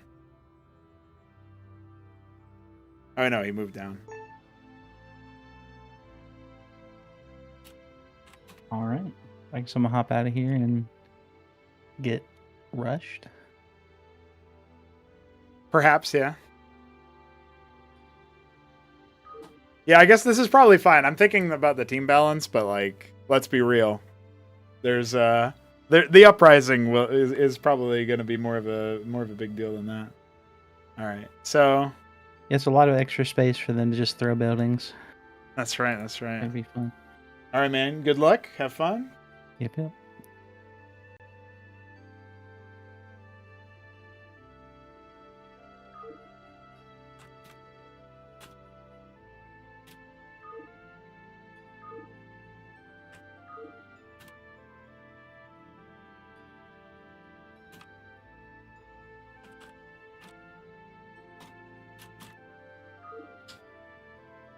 This could be a very interesting altered melee, I feel like.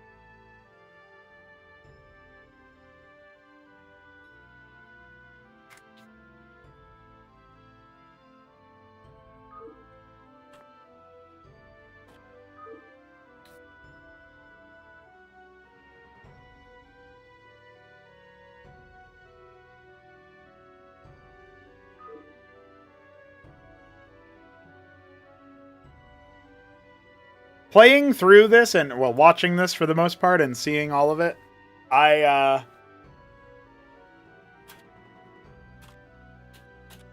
feel like it's really cool. I have a couple of ideas for how to make Uprising better, but I also have this idea for... Okay. I have this idea for like an updated game mode, right? I think I know how to program it and everything. But basically it's like the Turning mixed with Massacre, you know? I'm thinking like combining the two somehow. That would be pretty legit.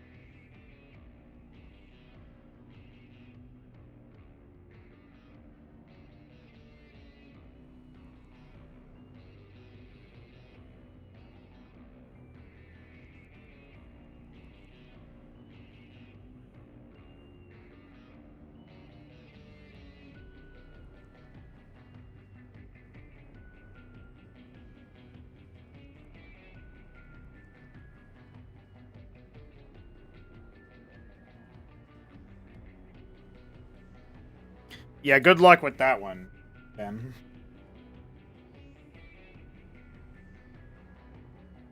UI is the hardest thing to edit in this game. Like, the witness mode retained UI for showing, like, everybody's production tab and stuff. I don't know if you guys have caught this, but it shows over the pause menu. Like, sorting issues like that are pretty intense, and we just can't fix them very easily. At least to my knowledge.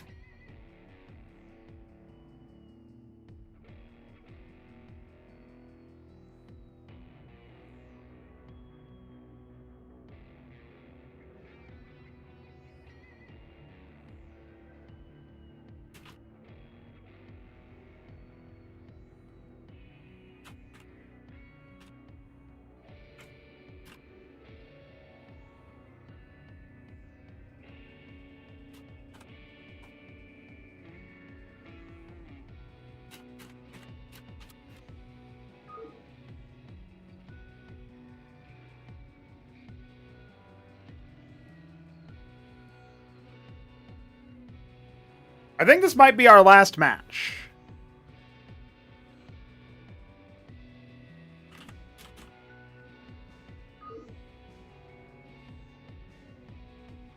Port game to different engine.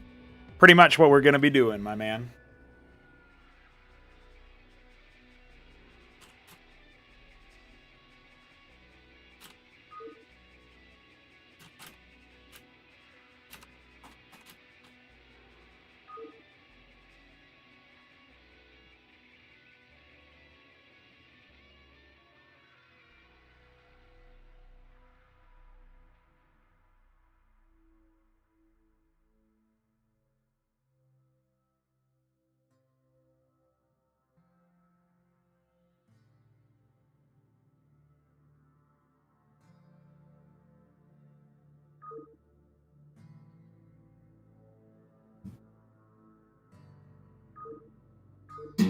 Let's go, boys.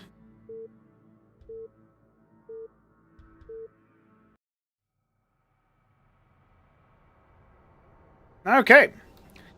So, our left team first. Jujic is our red Protoss.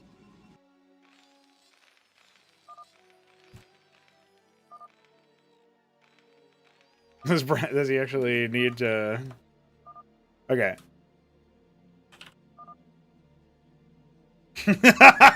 No typing. Scene teeping. Okay.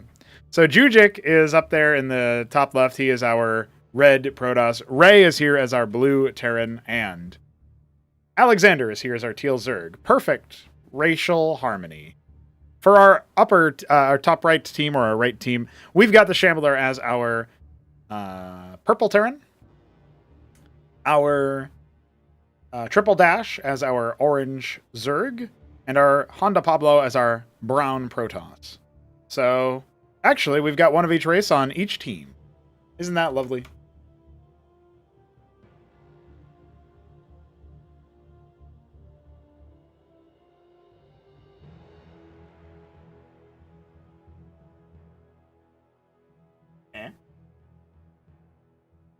I think that's been more than 20 seconds.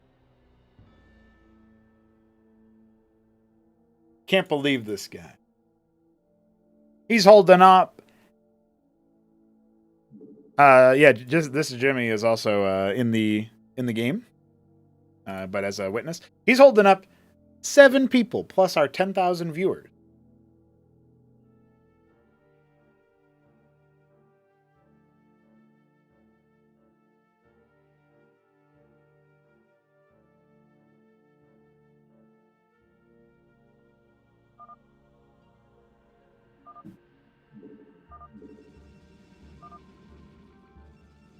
All right. Hopefully everybody's still here.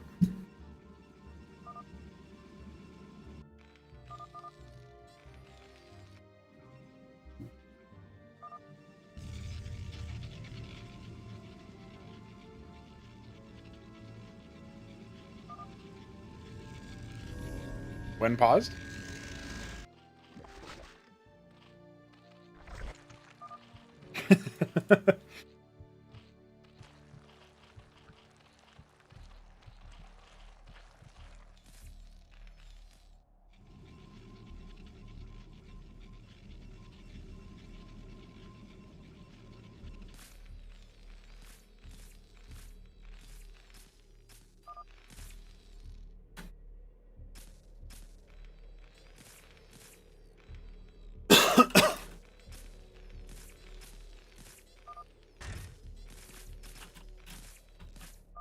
Dropping my Zeratul lines.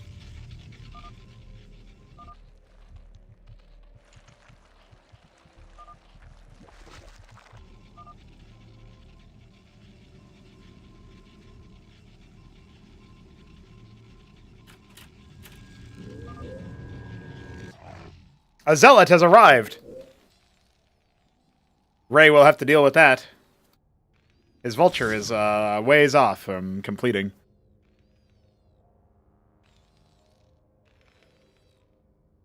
He's got a lot of money in the bank. It does not bode well for him. Ahmed.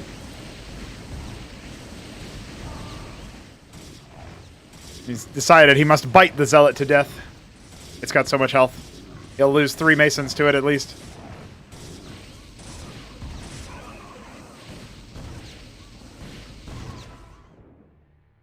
Okay. Good thing the neutral hostile player deals damage to itself. Ah, look at this. Shambler's already ready to kill the Rillisks.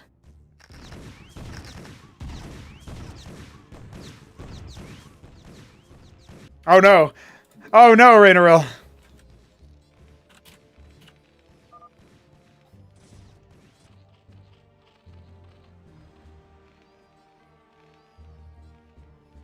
Jujik is sending down some swords and swordsmen. Zerg, here. It looks to me like the gateway is going to be kaput. Oh my god, it's an assembly of Iquaria. That's dangerous.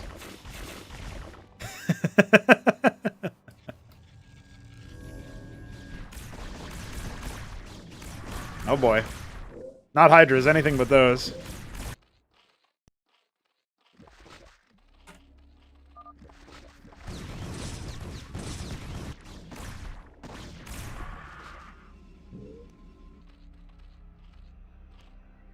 Well, so far, Triple Dash seems to be holding on. Shambler hasn't been overwhelmed or anything. Ray's assistant, Jujik, seems okay. Although Hydras are starting to appear. Oh my god! The Sacrificial Legionnaire. Worth its weight in gold there. Another of Necron's wet dreams snuffed out by Shambler.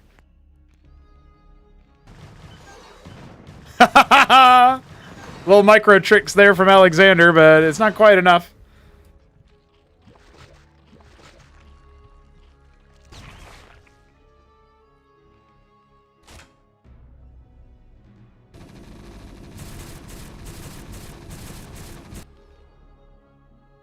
Body block.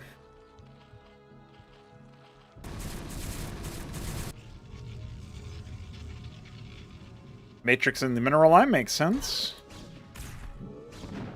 Oh my god. Oh! Couldn't dodge the shot.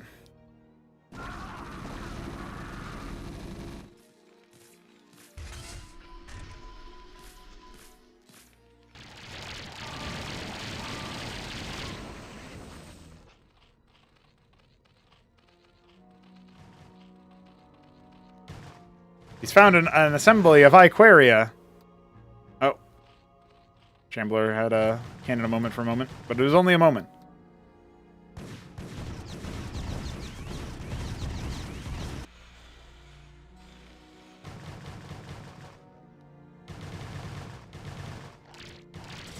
So has anybody expanded yet? Jujik has. Jujik's our only expander. On to Pablo, aka Smarty Cake's gonna be rocking up with one of his own. Remember, you wanna build structures in places to colonize them. Oh dear lordy. Shambler has found some interesting neighbors.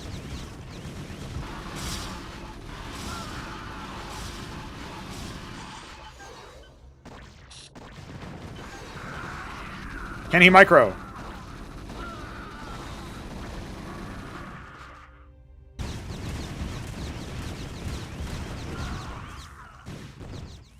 Oh my god! Thanks, Jimmy.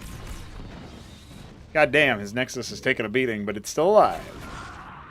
Unlike Shambler's army.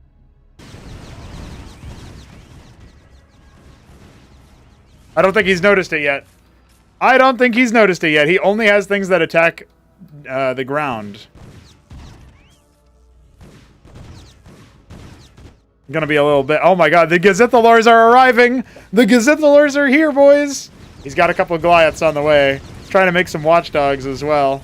Luckily for him, the Gazithalors seem to be a bit derped on the onto the lobotomy mines. That'll allow him to clear the cheat code at least.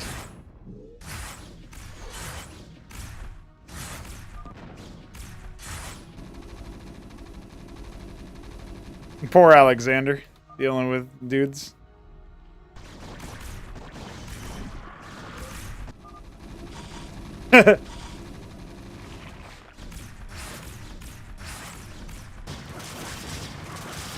Alright, our teams are, they're not dead yet. I'm not entirely sure if they would have been dead without their help. Like, Ray did look like he was struggling a bit earlier.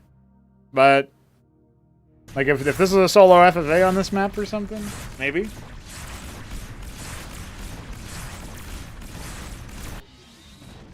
Aftercore is massacring Iquare. Cantor is getting shellacked.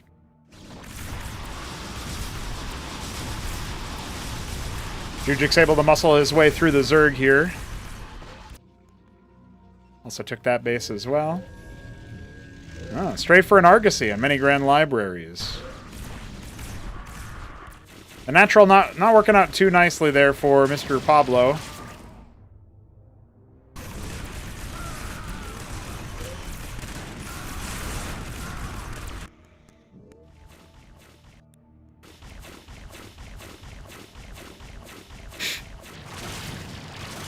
Ah, found the Skyfall before a Paladin can come out. Very good.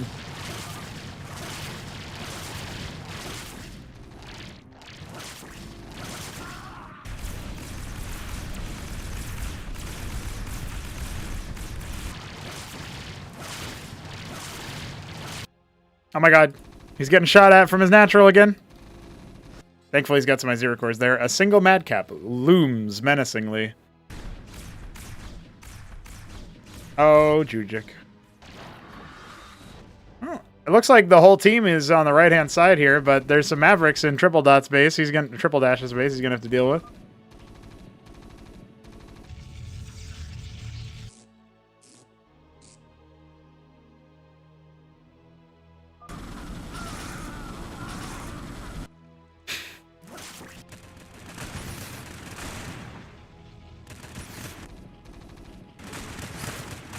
Jimmy, that's a quote from the Penumbra. I don't see that unit anyway.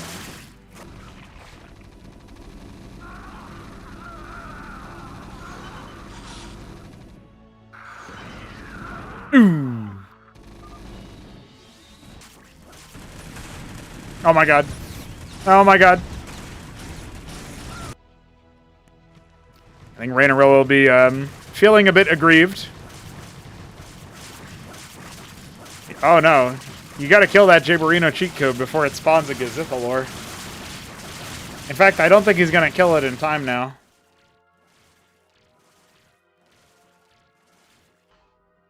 We're nearing a point where we could see first contact between players. Jujic moving into 12 o'clock. Might be able to swing on and a pincer Shambler. Alright, he manages to avoid spawning a Gazithalor. A lot of units coming in to target Ray's natural. His Atlas is done, though. Triple Dash making a bunch of Bactylisks.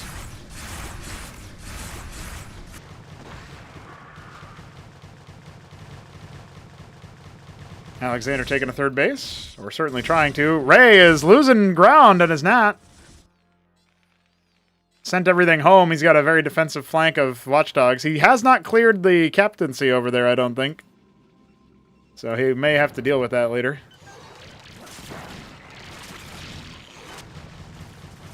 Ah, third and a fourth base attempted here by Alexander. He's also getting tier 2. Good to see. Helping his ally out with the Zeths. Jujic moving further south, clearing out more of the area. You got to be very proactive in this game mode because you have to take areas with, units or structures in order to prevent the spawning in.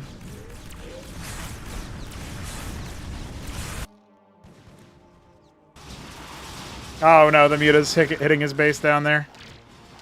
And the Acantor taunting him.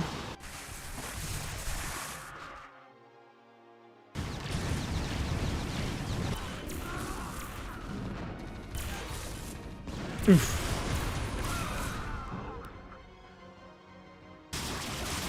Ah, he lost it. He lost the hatch. Oh dear.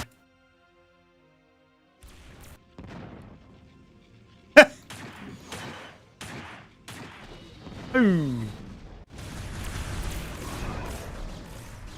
The Gazithalors did not survive.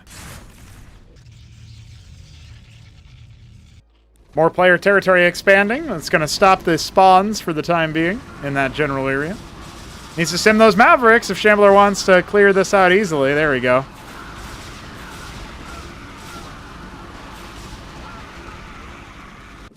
We'll clear out that Sky Mass while he's at it. Good circuit there for Alexander. Keeps his base safe. Been a bit hard for Smarty Cakes to expand past his initial 4 bases. He was thinking about taking bottom right.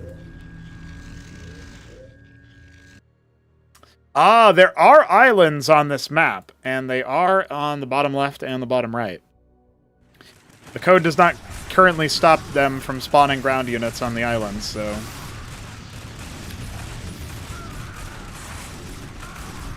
that may cause issues later.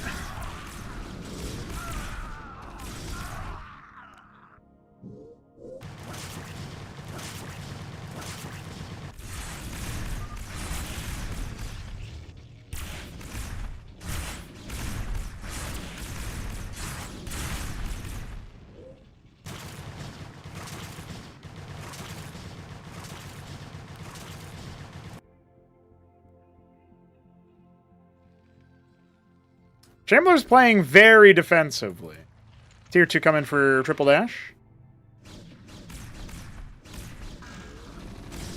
Oh no, look at all the dead workers for Smarty. He's still got a good number. Triple Dash very low by comparison.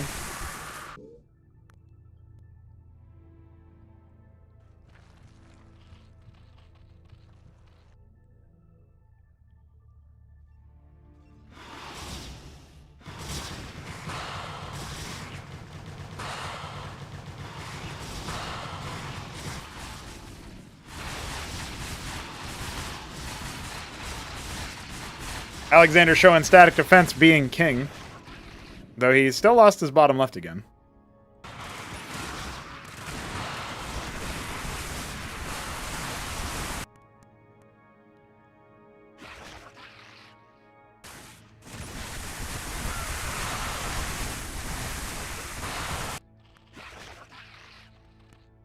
Tier 2 for Alexander. Tier 2 nearly complete for Triple Dash.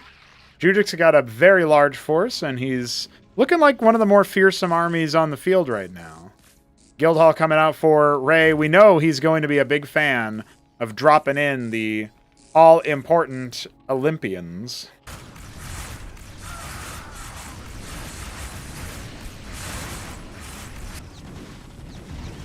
Ray's got a pretty big mech army right now. Maybe that will change later.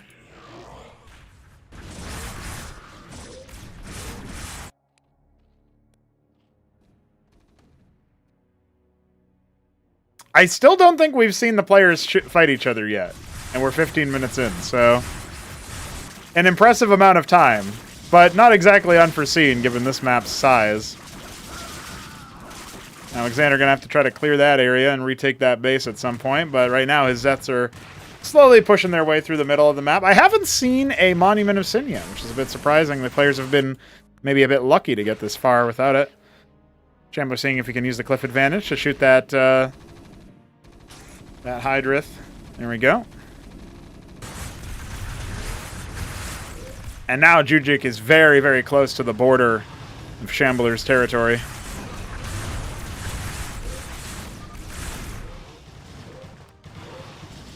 That Nexus is going to get got.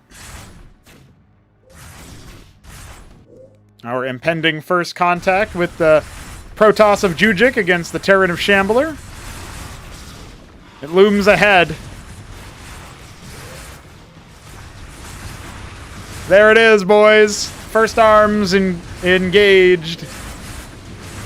The Amaranths are going to do pretty well over here. Remember, the armor rend for the Harakans is going to be no joke, but as of right now, the Drakodins are slowly single file marching forward. Now there's a Herald on the field to keep those Amaranths staying alive very nicely, and reinforcements coming in through the 12 o'clock.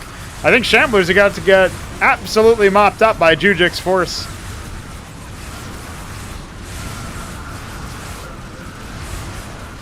A Didact even make that targeting harder.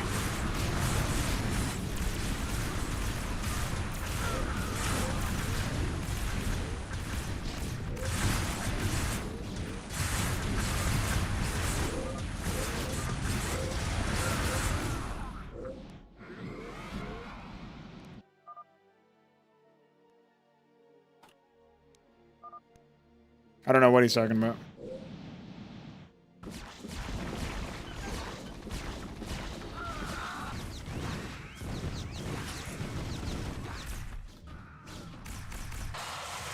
I think he's the only one who's said something, so I wonder what it is. Going for that tier 2, as I see, is Shambler is definitely in some pain right now, though. The ground force of Jujik seems to be withdrawing. Oh, maybe he was trying to go for a recall, but he lost his Didact in the process.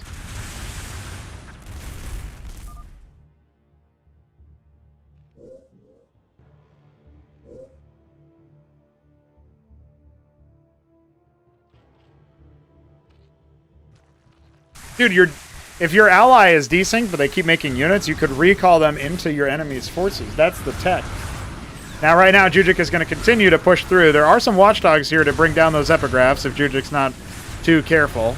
Indeed, he will end up, I think, losing one of them. But so far, the Amaranths are... Oh, man, his forces are struggling so bad. He's not even paying attention to them because he's setting up grand libraries around this Crucible.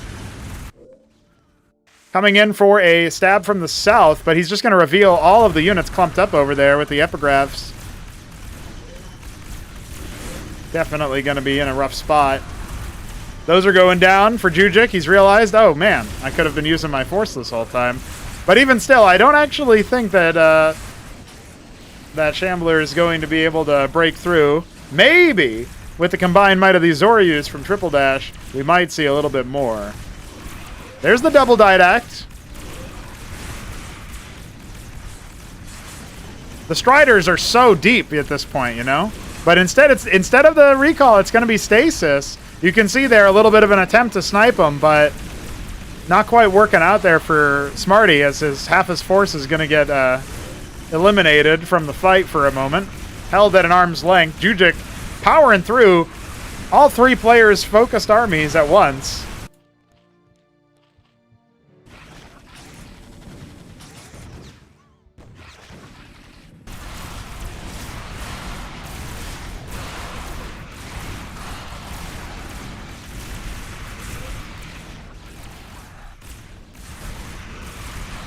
They might be able to get something done here. The Bactylisks are joining the fray as well.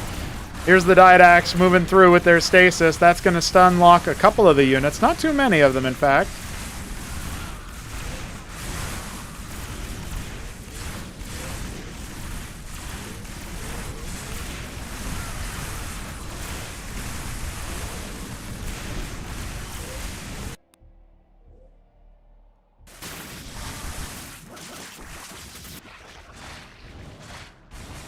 Oh my god.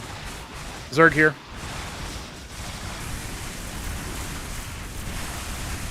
I think the Didax are kaput now. Jujic's army appears to have been routed. He was holding off a lot of them, so maybe Rainaril can do something with his army in the meantime. He still has to make it through all of that. All of the uprising.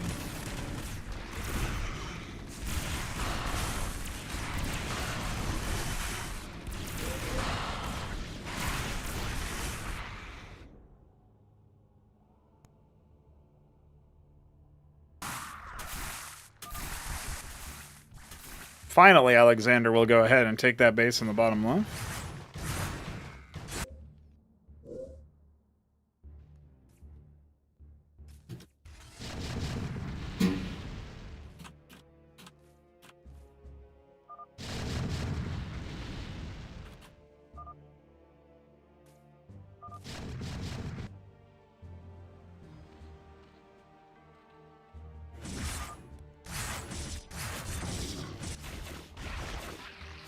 There are a lot of Solarians. Smarty Cakes could clear out the bottom right, but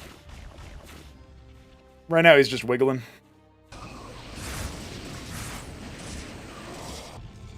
Jujic trying to set up some static defense over here, but it feels like it might be a little bit too late. What's he been up to since we last took a look at him? He's really just made stuff out of the single Argosy.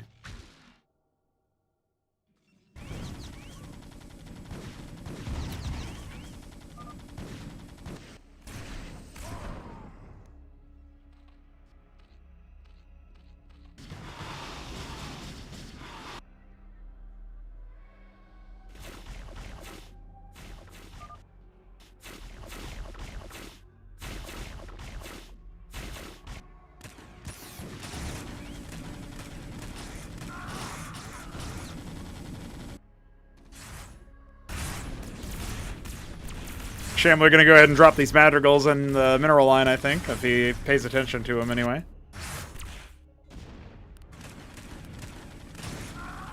Rainaril's still trying to move forces through the map. He's got some nice outposts with the Talos. Oh, look at that. I like the Olympian that's just beating the shit out of this Acantor. Like, nah, dude.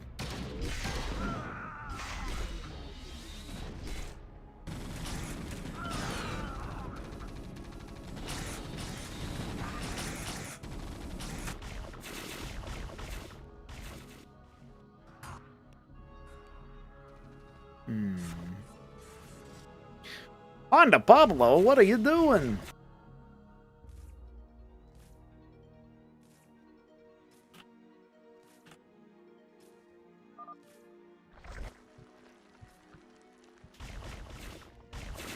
He's actually going to lose his Aquifer if he doesn't do something about that. Oh no, a Paladin. Oh no, many Paladins.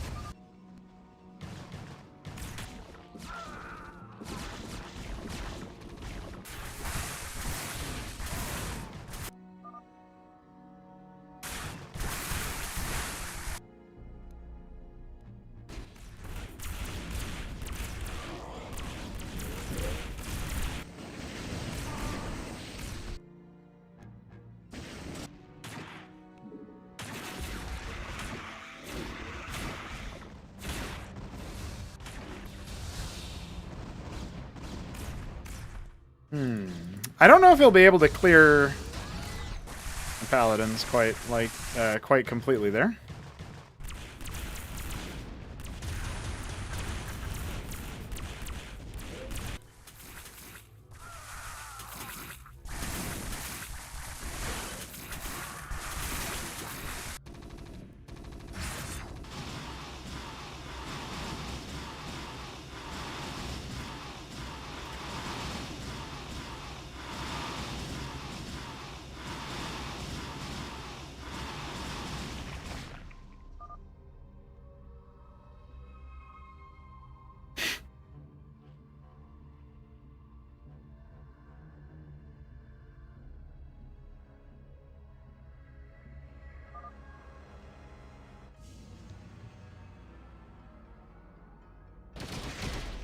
Hell yeah, dude.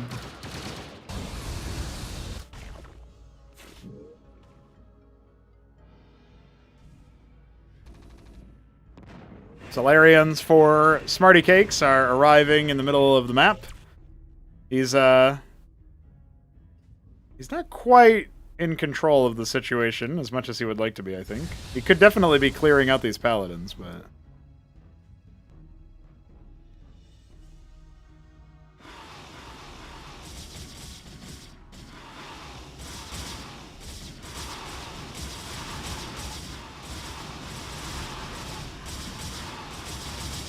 Get him! Get him!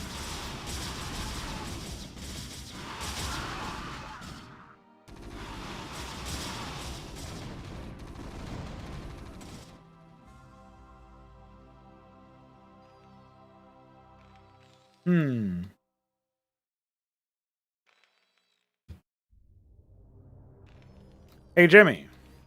If you look at Shambler's base... Do you see a lot of idle masons?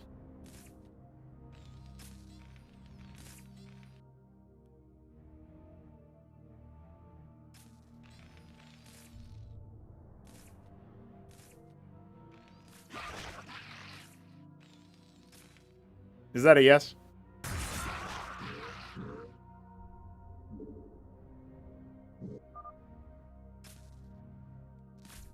I think Shambler might be the one who's desync, to be honest. Maybe our teams are experiencing parallel realities.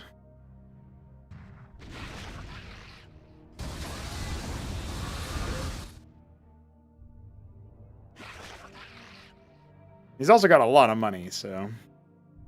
Who knows? Ah, there they are! The laggers have been found. I think. I hope.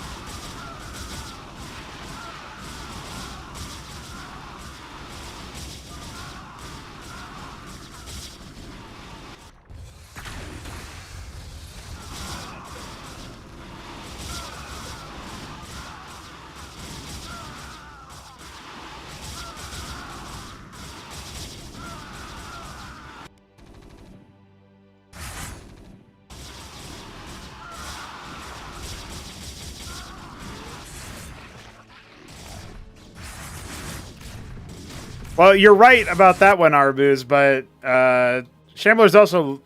Shambler and Triple Death... I think the whole right team is desynced from the whole left team. That's what I think, dude.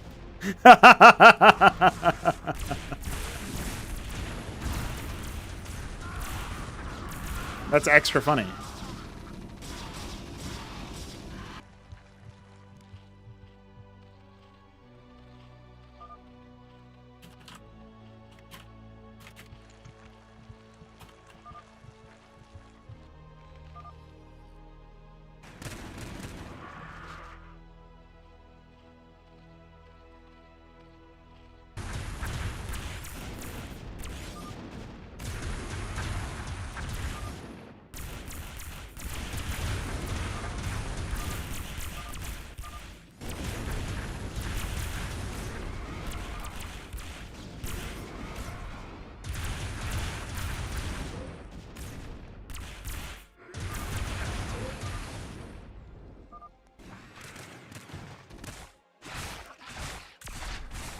Honestly, Alex seems synced.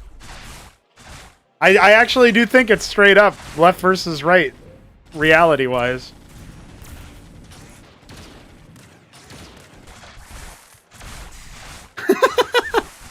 That's pretty good.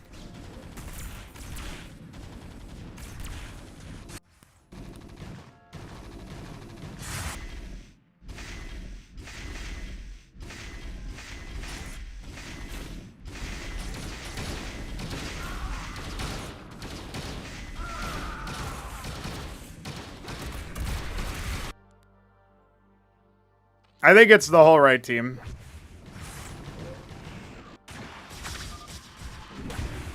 Oh my god! Oh my god!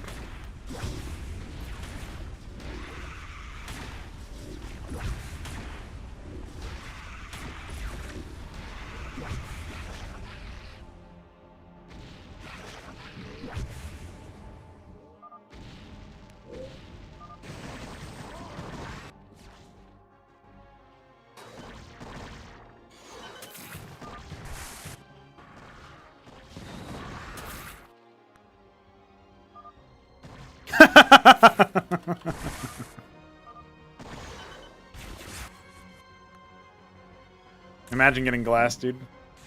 Couldn't be, Smarty. Not in his reality.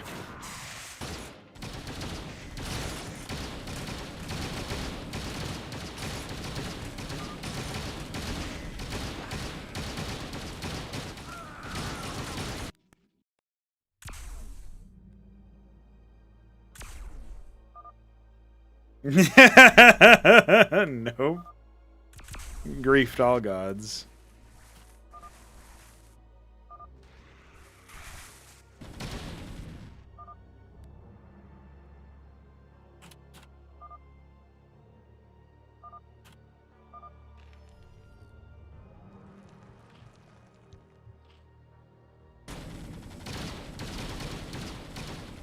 You've entered into new realities.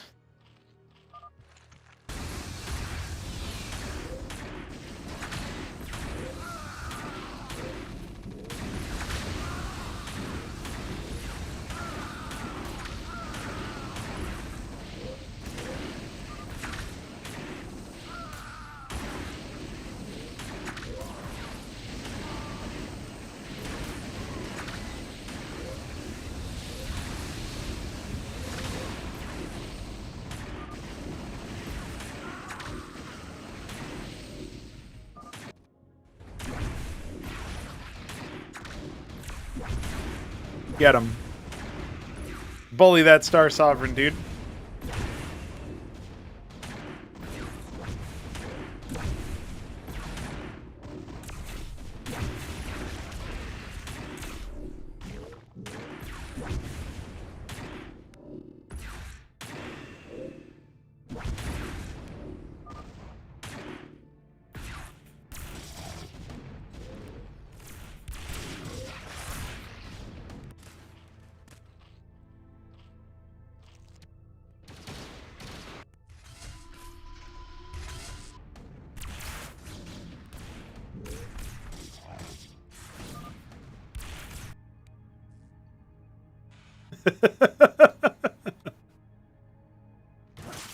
So this whole time I thought Alexander was desynced from my POV, but he just actually has 16,000 minerals.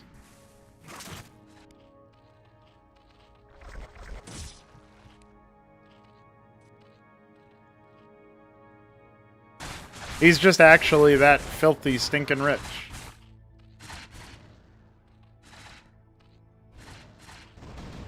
Oh my god! Another glassing.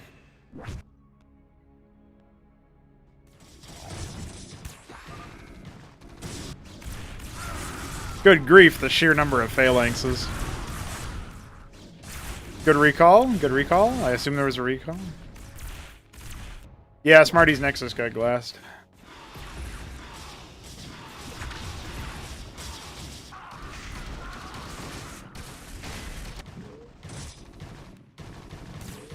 You know what I need? I need a special developer command that I can use to nuke an area, and then I can nuke the bottom right base.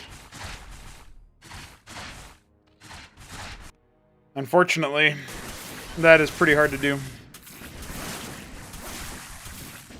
Ooh.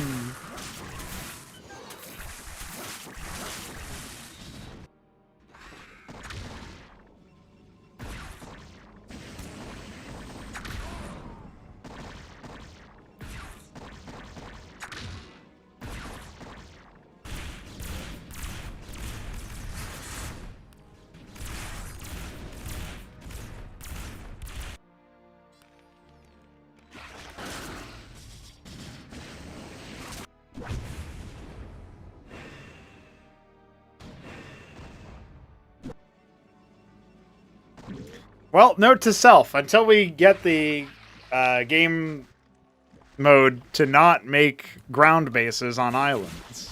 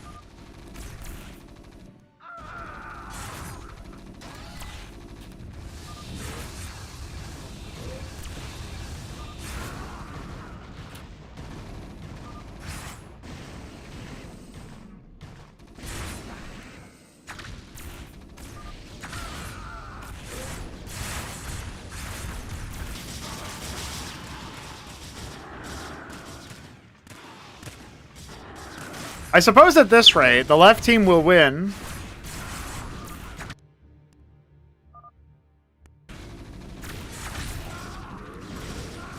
Like, they'll win because Smarty's gonna get exterminated, right? Yeah, well, the right team is synced with each other, so I'm just thinking that, like, the left team... I'm wondering who wins first. Because on our game, all Smarty has is 2 Nexuses. And the Uprising will take a very long time to kill Crucible-powered engrams. Meanwhile, Triple Dash is having his Tier 3 attacked instead of anything useful.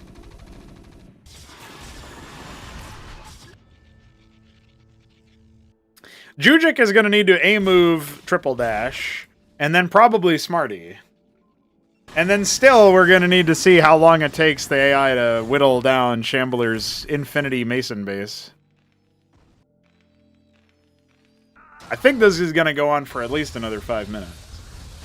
But I think on their side, the Bright team cleared the lag base. And so I think they'll be playing much faster. And that is why we're going to have, like...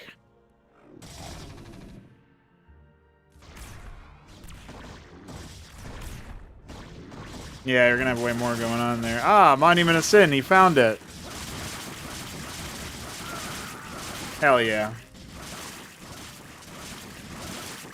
Yeah, the names of the structures are different for the Uprising spawners, you know?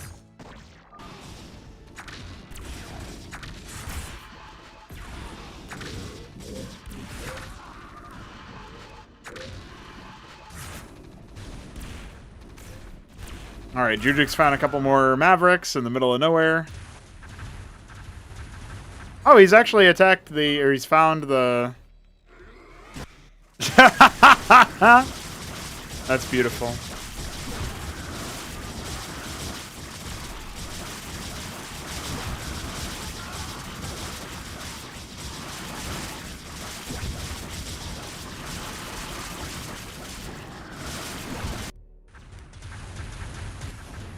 Alright, you know what? It's all is not lost.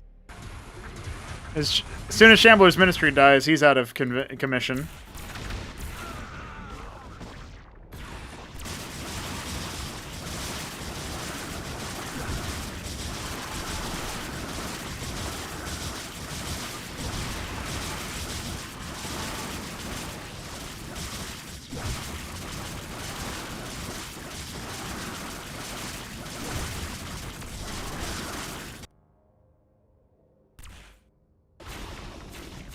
Okay.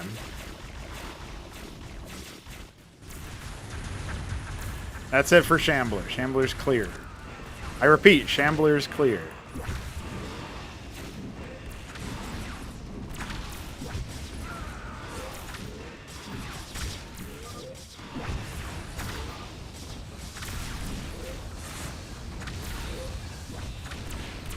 Oh, hey, Paladins might help this out a little bit. I think the Crucible's pretty close to death. Ah, but will this Paladin be tasked onto it? Oh, yeah, he will. He'll clear it, I think. Okay, just like that, the game speeds up a little bit. This is the last Nexus that's going to need to be taken care of. Jujic is slowly erasing the last of Shambler. He's still got a Treasury. Treasury does not count.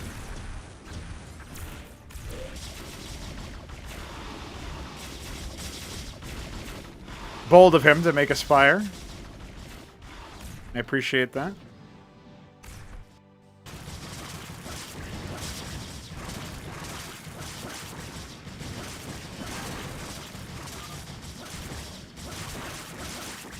Your quarry is really common, really good.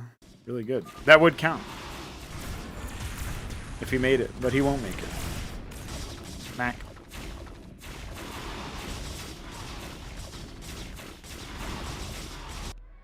Oh, there's still this Hacharosk. I didn't even think about that. No. Absolutely not. Okay, that's better, but still no. Oh, the Atriuses. They tried so hard.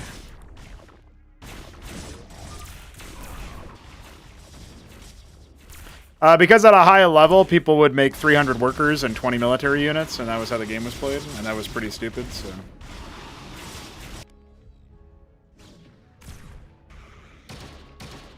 That's only a slight exaggeration. Triple Dash's Ultra Cores are no match for the best of the sector.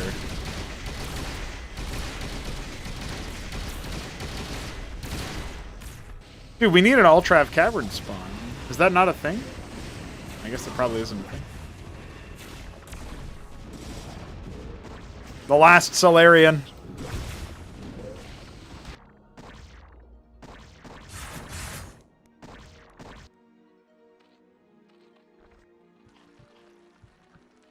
Ah, Ray going for the anvil. He'll be nuking.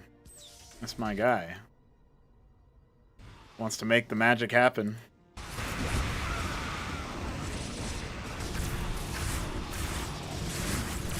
Oh, what's up? Jujic hits with the recall. Yeah, I'm gonna add more Uprising spawns after I'm, like, today, either tonight or tomorrow or something like that. I'll be working on Uprising a bit. I might also decide to make it slightly less frequent. Like make it ramp up more over time or whatever, so that it's, so that you don't have spawns happen super fast.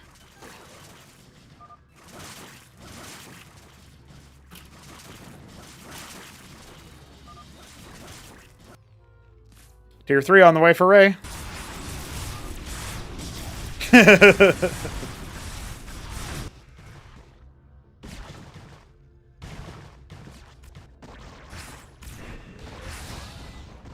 Only one more Nexus to go, and only one more Zerg base to go before left team wins. But will they win before right team wins their reality? It's a race against the clock.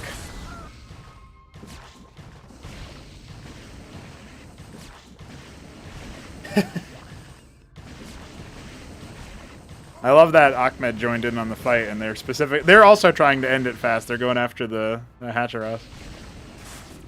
Thanks, AI. Thanks, Uprising.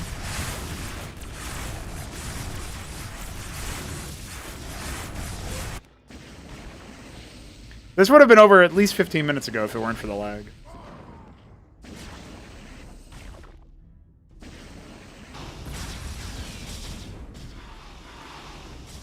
It's gonna be a while before the AI can break through that, though. I think we're gonna need Jujic to finish it.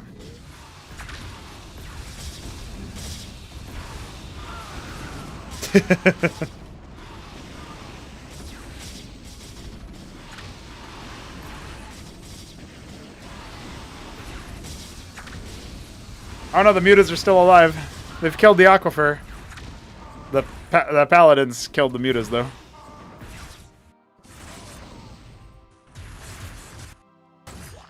Jujic continues his relentless onslaught and will finish off the job. This is the last galaxy. This is the final nexus of Winterwar 2024.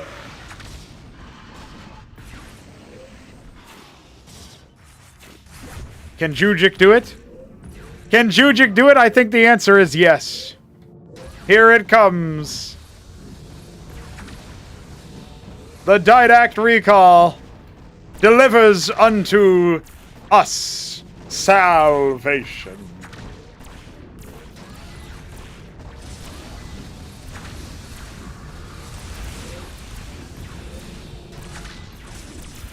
And I can confirm that the right team is nowhere close to finishing this off. So we have our victors. Congratulations to Jujic, Ray, and Alexander for winning this fight.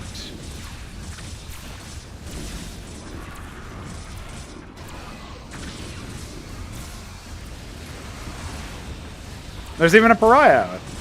We love pariahs.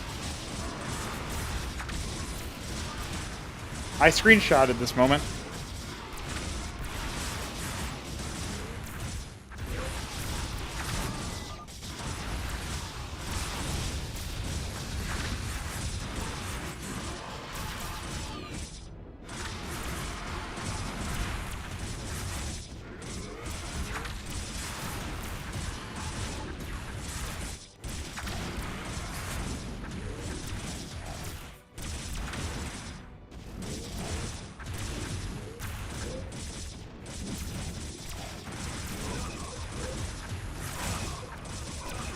Hell yeah, Batman.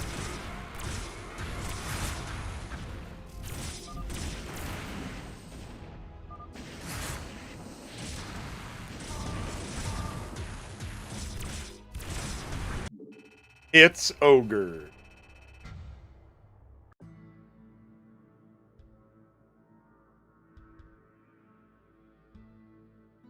And just like that, Winterwar comes to a close, but the games will most likely continue as we have more homies online and ready to play some more, I'm sure. GG's, that's going to conclude my involvement. I will be taking a walk for getting some nice exercise, smelling the fresh air, or some such nonsense. And I will be catching you guys very soon for dev streams and content. GG.